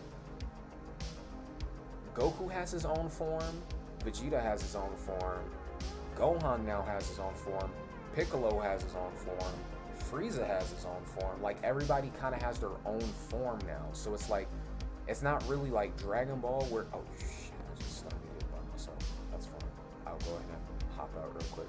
But yeah, it's not really like Dragon Ball in the sense where it's like, you know, it's just like Super Saiyan, you know what I mean? It's like, now it's like, everybody kind of has like their own path type jazz, you know what I mean? Which I think within itself is interesting, because it doesn't really compare it to Dragon Ball in that sense, where it's like, you know, Super Saiyan was just like the thing, and that's why I say Super is kind of doing its own thing, which in itself, I mean, it kind of is like a narrative element, you know, not necessarily like they're making it to be that way, but that's just kind of what it is, right? So I think that's kind of interesting within itself. I don't really see a lot of conversation behind that, which is interesting, because what I do see a lot of conversation is about Dragon Ball being like it's just like Dragon Ball, I guess. It's like, I guess, no story or whatever, which is like, okay, whatever. But here you have them trying to like make a story, and they're like, nope, we want the other way. But anyway, anyway, but yeah, so it's like that. But how strong is he? Who knows? I mean, he basically just one-shotted Goku and Vegeta and their new forms. He one-shot, okay, he didn't like one-shot them, like he didn't knock them out the form, but you could tell, like, the way it was drawn in the manga, like, I mean, he flew in there and did his thing. So I mean, who knows? I mean, I'm pretty sure if they gave Frieza a new form, it's probably pretty strong. You know what I mean?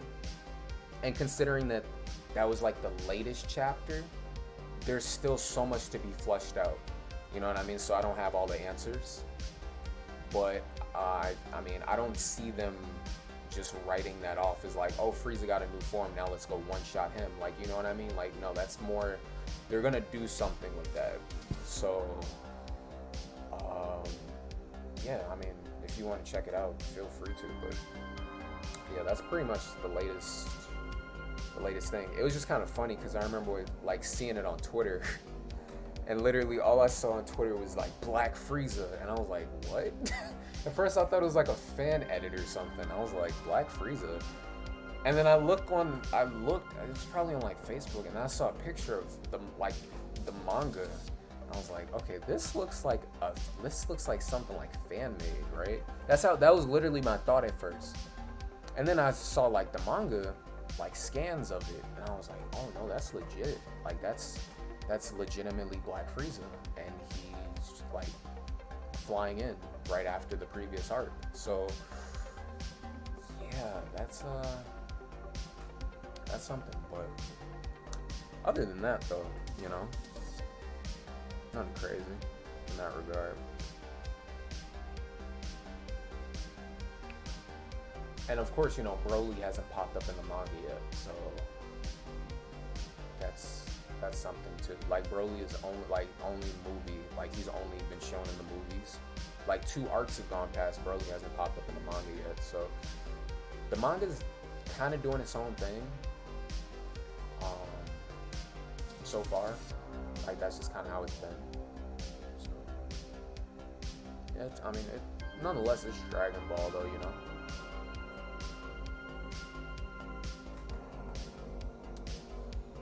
Feel free to check it out if you like.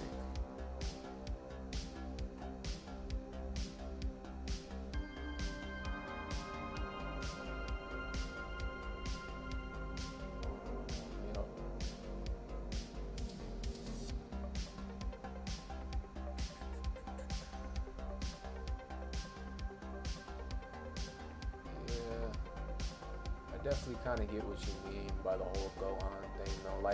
Like, that's why I say, like, it's not to say that you're wrong. I get where you're coming from, though, for sure. You know what I mean? Like, it's not like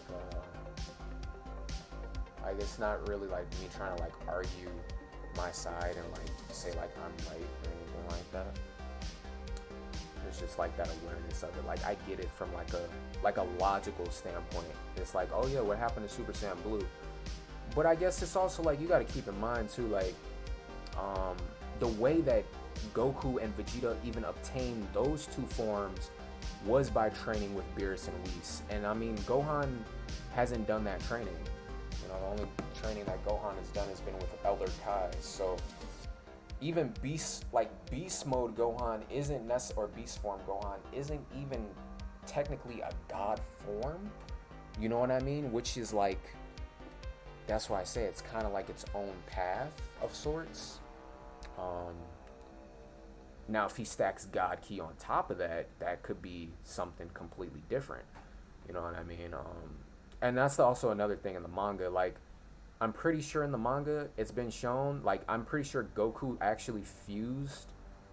So not like fused as in like Gogeta and Vegito, but like there's scenes in the manga where Goku perfects Ultra Instinct to the point where he's literally been like, he's showing like mastery of fusing Super Saiyan Blue with Ultra Instinct at the same time, like in the manga.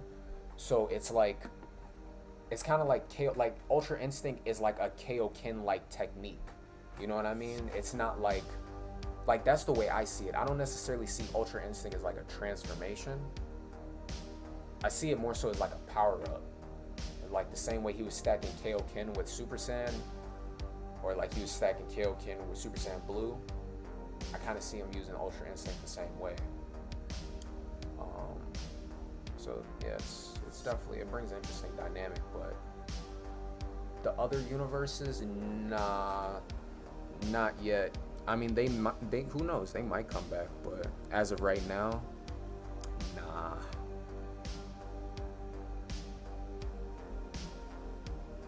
But like I said, the manga's only 2 arcs ahead though.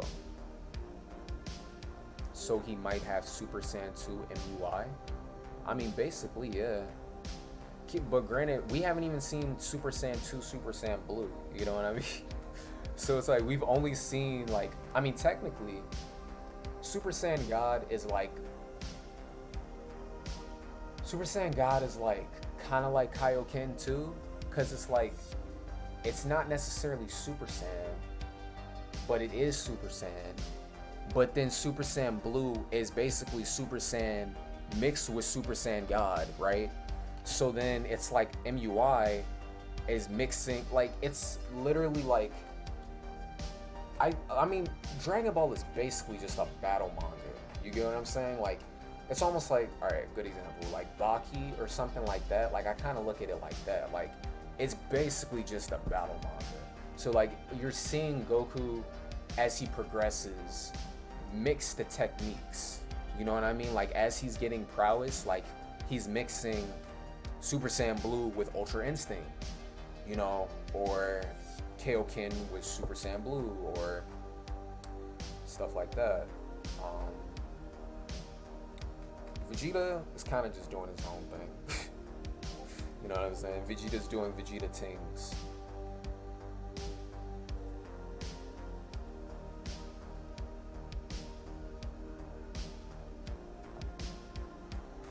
And yeah.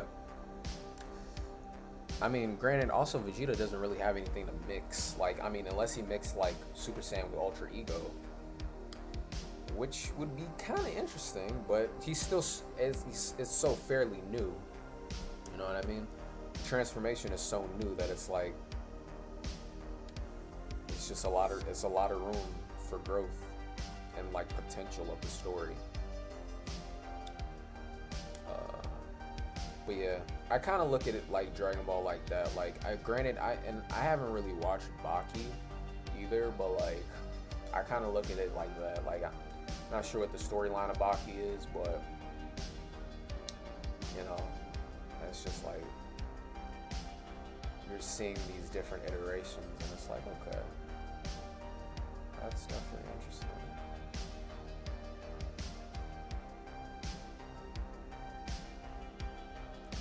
Very well could see a Super Saiyan 2 MUI. I'm just here for the Dragon Ball, bro. I'm not gonna lie. Pause. I'm just here for the vibes, man. Like literally, I got my popcorn. I'm just like, I'm just here for the vibes, man. But you said you honestly think DBZ is running out of enemies? I mean, who will they fight next after the gods? Goku and Vegeta are getting stronger, but they're running out of enemies. But that's why I say if you haven't read the manga, then you don't even know what's going on because you haven't read the manga. You know what I mean? Like literally they just fought like 3 new people. You know what I mean? And like that's not even talking about like other universes and other stuff. Which, like I said, it's not that you're wrong. It's just like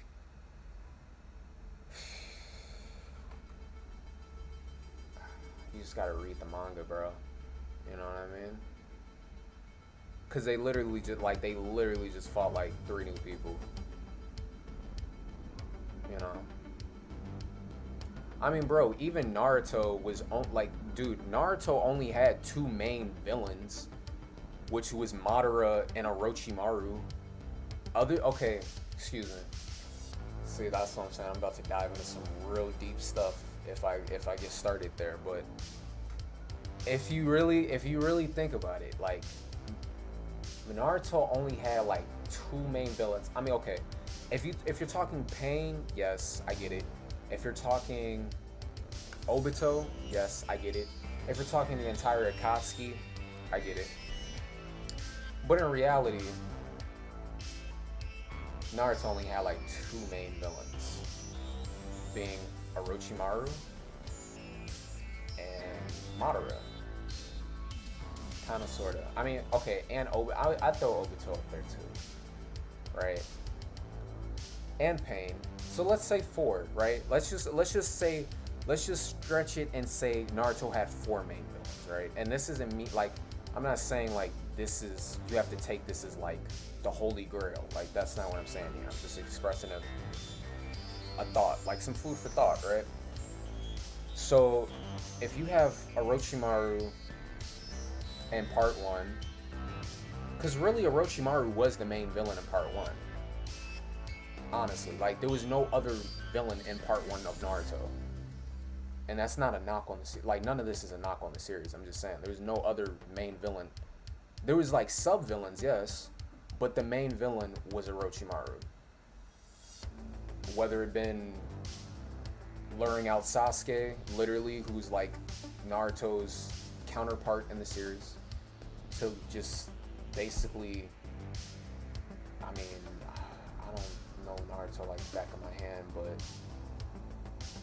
okay, let's just go with that. Then you move on to the Pain arc, right? Where Pain literally takes out Naruto's sensei. So that's a pretty pivotal moment in the series, right?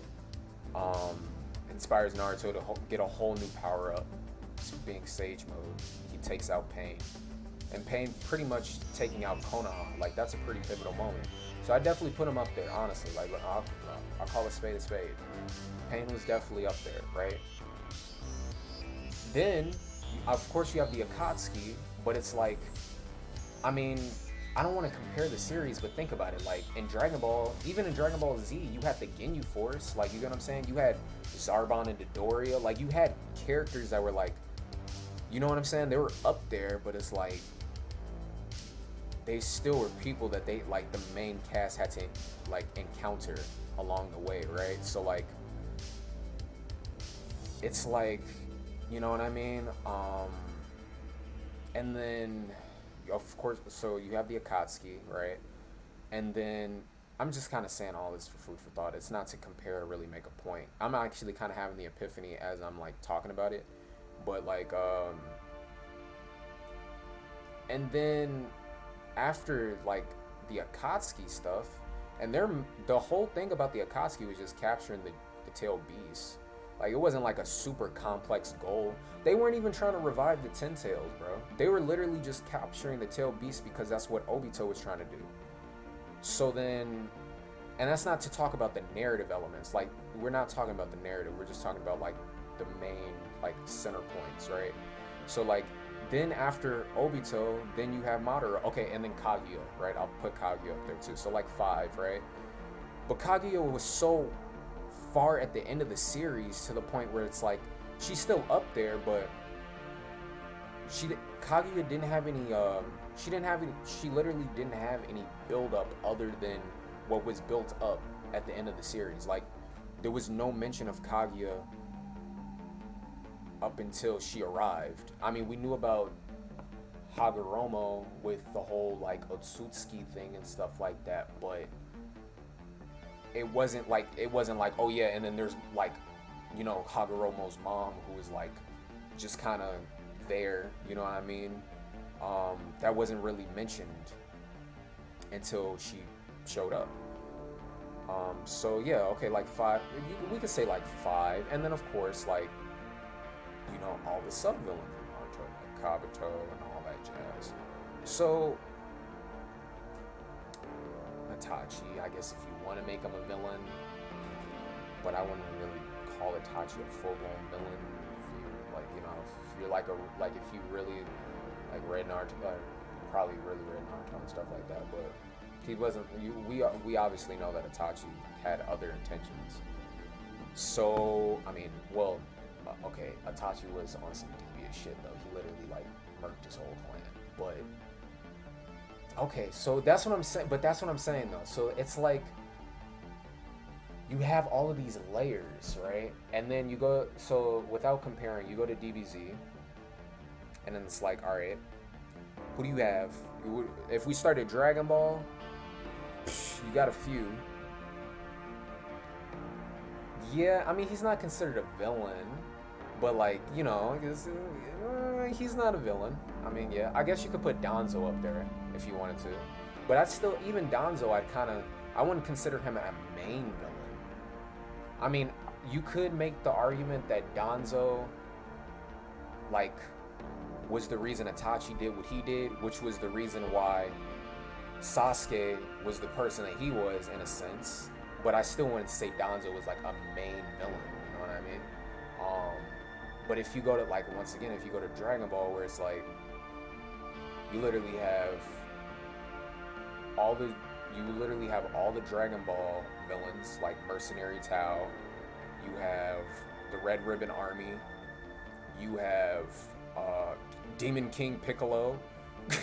You have, I mean, who else? Oh goodness, that's just in Dragon Ball.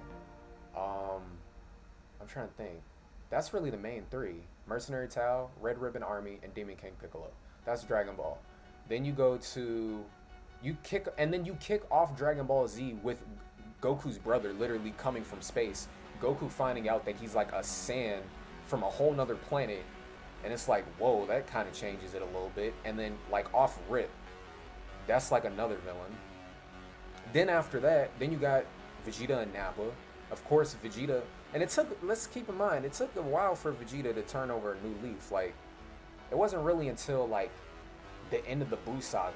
I mean, yeah, Vegeta was fighting along the good guys in the Cell saga, but he wasn't like a full-blown good guy until like towards the end of the Cell saga a little bit. And then like, even then, like Vegeta was still kind of on, I mean, bro, literally Majin Vegeta was a thing in the Buu saga. So like, I mean, literally Vegeta, so like, you got Raditz, Nappa, Vegeta, just in the Sand saga.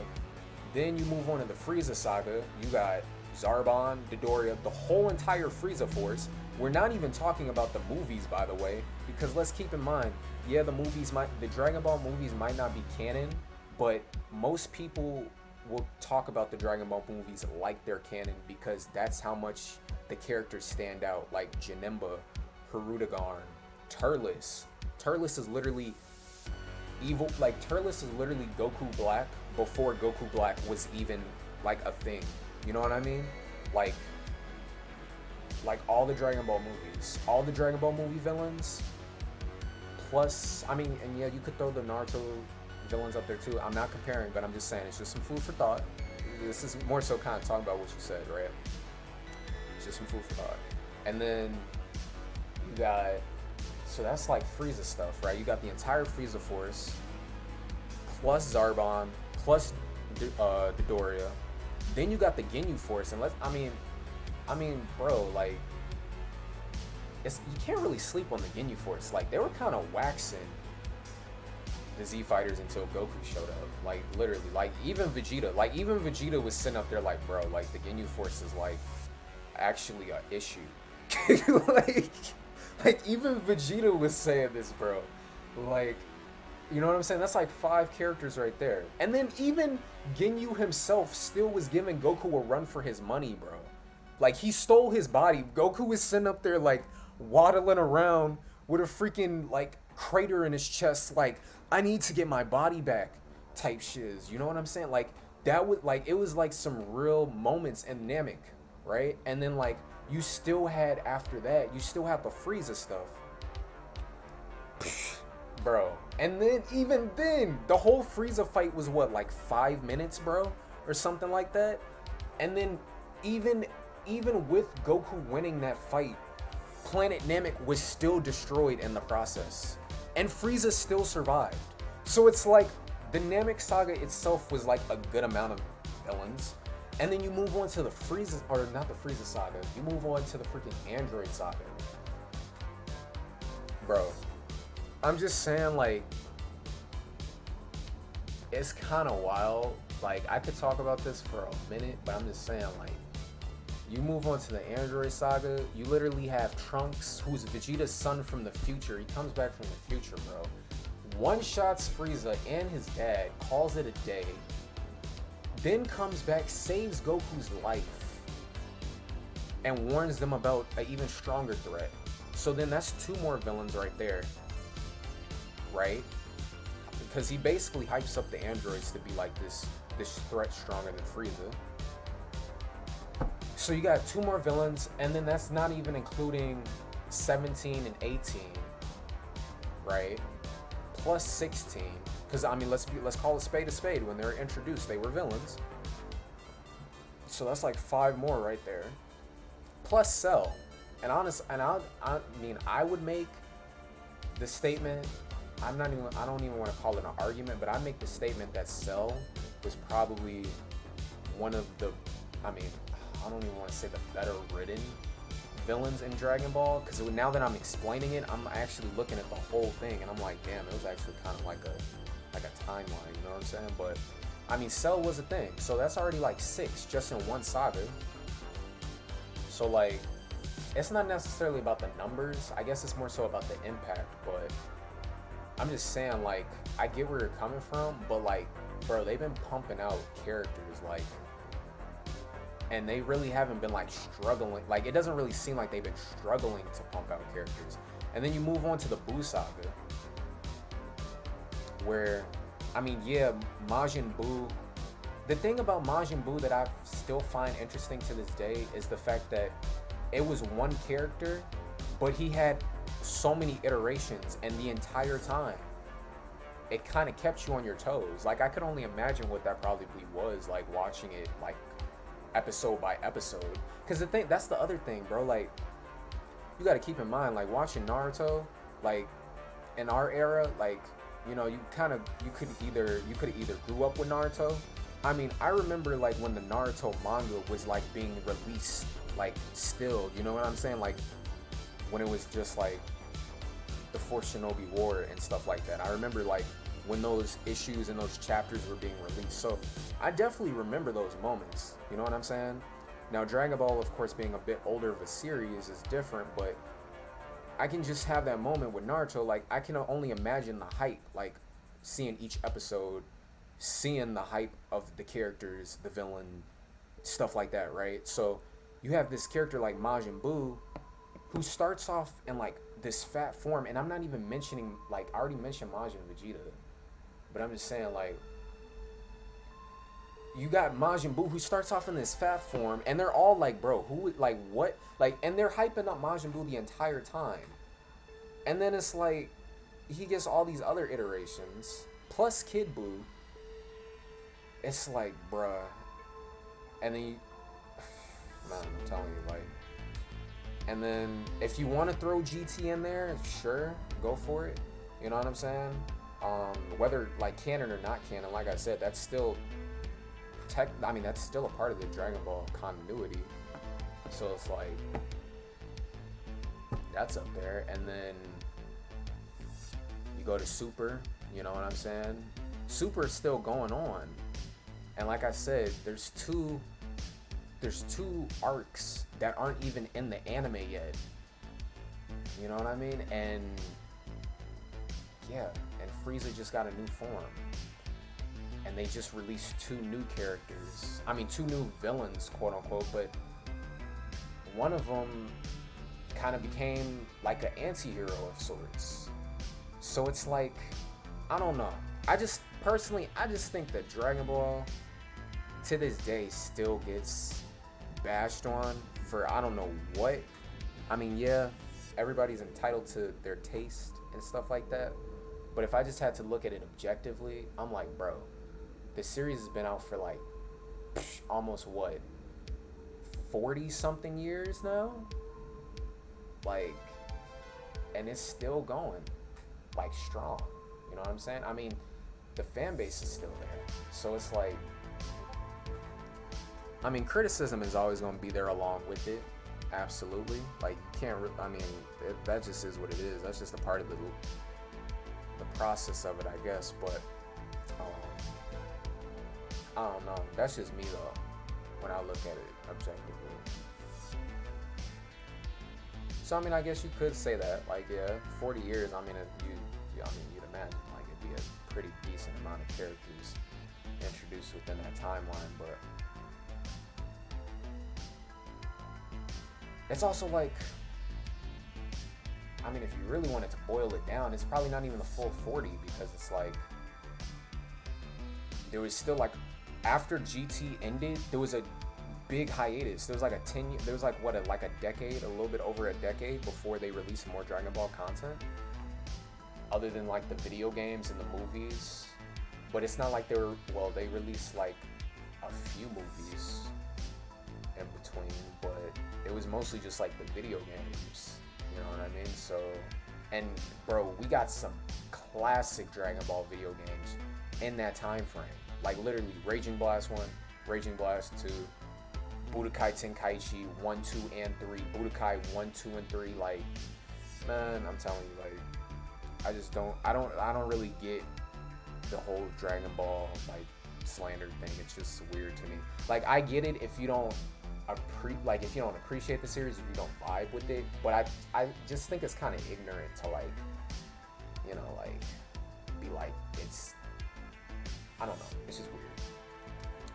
Criticism is okay, yes, like, you know what I'm saying, like it's okay to like, you know, have your opinions on it and stuff like that. Just like I'm kind of having, I mean, I get it. You could call this an opinion if you want, but yeah, I don't know. It's just kind of like,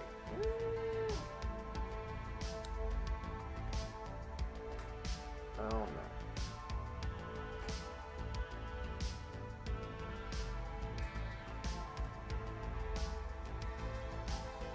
But that's all. That's all I gotta say.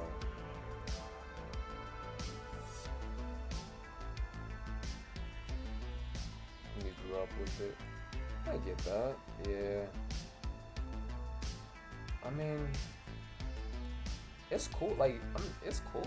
You know what I'm saying? Like, it's not about like trying to like convert you or anything like that. I'm just like putting it out there. Like, dude, it's so many anime that are out right now. Like, you can like whatever you like. You know what I'm saying? I'm just saying, like, see, but that's the point. That's what I'm saying. Like, to me, if you're like, I'm not saying like you're wrong. It's just like for me personally, like if I'm vibing with a series, like I will be 100% honest with you. I don't think there's any parts of Dragon Ball that I say I hate.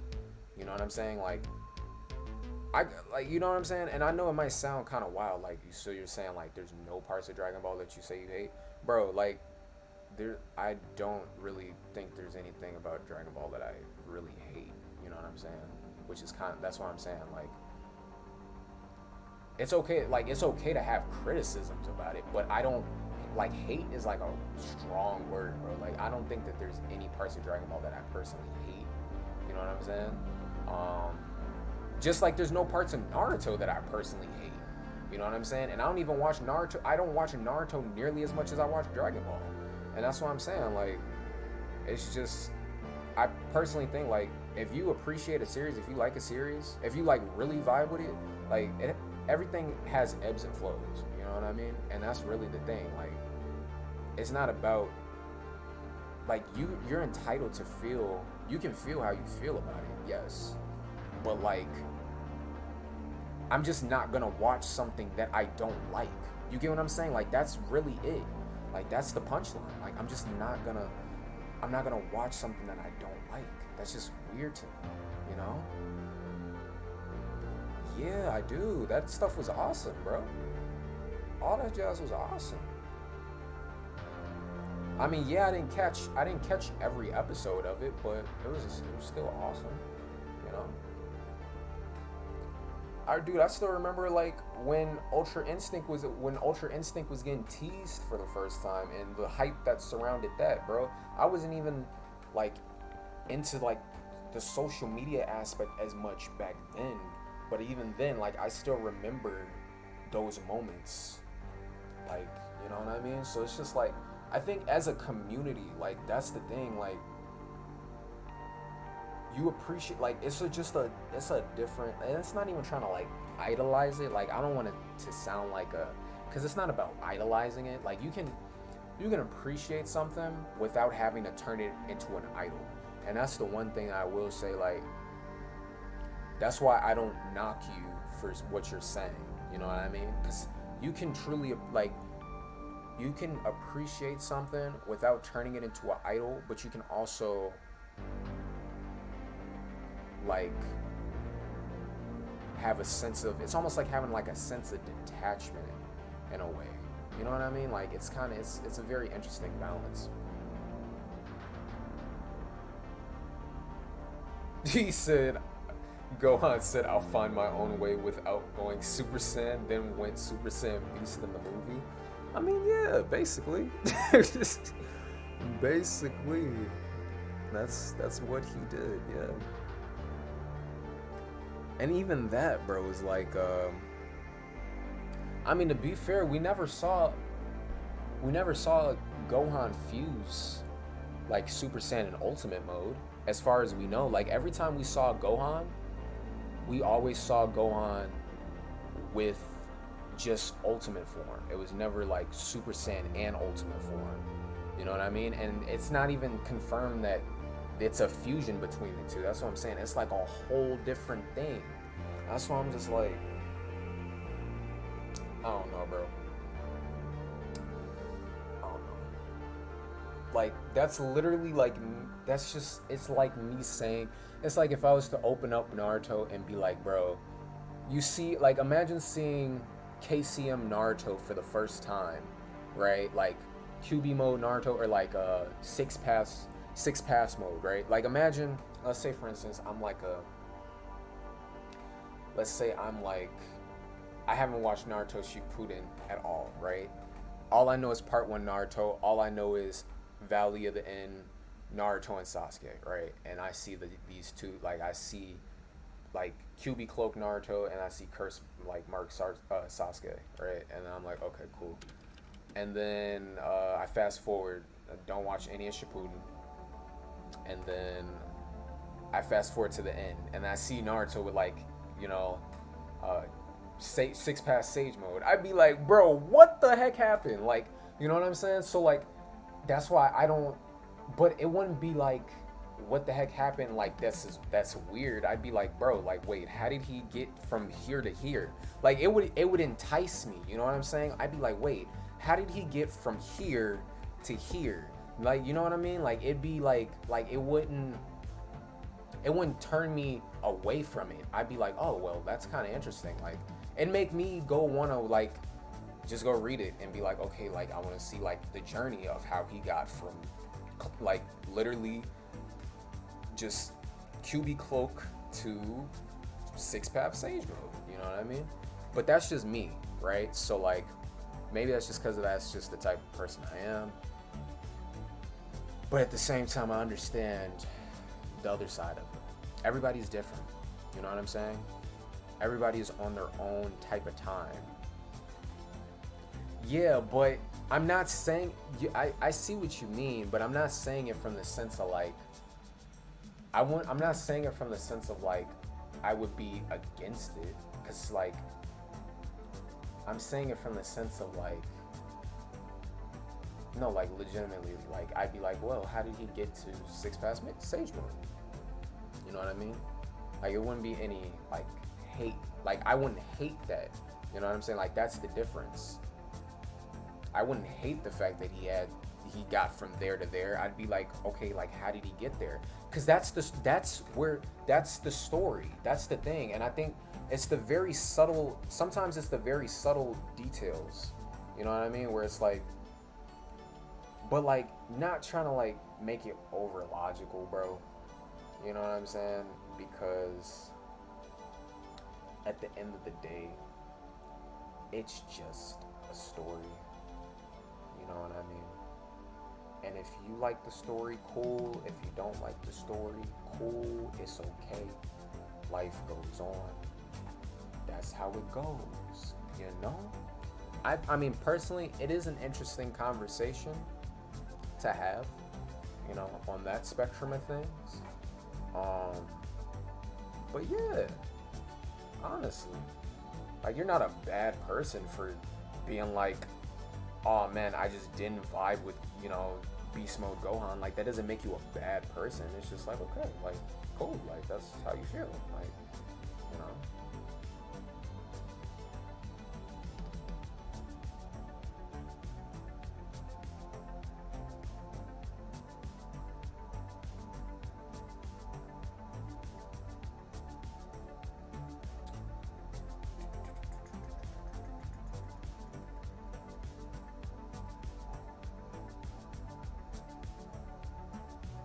Yeah.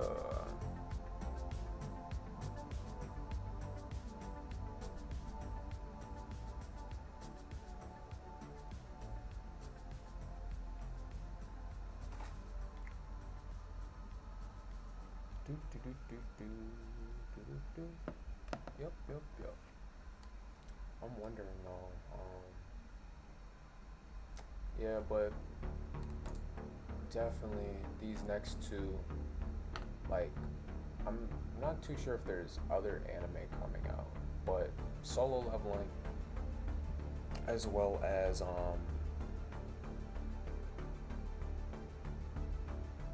the new Bleach anime, is definitely gonna be something to tune in for sure. Oh yeah.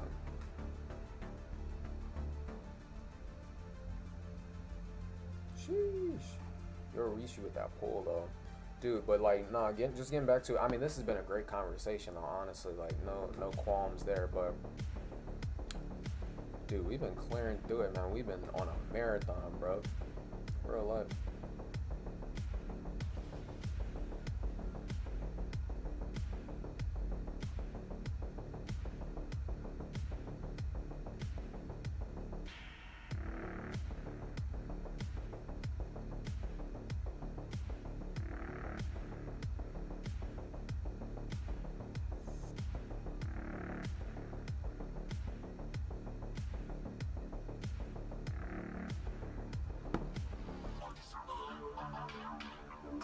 It's like a vibe, you know. We really have, bro. It's been like 5 hours already. Oh man, I'm not gonna lie. Maybe it's the coffee. Maybe it's just the vibes. I'm not really that tired, honestly. Like this is pretty chill, you know. I mean, shout out the sun. You know, it's definitely helping. It's like, you know, hopefully that energy is like radiating out. You know what I mean? But yeah, you know, it's like photosynthesis type jazz. You know what I mean? Like stuff like that. But yeah, it's kind of silly. You know, shout out the sun. I'm actually surprised because at first I thought it was gonna at first I thought it was going to reset, but we're still running the speed one, so that works honestly. Like,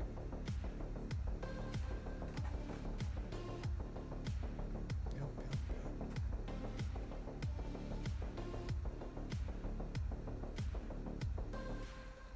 Here, before we hop in here though, I'm gonna set it to public, but I'm gonna go ahead and grab some waters. I'll be right back.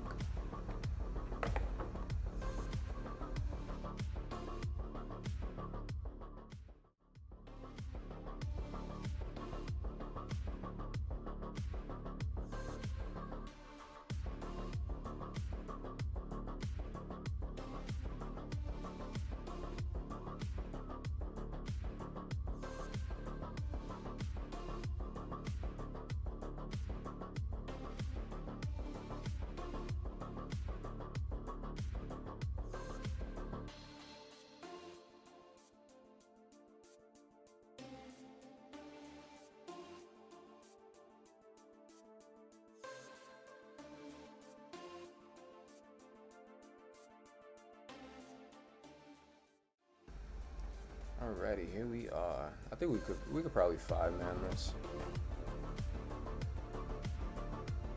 It's gonna restart in 15 minutes. Oh, true. Okay, for sure.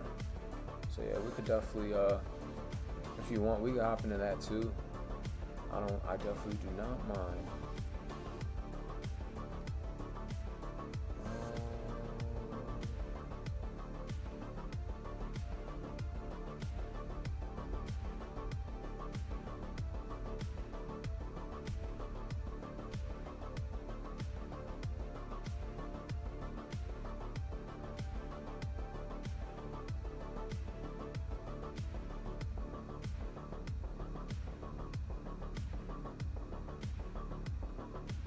Gotcha.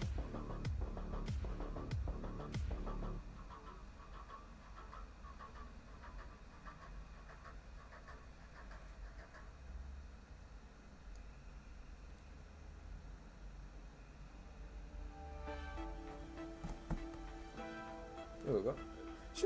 Bro, I'm surprised. What? Shuhei is still alive? Bro, I wasn't even looking at my phone. And then Shuhei was just like, nah, he's just kicking it. Thanks, Shuhei. Appreciate that. For sure, for sure. I mean, you've probably gotten plenty of link potions for sure. So hopefully that'll help with your speed units. You know, whichever speed unit you choose to work on.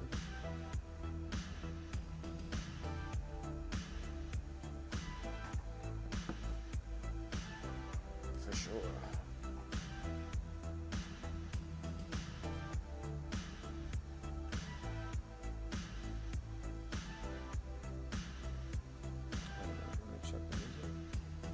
So I heard the difference. I was like, wait a minute.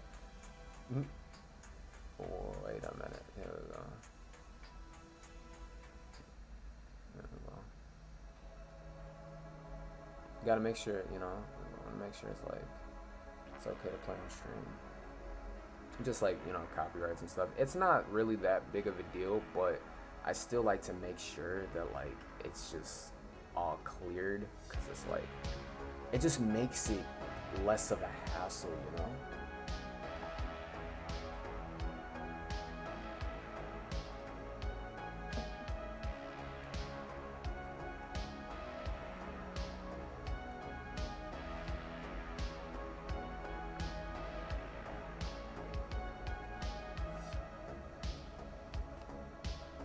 There we go.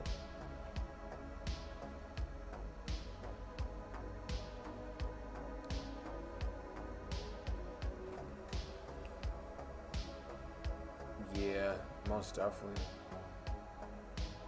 I agree there. Yeah, I'm actually gonna equip the Yoichi's familiar here. Oh, is she still locked? Oh, I see. Oh wait, no she's not. Or no? Oh yeah, she is. I wonder how much, like how far you have to get her. No, she's not locked. There we go. Yeah, real life. I agree. Because they do have, so they have like, there's actually this, I'm not sure how many like streamers know about it, but there's this, it's called Soundtrack by Twitch. They actually have it to where you could play like, excuse me, you could play like, it's basically just like Twitch curated playlists. I tried it one go around.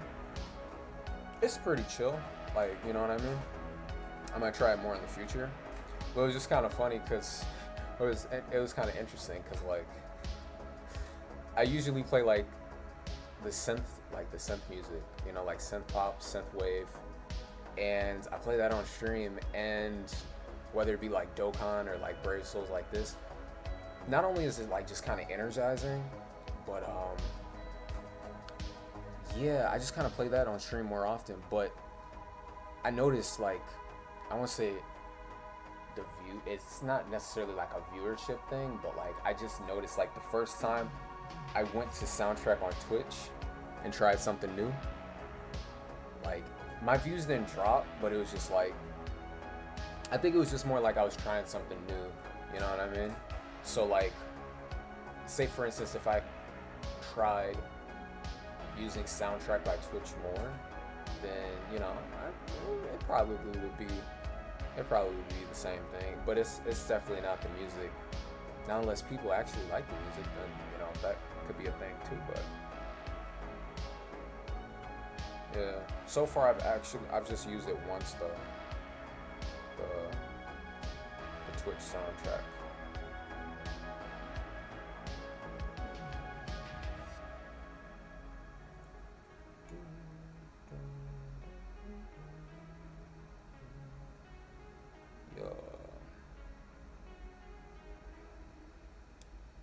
Yes, indeed. I'm kind of waiting here. I'm actually gonna see. I kind of do want to see like when. Like, I wonder when Overwatch 2's release date is.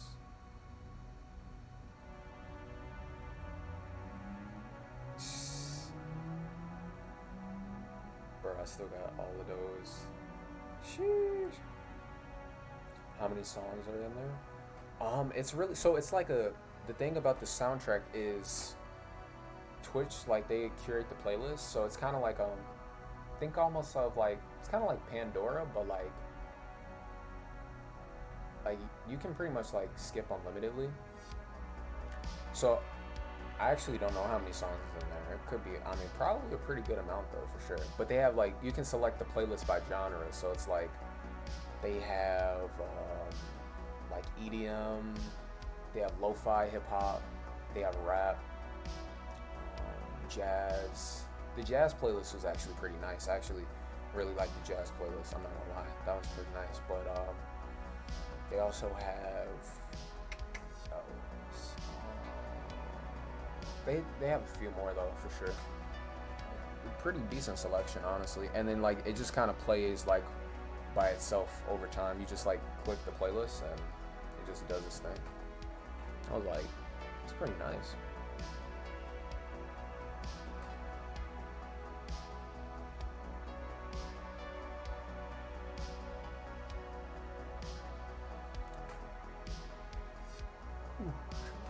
Let's get it.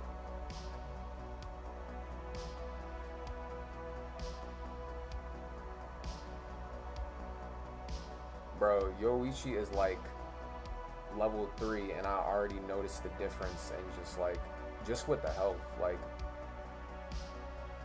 that was just one familiar. Oh man, that's what's up.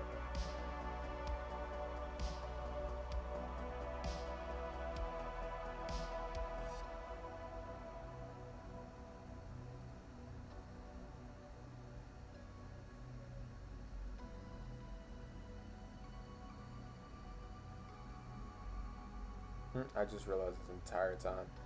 It looks, dude, I'm pretty sure that Shuhei is like firing like champagne bottles, or not necessarily champagne, but he's like literally like he's like squirting like bottles of like water at the like opponent. Like that's basically his range. But that's kind of neat.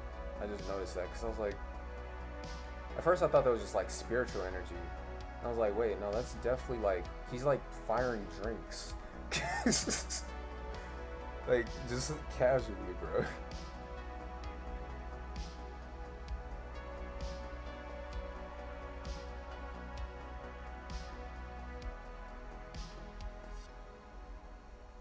There we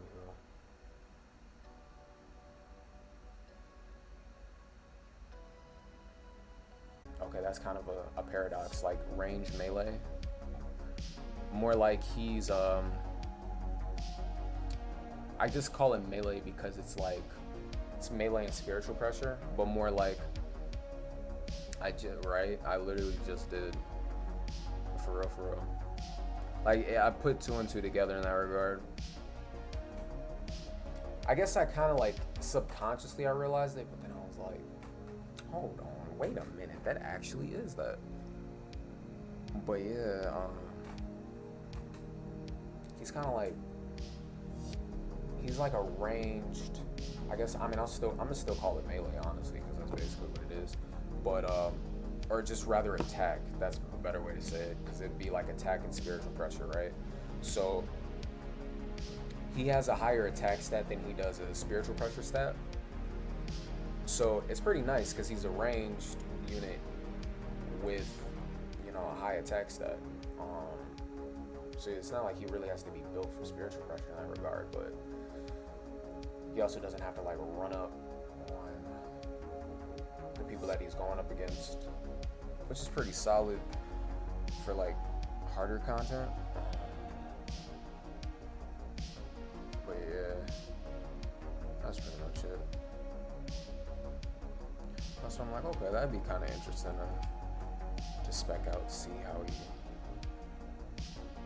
varies or how he goes.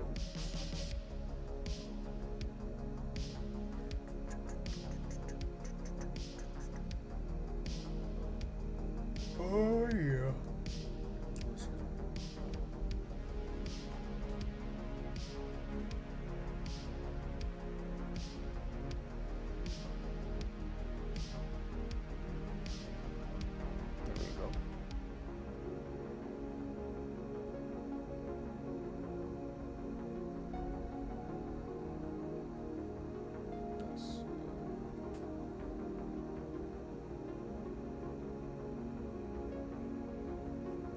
I see what you mean. I mean, he not necessarily though. It's so there's specific builds. Um, like when it comes to attack-based characters, if they're attack-based, I usually just build them for attack. In that regard, like it also kind of depends on accessories too, but like it's pretty straightforward. Like, but it also kind of depends on like what like your play style is. Like, say for instance, a character could be attack based, but you might just want to build them for like spiritual pressure anyway. Now it wouldn't personally really make sense to in harder content because it's like you kind of want to build towards their strengths, not their weaknesses.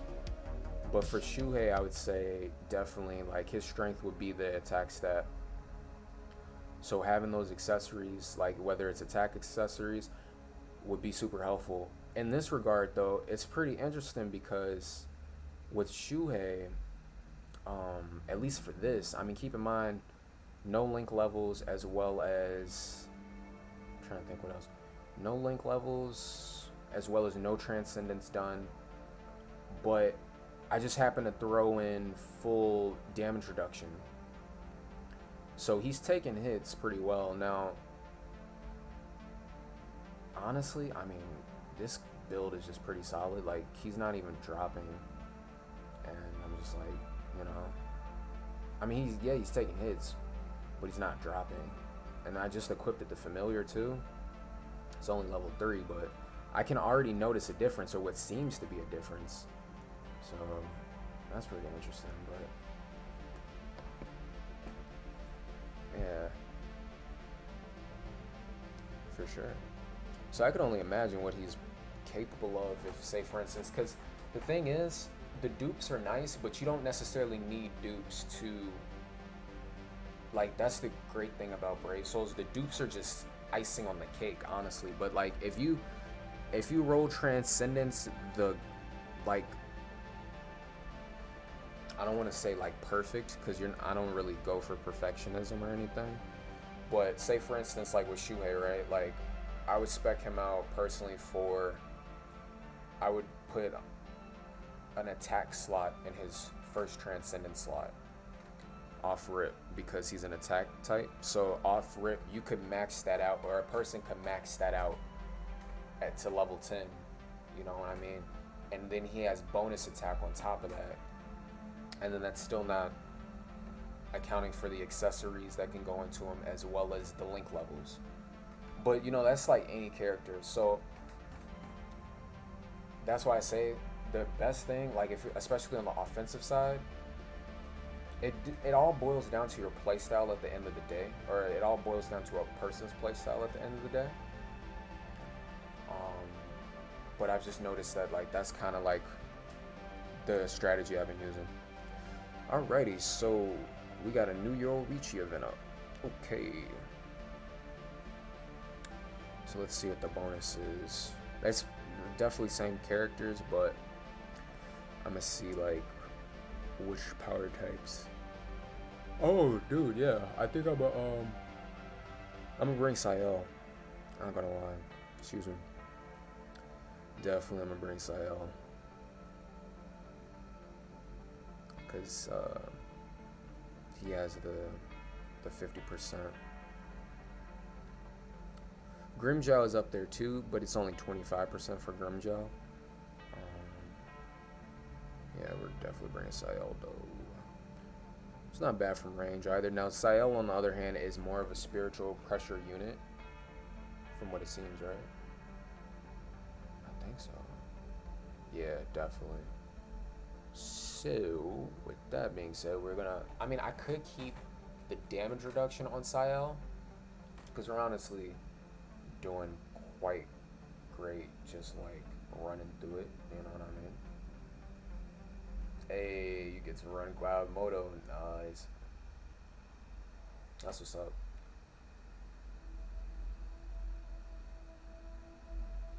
Here we go. So, the focus stat. Oh yeah, here we go. I kind of want to re-roll this one, but I'm not going to do it right now. Here we go.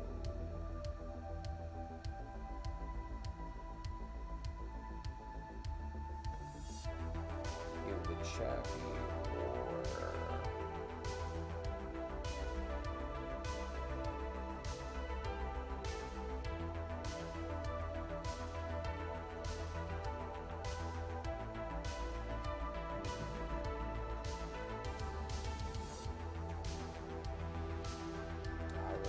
super trainer. That does boost stamina and focus. That actually might be better, not gonna lie.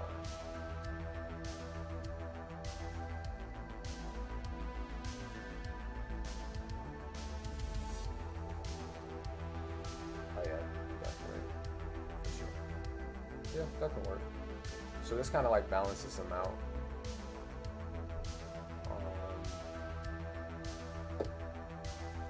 Now I'll just remove one damage reduction and just put like strong recharge time.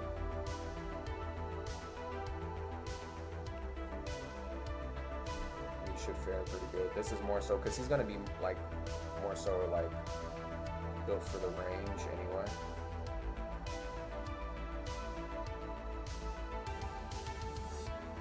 Close to 3.5k. Can't wait to see how strong he is now. Nice. By 3.5k, is that like his attack stat or?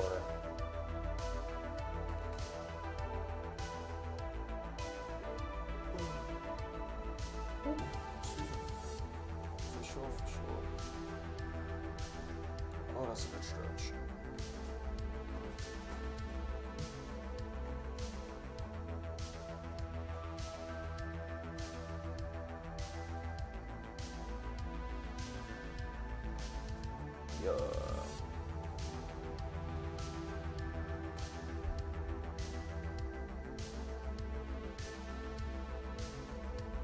Oh yeah, for sure. I'll definitely check them out. No worries. Sounds pretty interesting. Oh, dude, yeah. This Yama right here. Oh, dude, yeah. Sheesh. I see what you mean. Yeah. That's a great build, bruv. And then he's, yep, all 20s. Yeah. That's what's up. So he's basically about to go in here and like wreck house, or just not even wreck house. He's just about to do his thing. Not even wrecking house. Just, you know, not in a bad way. Just you get the idea. Set room rules. Level cap. Attribute restriction.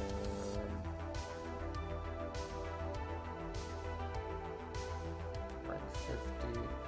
I mean, considering where your Yama's at right now, I just kind of set it to rank 50 just for ease. I know that there's probably people out there that have top tier characters that aren't necessarily rank 50. You know what I mean? It just kind of makes it easier for hopping in, for sure.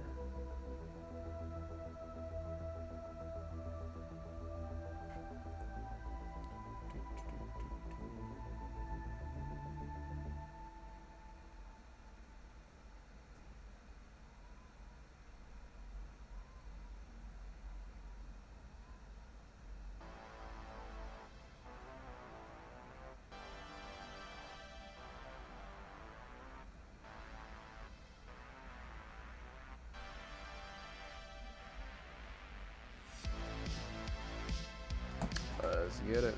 We can find that. We got 4 Sayels on the field right now. I wasn't the only one. He's doing for real. Yeah, and then God Moto, indeed, coming through clutching it.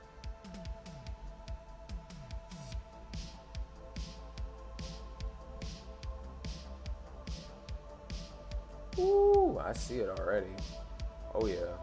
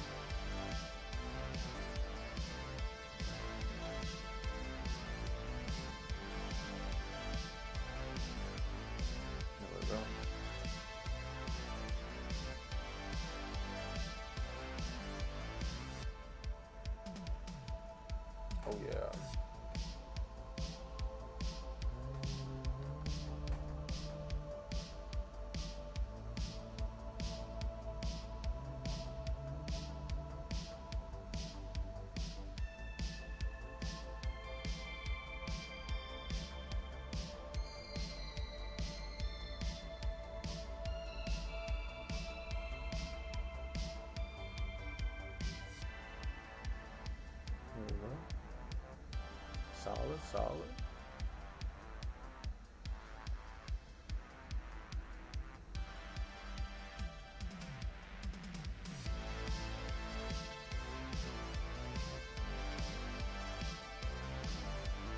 Oh, dude, I just rolled right in. That's okay, though.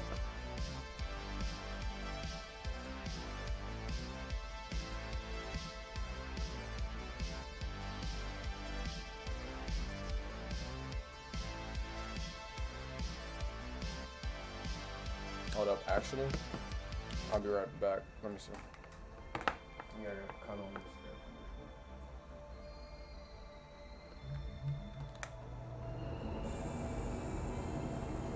Let me know. Is that super loud? Oh, I hope it's not too loud. I just want to get some air flowing in here.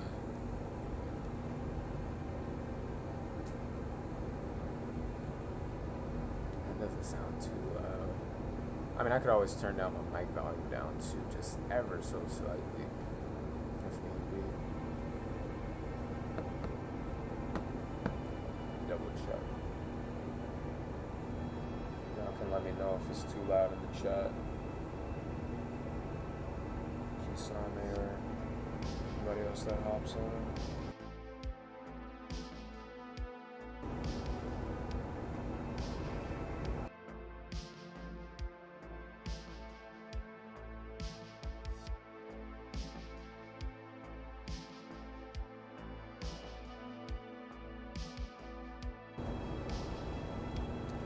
For sure.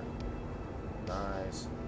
Thank goodness. That's what I wouldn't say I was necessarily worried about it, but there definitely have been more streams than none where I was just like, I didn't want to have it like blaring in the background. But with that fresh morning sun, I was like, no, I gotta cut on that AC. I have to. I'm going to learn.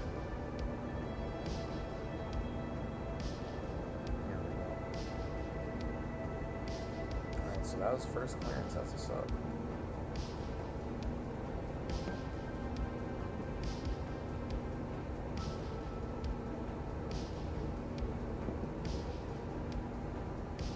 Oh yeah.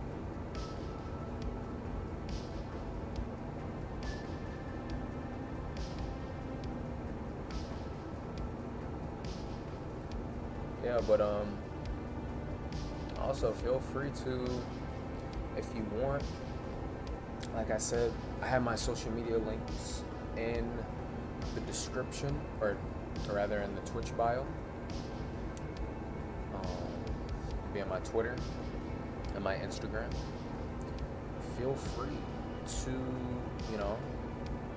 follow, or not even really like pressuring to follow or anything like that, but if you want to like connect with me more so, stuff like that, check out some more content, you can go ahead and check it out.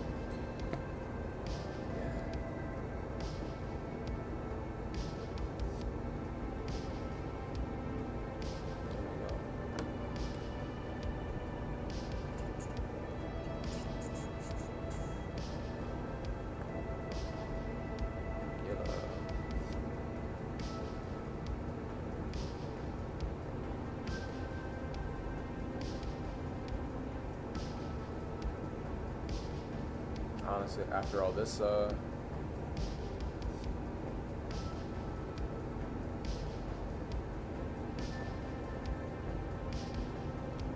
this one, so we usually do stream almost always, like currently right now we're streaming on,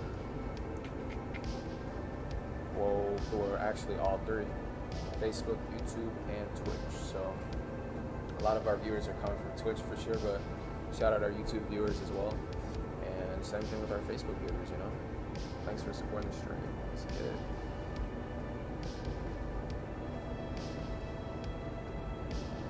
Also shout out Kisame. Let's just say we've been running through epic raids all morning. The progress has been, man, this is the most epic raid progress that I've gotten like ever. So I mean, I'm definitely extremely thankful and grateful for that, And yeah, it's nice to be, running on stream and all that jazz too. Great conversations. Yeah.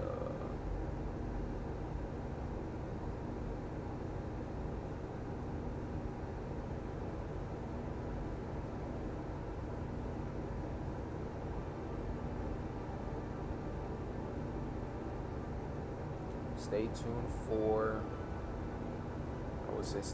for the Discord vibes.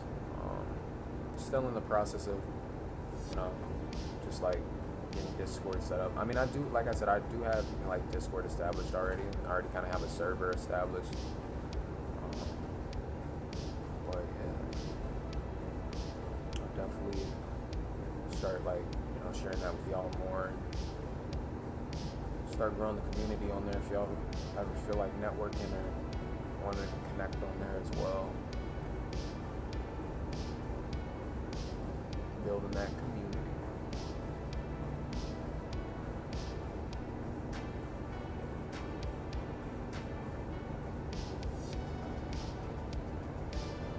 There we go. GG's.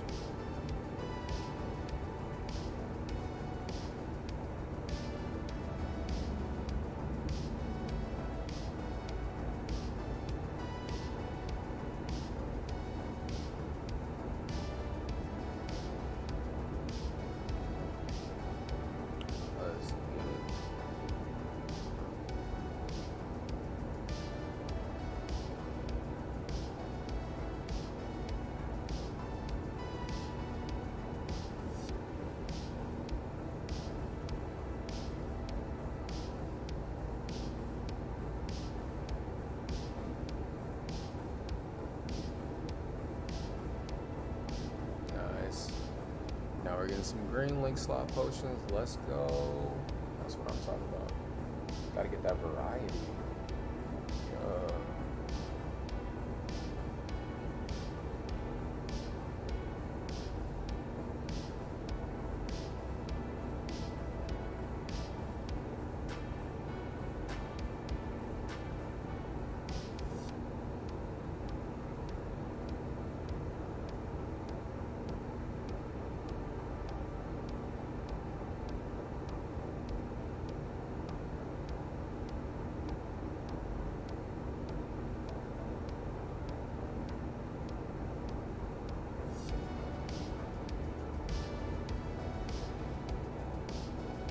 Yeah, no worries, bro.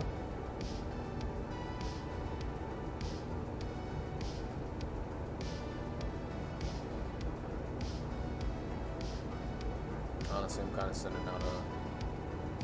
Let's see. Oh, I see. Yeah, that's true. Hold off.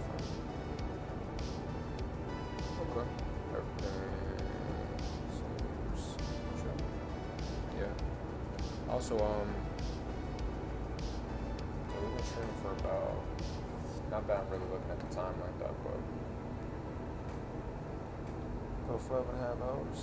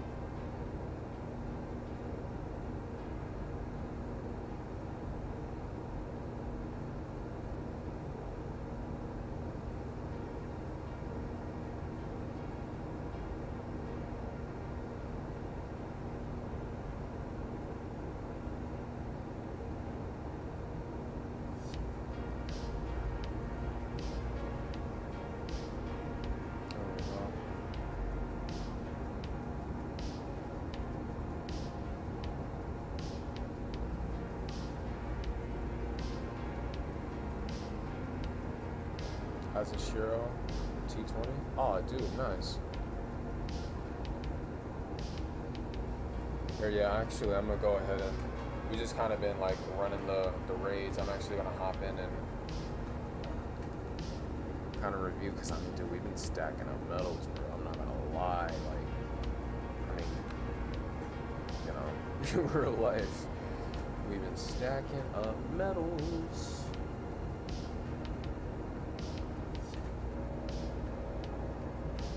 Let's see.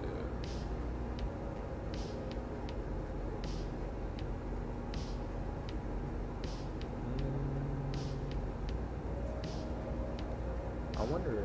I mean, this new banner with Cien and Roka, it doesn't necessarily like. It doesn't seem like a bad banner. I was just wondering if like I wanted to summon on it or not, or like save my orbs. But I do remember you saying that the 1,000-year Blood War banners are coming out soon. So I think I'm gonna hold off on these two right now. We got 6K pots. Oh, nice. That's a vibe. For real, for real.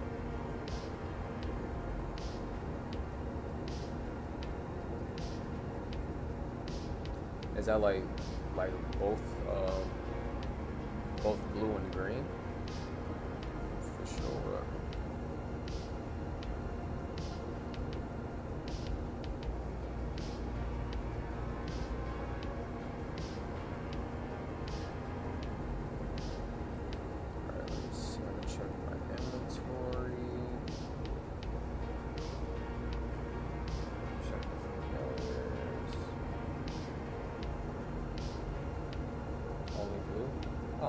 That's solid though.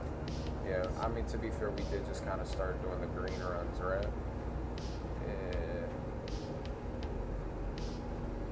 Now each type drops their specific Yoruichi soul. So the other ones, like specifically the green ones, so really just like green, red, and purple, and the rainbow ones.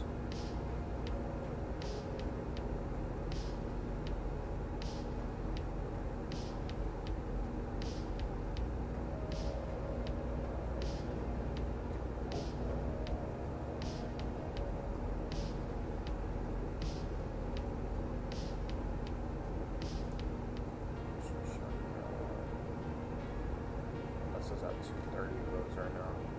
So I'll just basically pick up the ones that I could use some more of. Yeah, like there we go. Might as well get all of those. As well as these.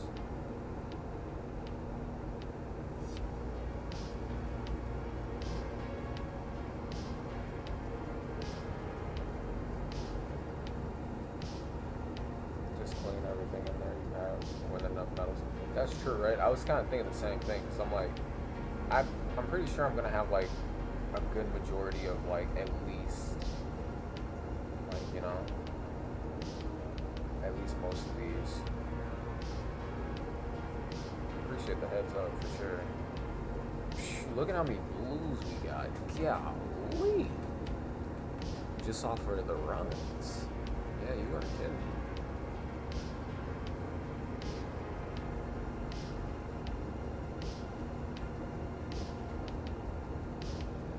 Still got enough for scrolls and all that jazz too.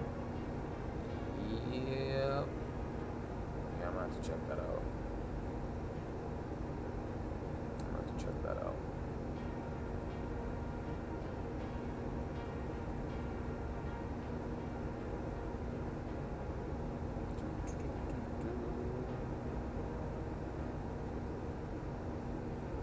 Oh right, dude. Every time it always throws me off for a second because I'm always like, where did it go? We really did though, yeah. That's what I'm saying. Like, dude, if we keep going, like, we don't even have to. But I'm just saying, if we were to keep going, like, it'd just be extra. Now, not extra in a bad way, but in the sense of like, just scrolls. Like it'd be like basically like transcendent stuff, which is great, if like that's needed. But other than that, there's plenty of metals just on standby, you know, so there's absolutely no pressure. So I just, we're going through this process now.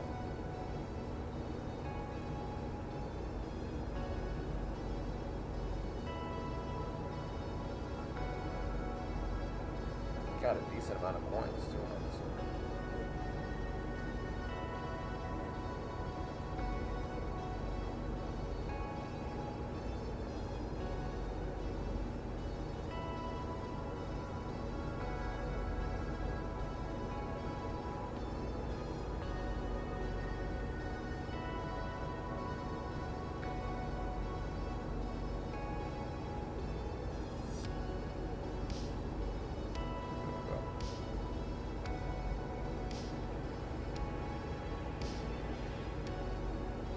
First familiar spec'd out on stream.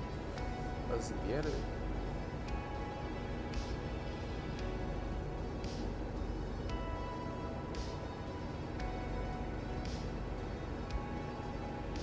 You want to level up Roka?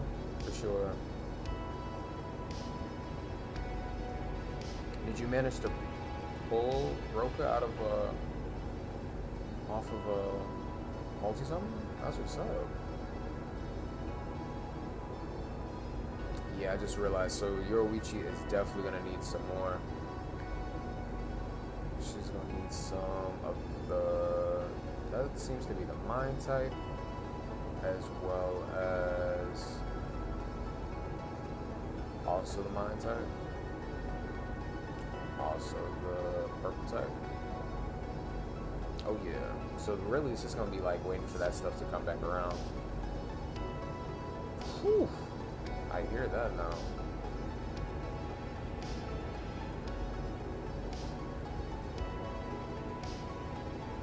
Absolutely.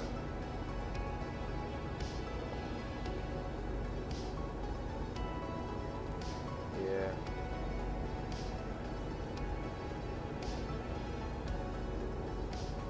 So, power, yeah, it's gonna be red, green, probably some yellow in there too. For sure. Okay. But I mean, all the metals have pretty much already been used to get the majority of this.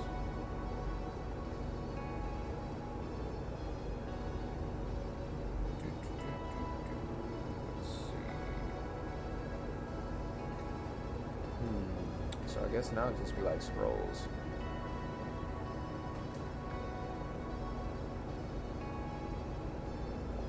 Pick up those spirit orbs on medic, super editing brushes. Hold off on those for a second.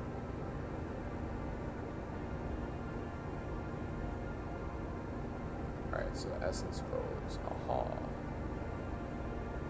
Question is who I want to prioritize. I have to pick one character.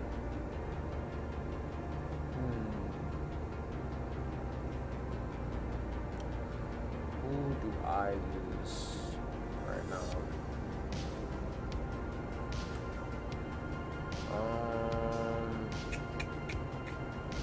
Think about solo player content or single player content as well. I mean, Zangetsu, honestly, like real stuff. I got 2 dupes in Zangetsu right now. Jeez, this man would be freaking bonkers with max transcendence, bro. I'm not gonna lie, because he's already bonkers without it. So I'm like, I can only imagine what this man would speed freaking transcended, man.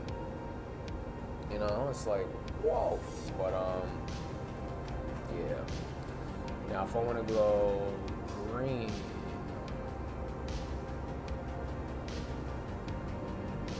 I mean, that's true too. Yeah. Granted, it wouldn't be a bonus, but it'd still be something. Wait, huh? Wait, Zangetsu was in max? Oh, right, because I resurrected him. Oh, yeah, that's right. I was like, wait, what? Yeah, no, he's not maxed. There we go. Jesus. Now he's maxed. Oh, God.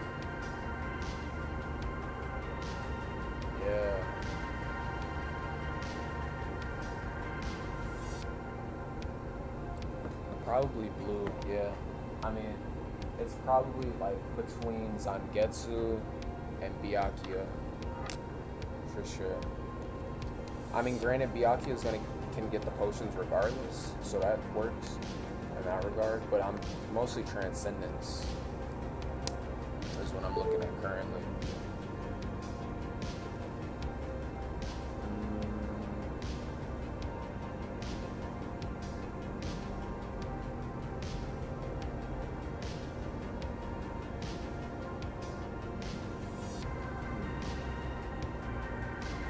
Yeah, I think I'm gonna go with Zangetsu, honestly.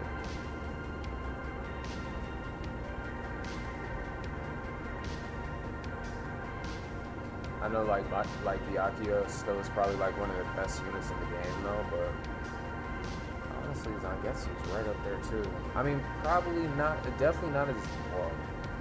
Dude, I can't. I'm just saying, like Byakuya unbiasedly, ooh, little voice crack there, but Byakuya unbiasedly is definitely probably like really top tier for sure. For sure. Alright, so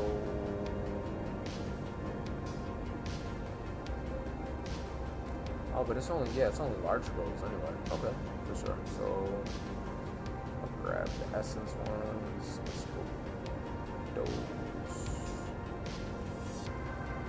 Grab these. Yeah.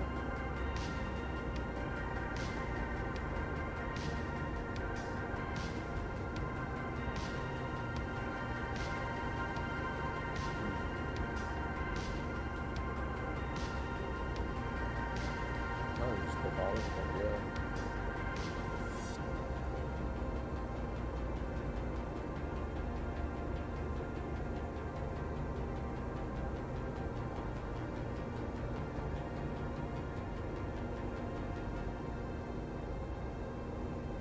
Sword the scrolls.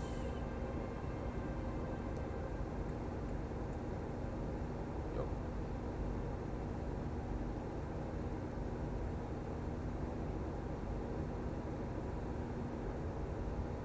And the rest of them, I just have to see honestly when it comes to it. That's pretty much it though.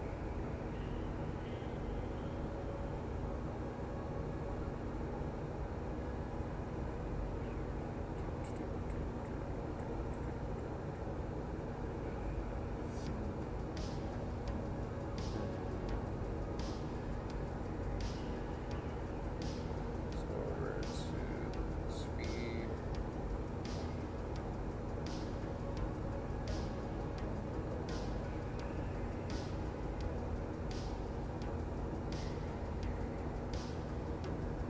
Solid. Pretty sure that's enough to max out like one slot. Yeah. I still need droplets and then definitely the super link potions. But that's definitely enough to get like one slot to like 20. 5 to 20. Nice.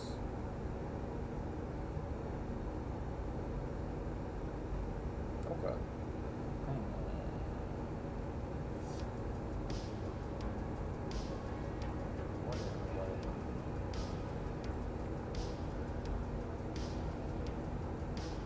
So super link potions drop from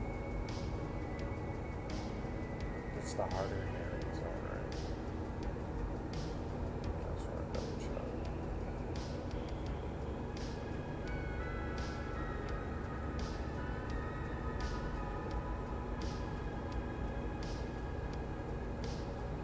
Co-op as well.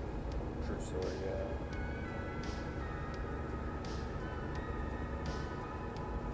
Yeah, because these can only be ran like 5 times per week.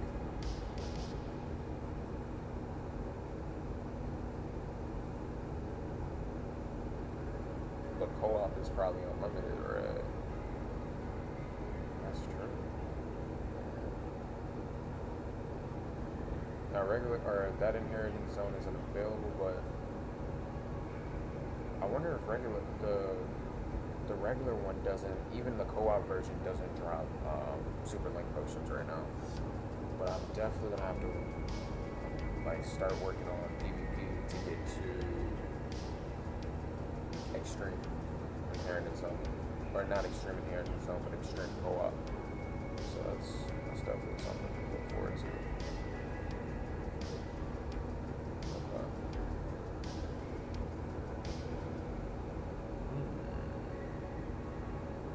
No, it's not. Well, with that being said, I think I'll just hold on to the potions, because it's like it makes a difference, but either way, like having the potions on standby is cool. And then it's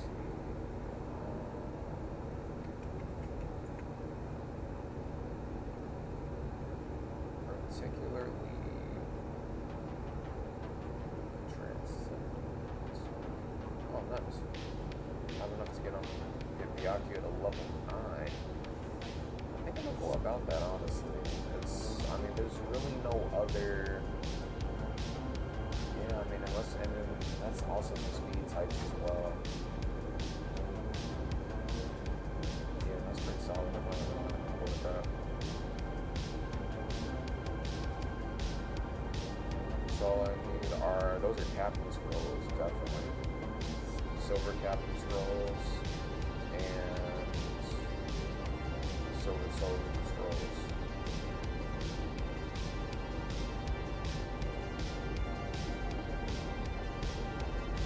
Solid. So the silvers drop from probably okay. As well as extreme co-op.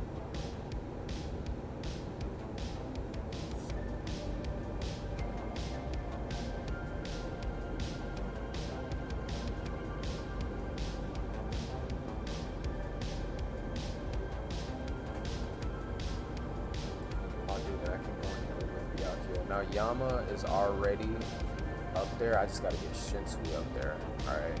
So I'm kinda glad I held off on giving the potions, because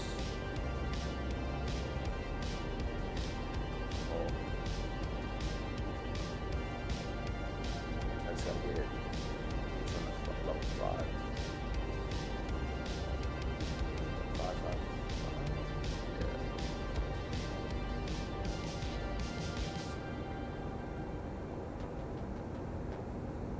Because it takes about 2,000 to max a character out. Look, it's either 2,000 or 2,500.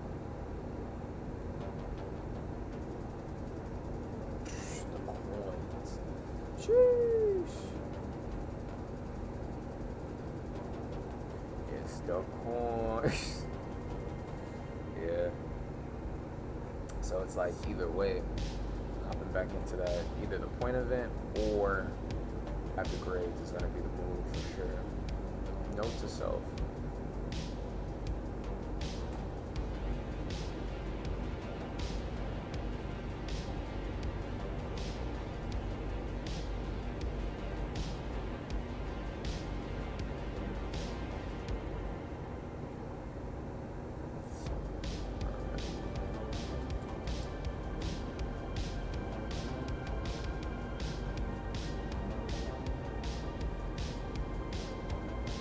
That's 4 million coins.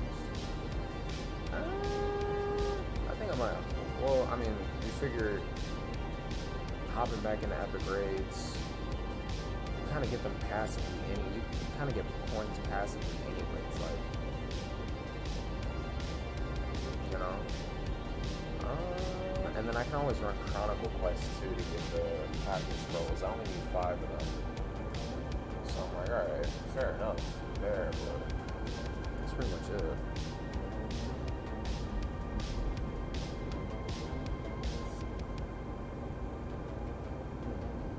Okay.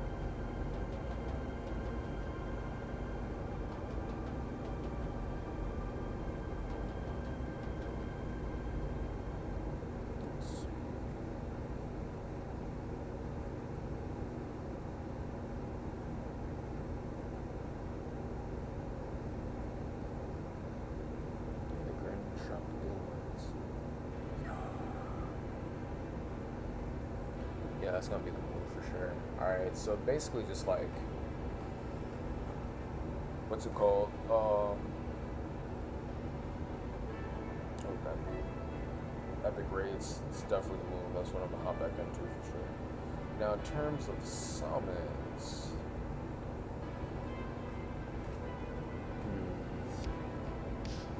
do some summons on stream while we're here.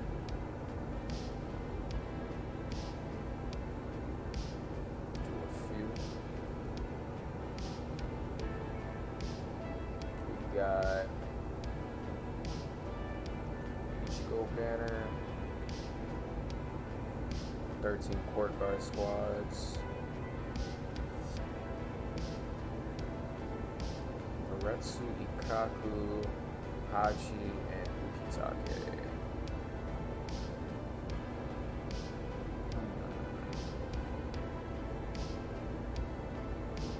It's Bankai Ikaku, and he's a speed type.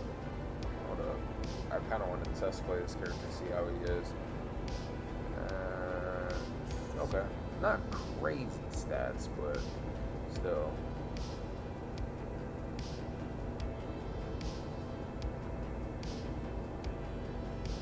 He's got the boost there.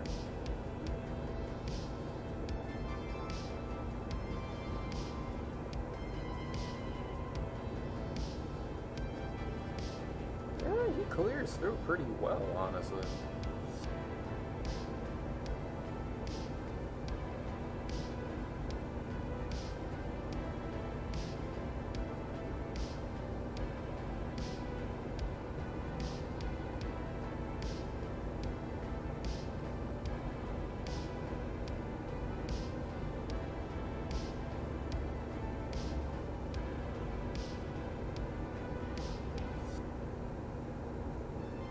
Although, the only thing about this is, well, considering that Shinsui is where he's at right now, it's not like he's necessarily, like, link potioned out right now. I mean, Shinsui is still pretty solid, though. Roka is a green type. Cyan. I actually have to double check on. Let's see. Retsu being a purple type. Cyan is purple as well. Roka is green.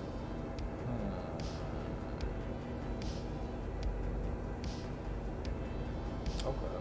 Roka's stats are actually pretty solid. Cyan. She's good in arena. Nice, nice. I have to keep that in mind, yeah. Cyan seems pretty solid as well. Is there anybody else on those banners? Considering that is 1,000-year global wear.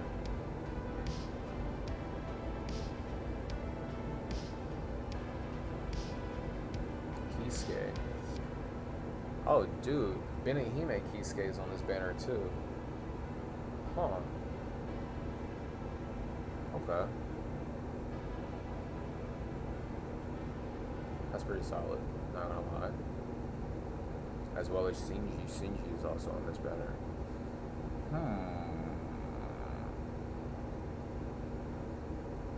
CN is basically useless. I get what you mean there, yeah. Kind of looks like it, not gonna lie. No offense, but yeah. No, I'm not gonna lie here. Also, I'm looking at, so Grimjow. Like the character pool, right? Part of it is just like, man, do I want to summon on this banner? Bro, because I'm like, if I summon, I already got characters to work on, you know what I'm saying? That's why I'm like, I don't know if I want to do summons, yeah. You know, I think I'm gonna hold on for that. Not that there's anything wrong. I mean, don't get me wrong. Honestly, I wouldn't mind pulling Roka, but it's like really like Roka, Benihime Kisuke, as well as the Shinji wouldn't be bad either. But more so Benihime Kisuke, you know what I mean? For sure.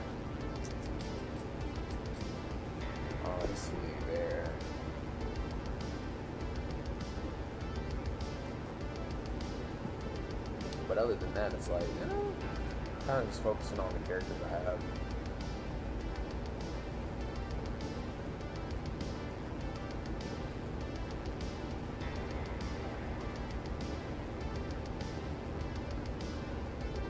Yeah. I think that's kind of the way to go.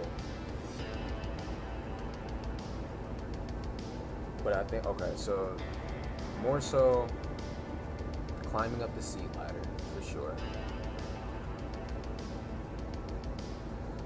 Climb up the seat ladder, get extreme co-op, then basically farm points as well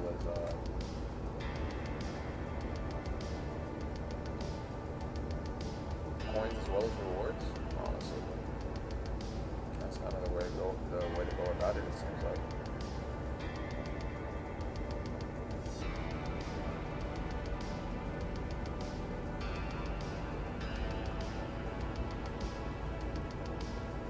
Pots only, good builds.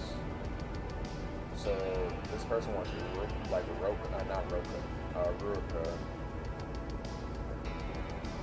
They're doing pot runs. Oh, okay. I mean, I could bring Ruka along. I mean, I guess it makes sense because after a certain point, it's like the metals. It's not that they become redundant, but it's just like once you get all the rewards, it's like basically that's it, you know.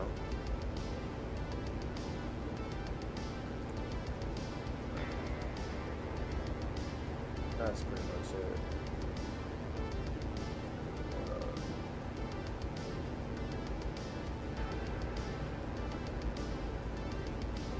Alright, let's see where it is.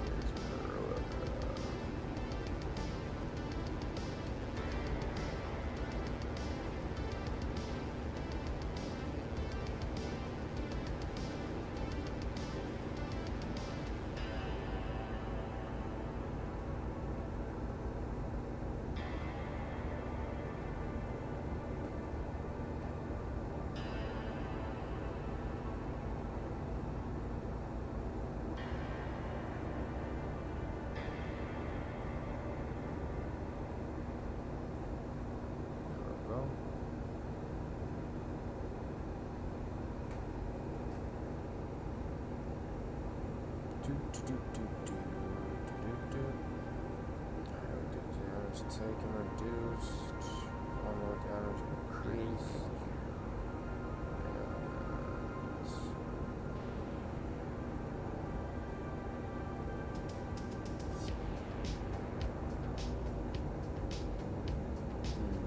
strong attack, recharge time.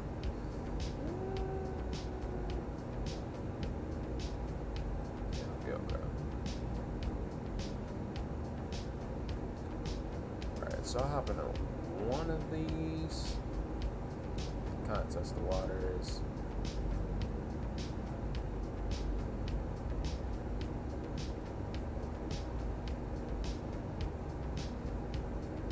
They saying recommended levels for the links.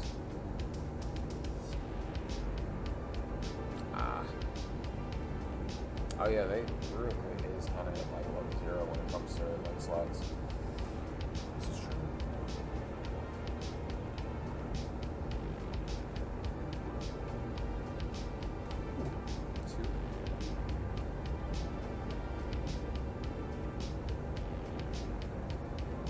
I could just make a brew.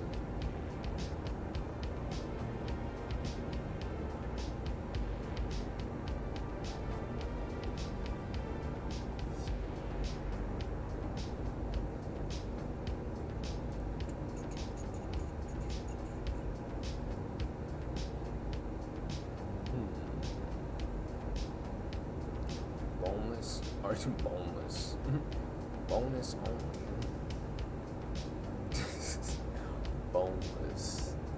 That is hilarious.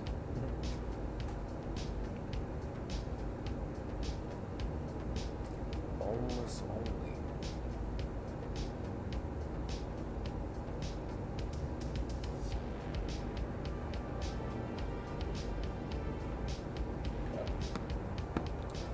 I don't know gonna lie, this is probably going to be the last run of the stream, of this morning stream. We've been going for quite a bit.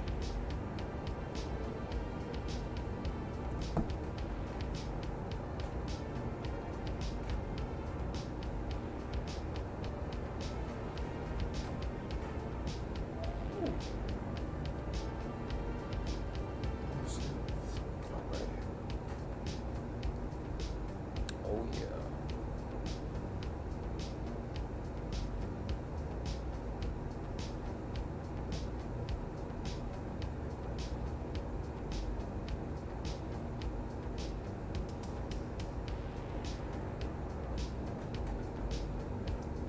Let's get it.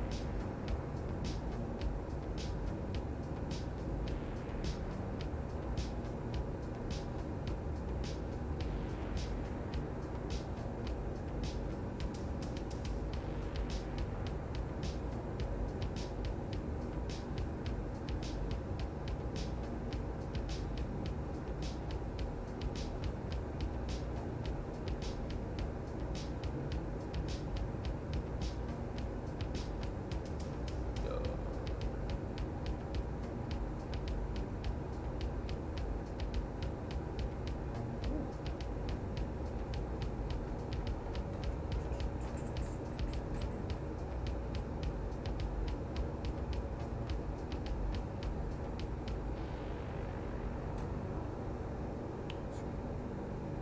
Got the res.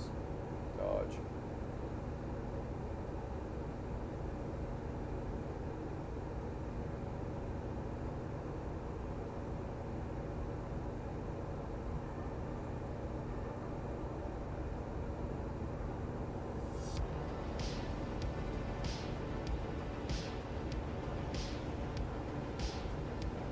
Dang, Roka's got stunned either way. Or not Roka, Ruga. There we go.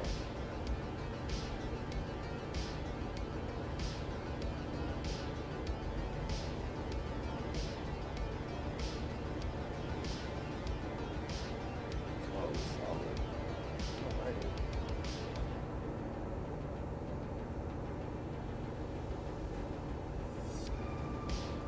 Oh, nice.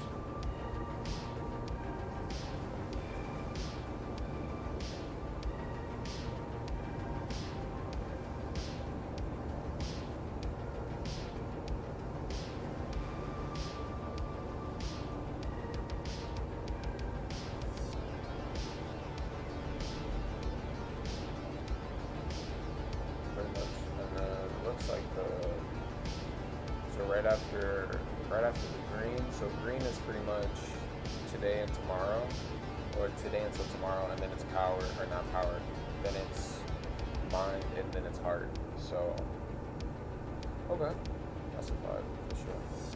So yeah, I mean, overall, we cleared through quite a decent amount just in today's stream, for sure. Plenty of stuff to work with, but I'm gonna go ahead and end this stream here. Once again, thanks to Kasami for tuning in, as well as anybody else who tuned in. Kasami tuned in, hopped in, and helped us with the raid stuff. It's our first time back in the Bleach Brave Souls after a while, not streaming it. It was a vibe though. Oh, excuse me. It was a vibe for sure. So thanks for the help in that regard. And yeah, I'm actually gonna go ahead and see who is live right now. Oh yeah, dude, no worries, bro. All good. Yeah, I'm actually about to go ahead and end the stream. Let's go ahead and rest up for sure. I'm trying to see who to raid. It's super early though. Super early for sure. But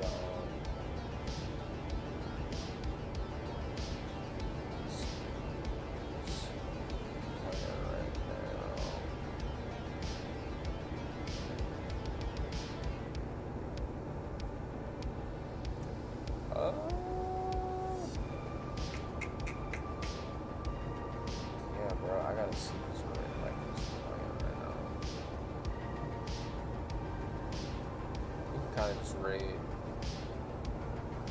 Keep the Brave Souls vibes going.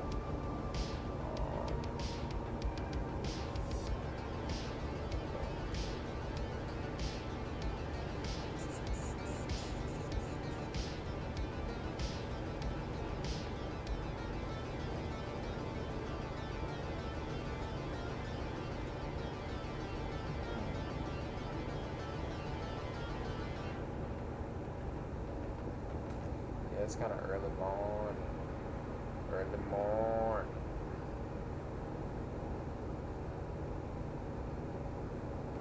Here we go. I got you. Yeah, likewise. Yeah. I'm gonna go ahead and end the stream here, not gonna lie. I mean, I could keep going for sure, but between getting some food and probably some sleep, yeah, I'm definitely gonna end the stream here. But I'll definitely be streaming again, no worries there. But don't worry, I'm gonna go ahead and raid this channel real quick. And yeah, thanks so much, Kisame. Go ahead and tune in for the next one if you'd like to. It's a vibe.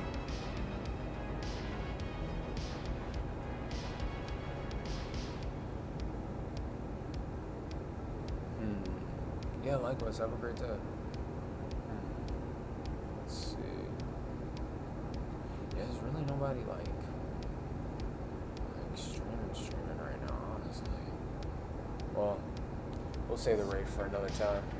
But yeah, it's all good. Peace and blessings. I'll catch you in the next one. Yeah.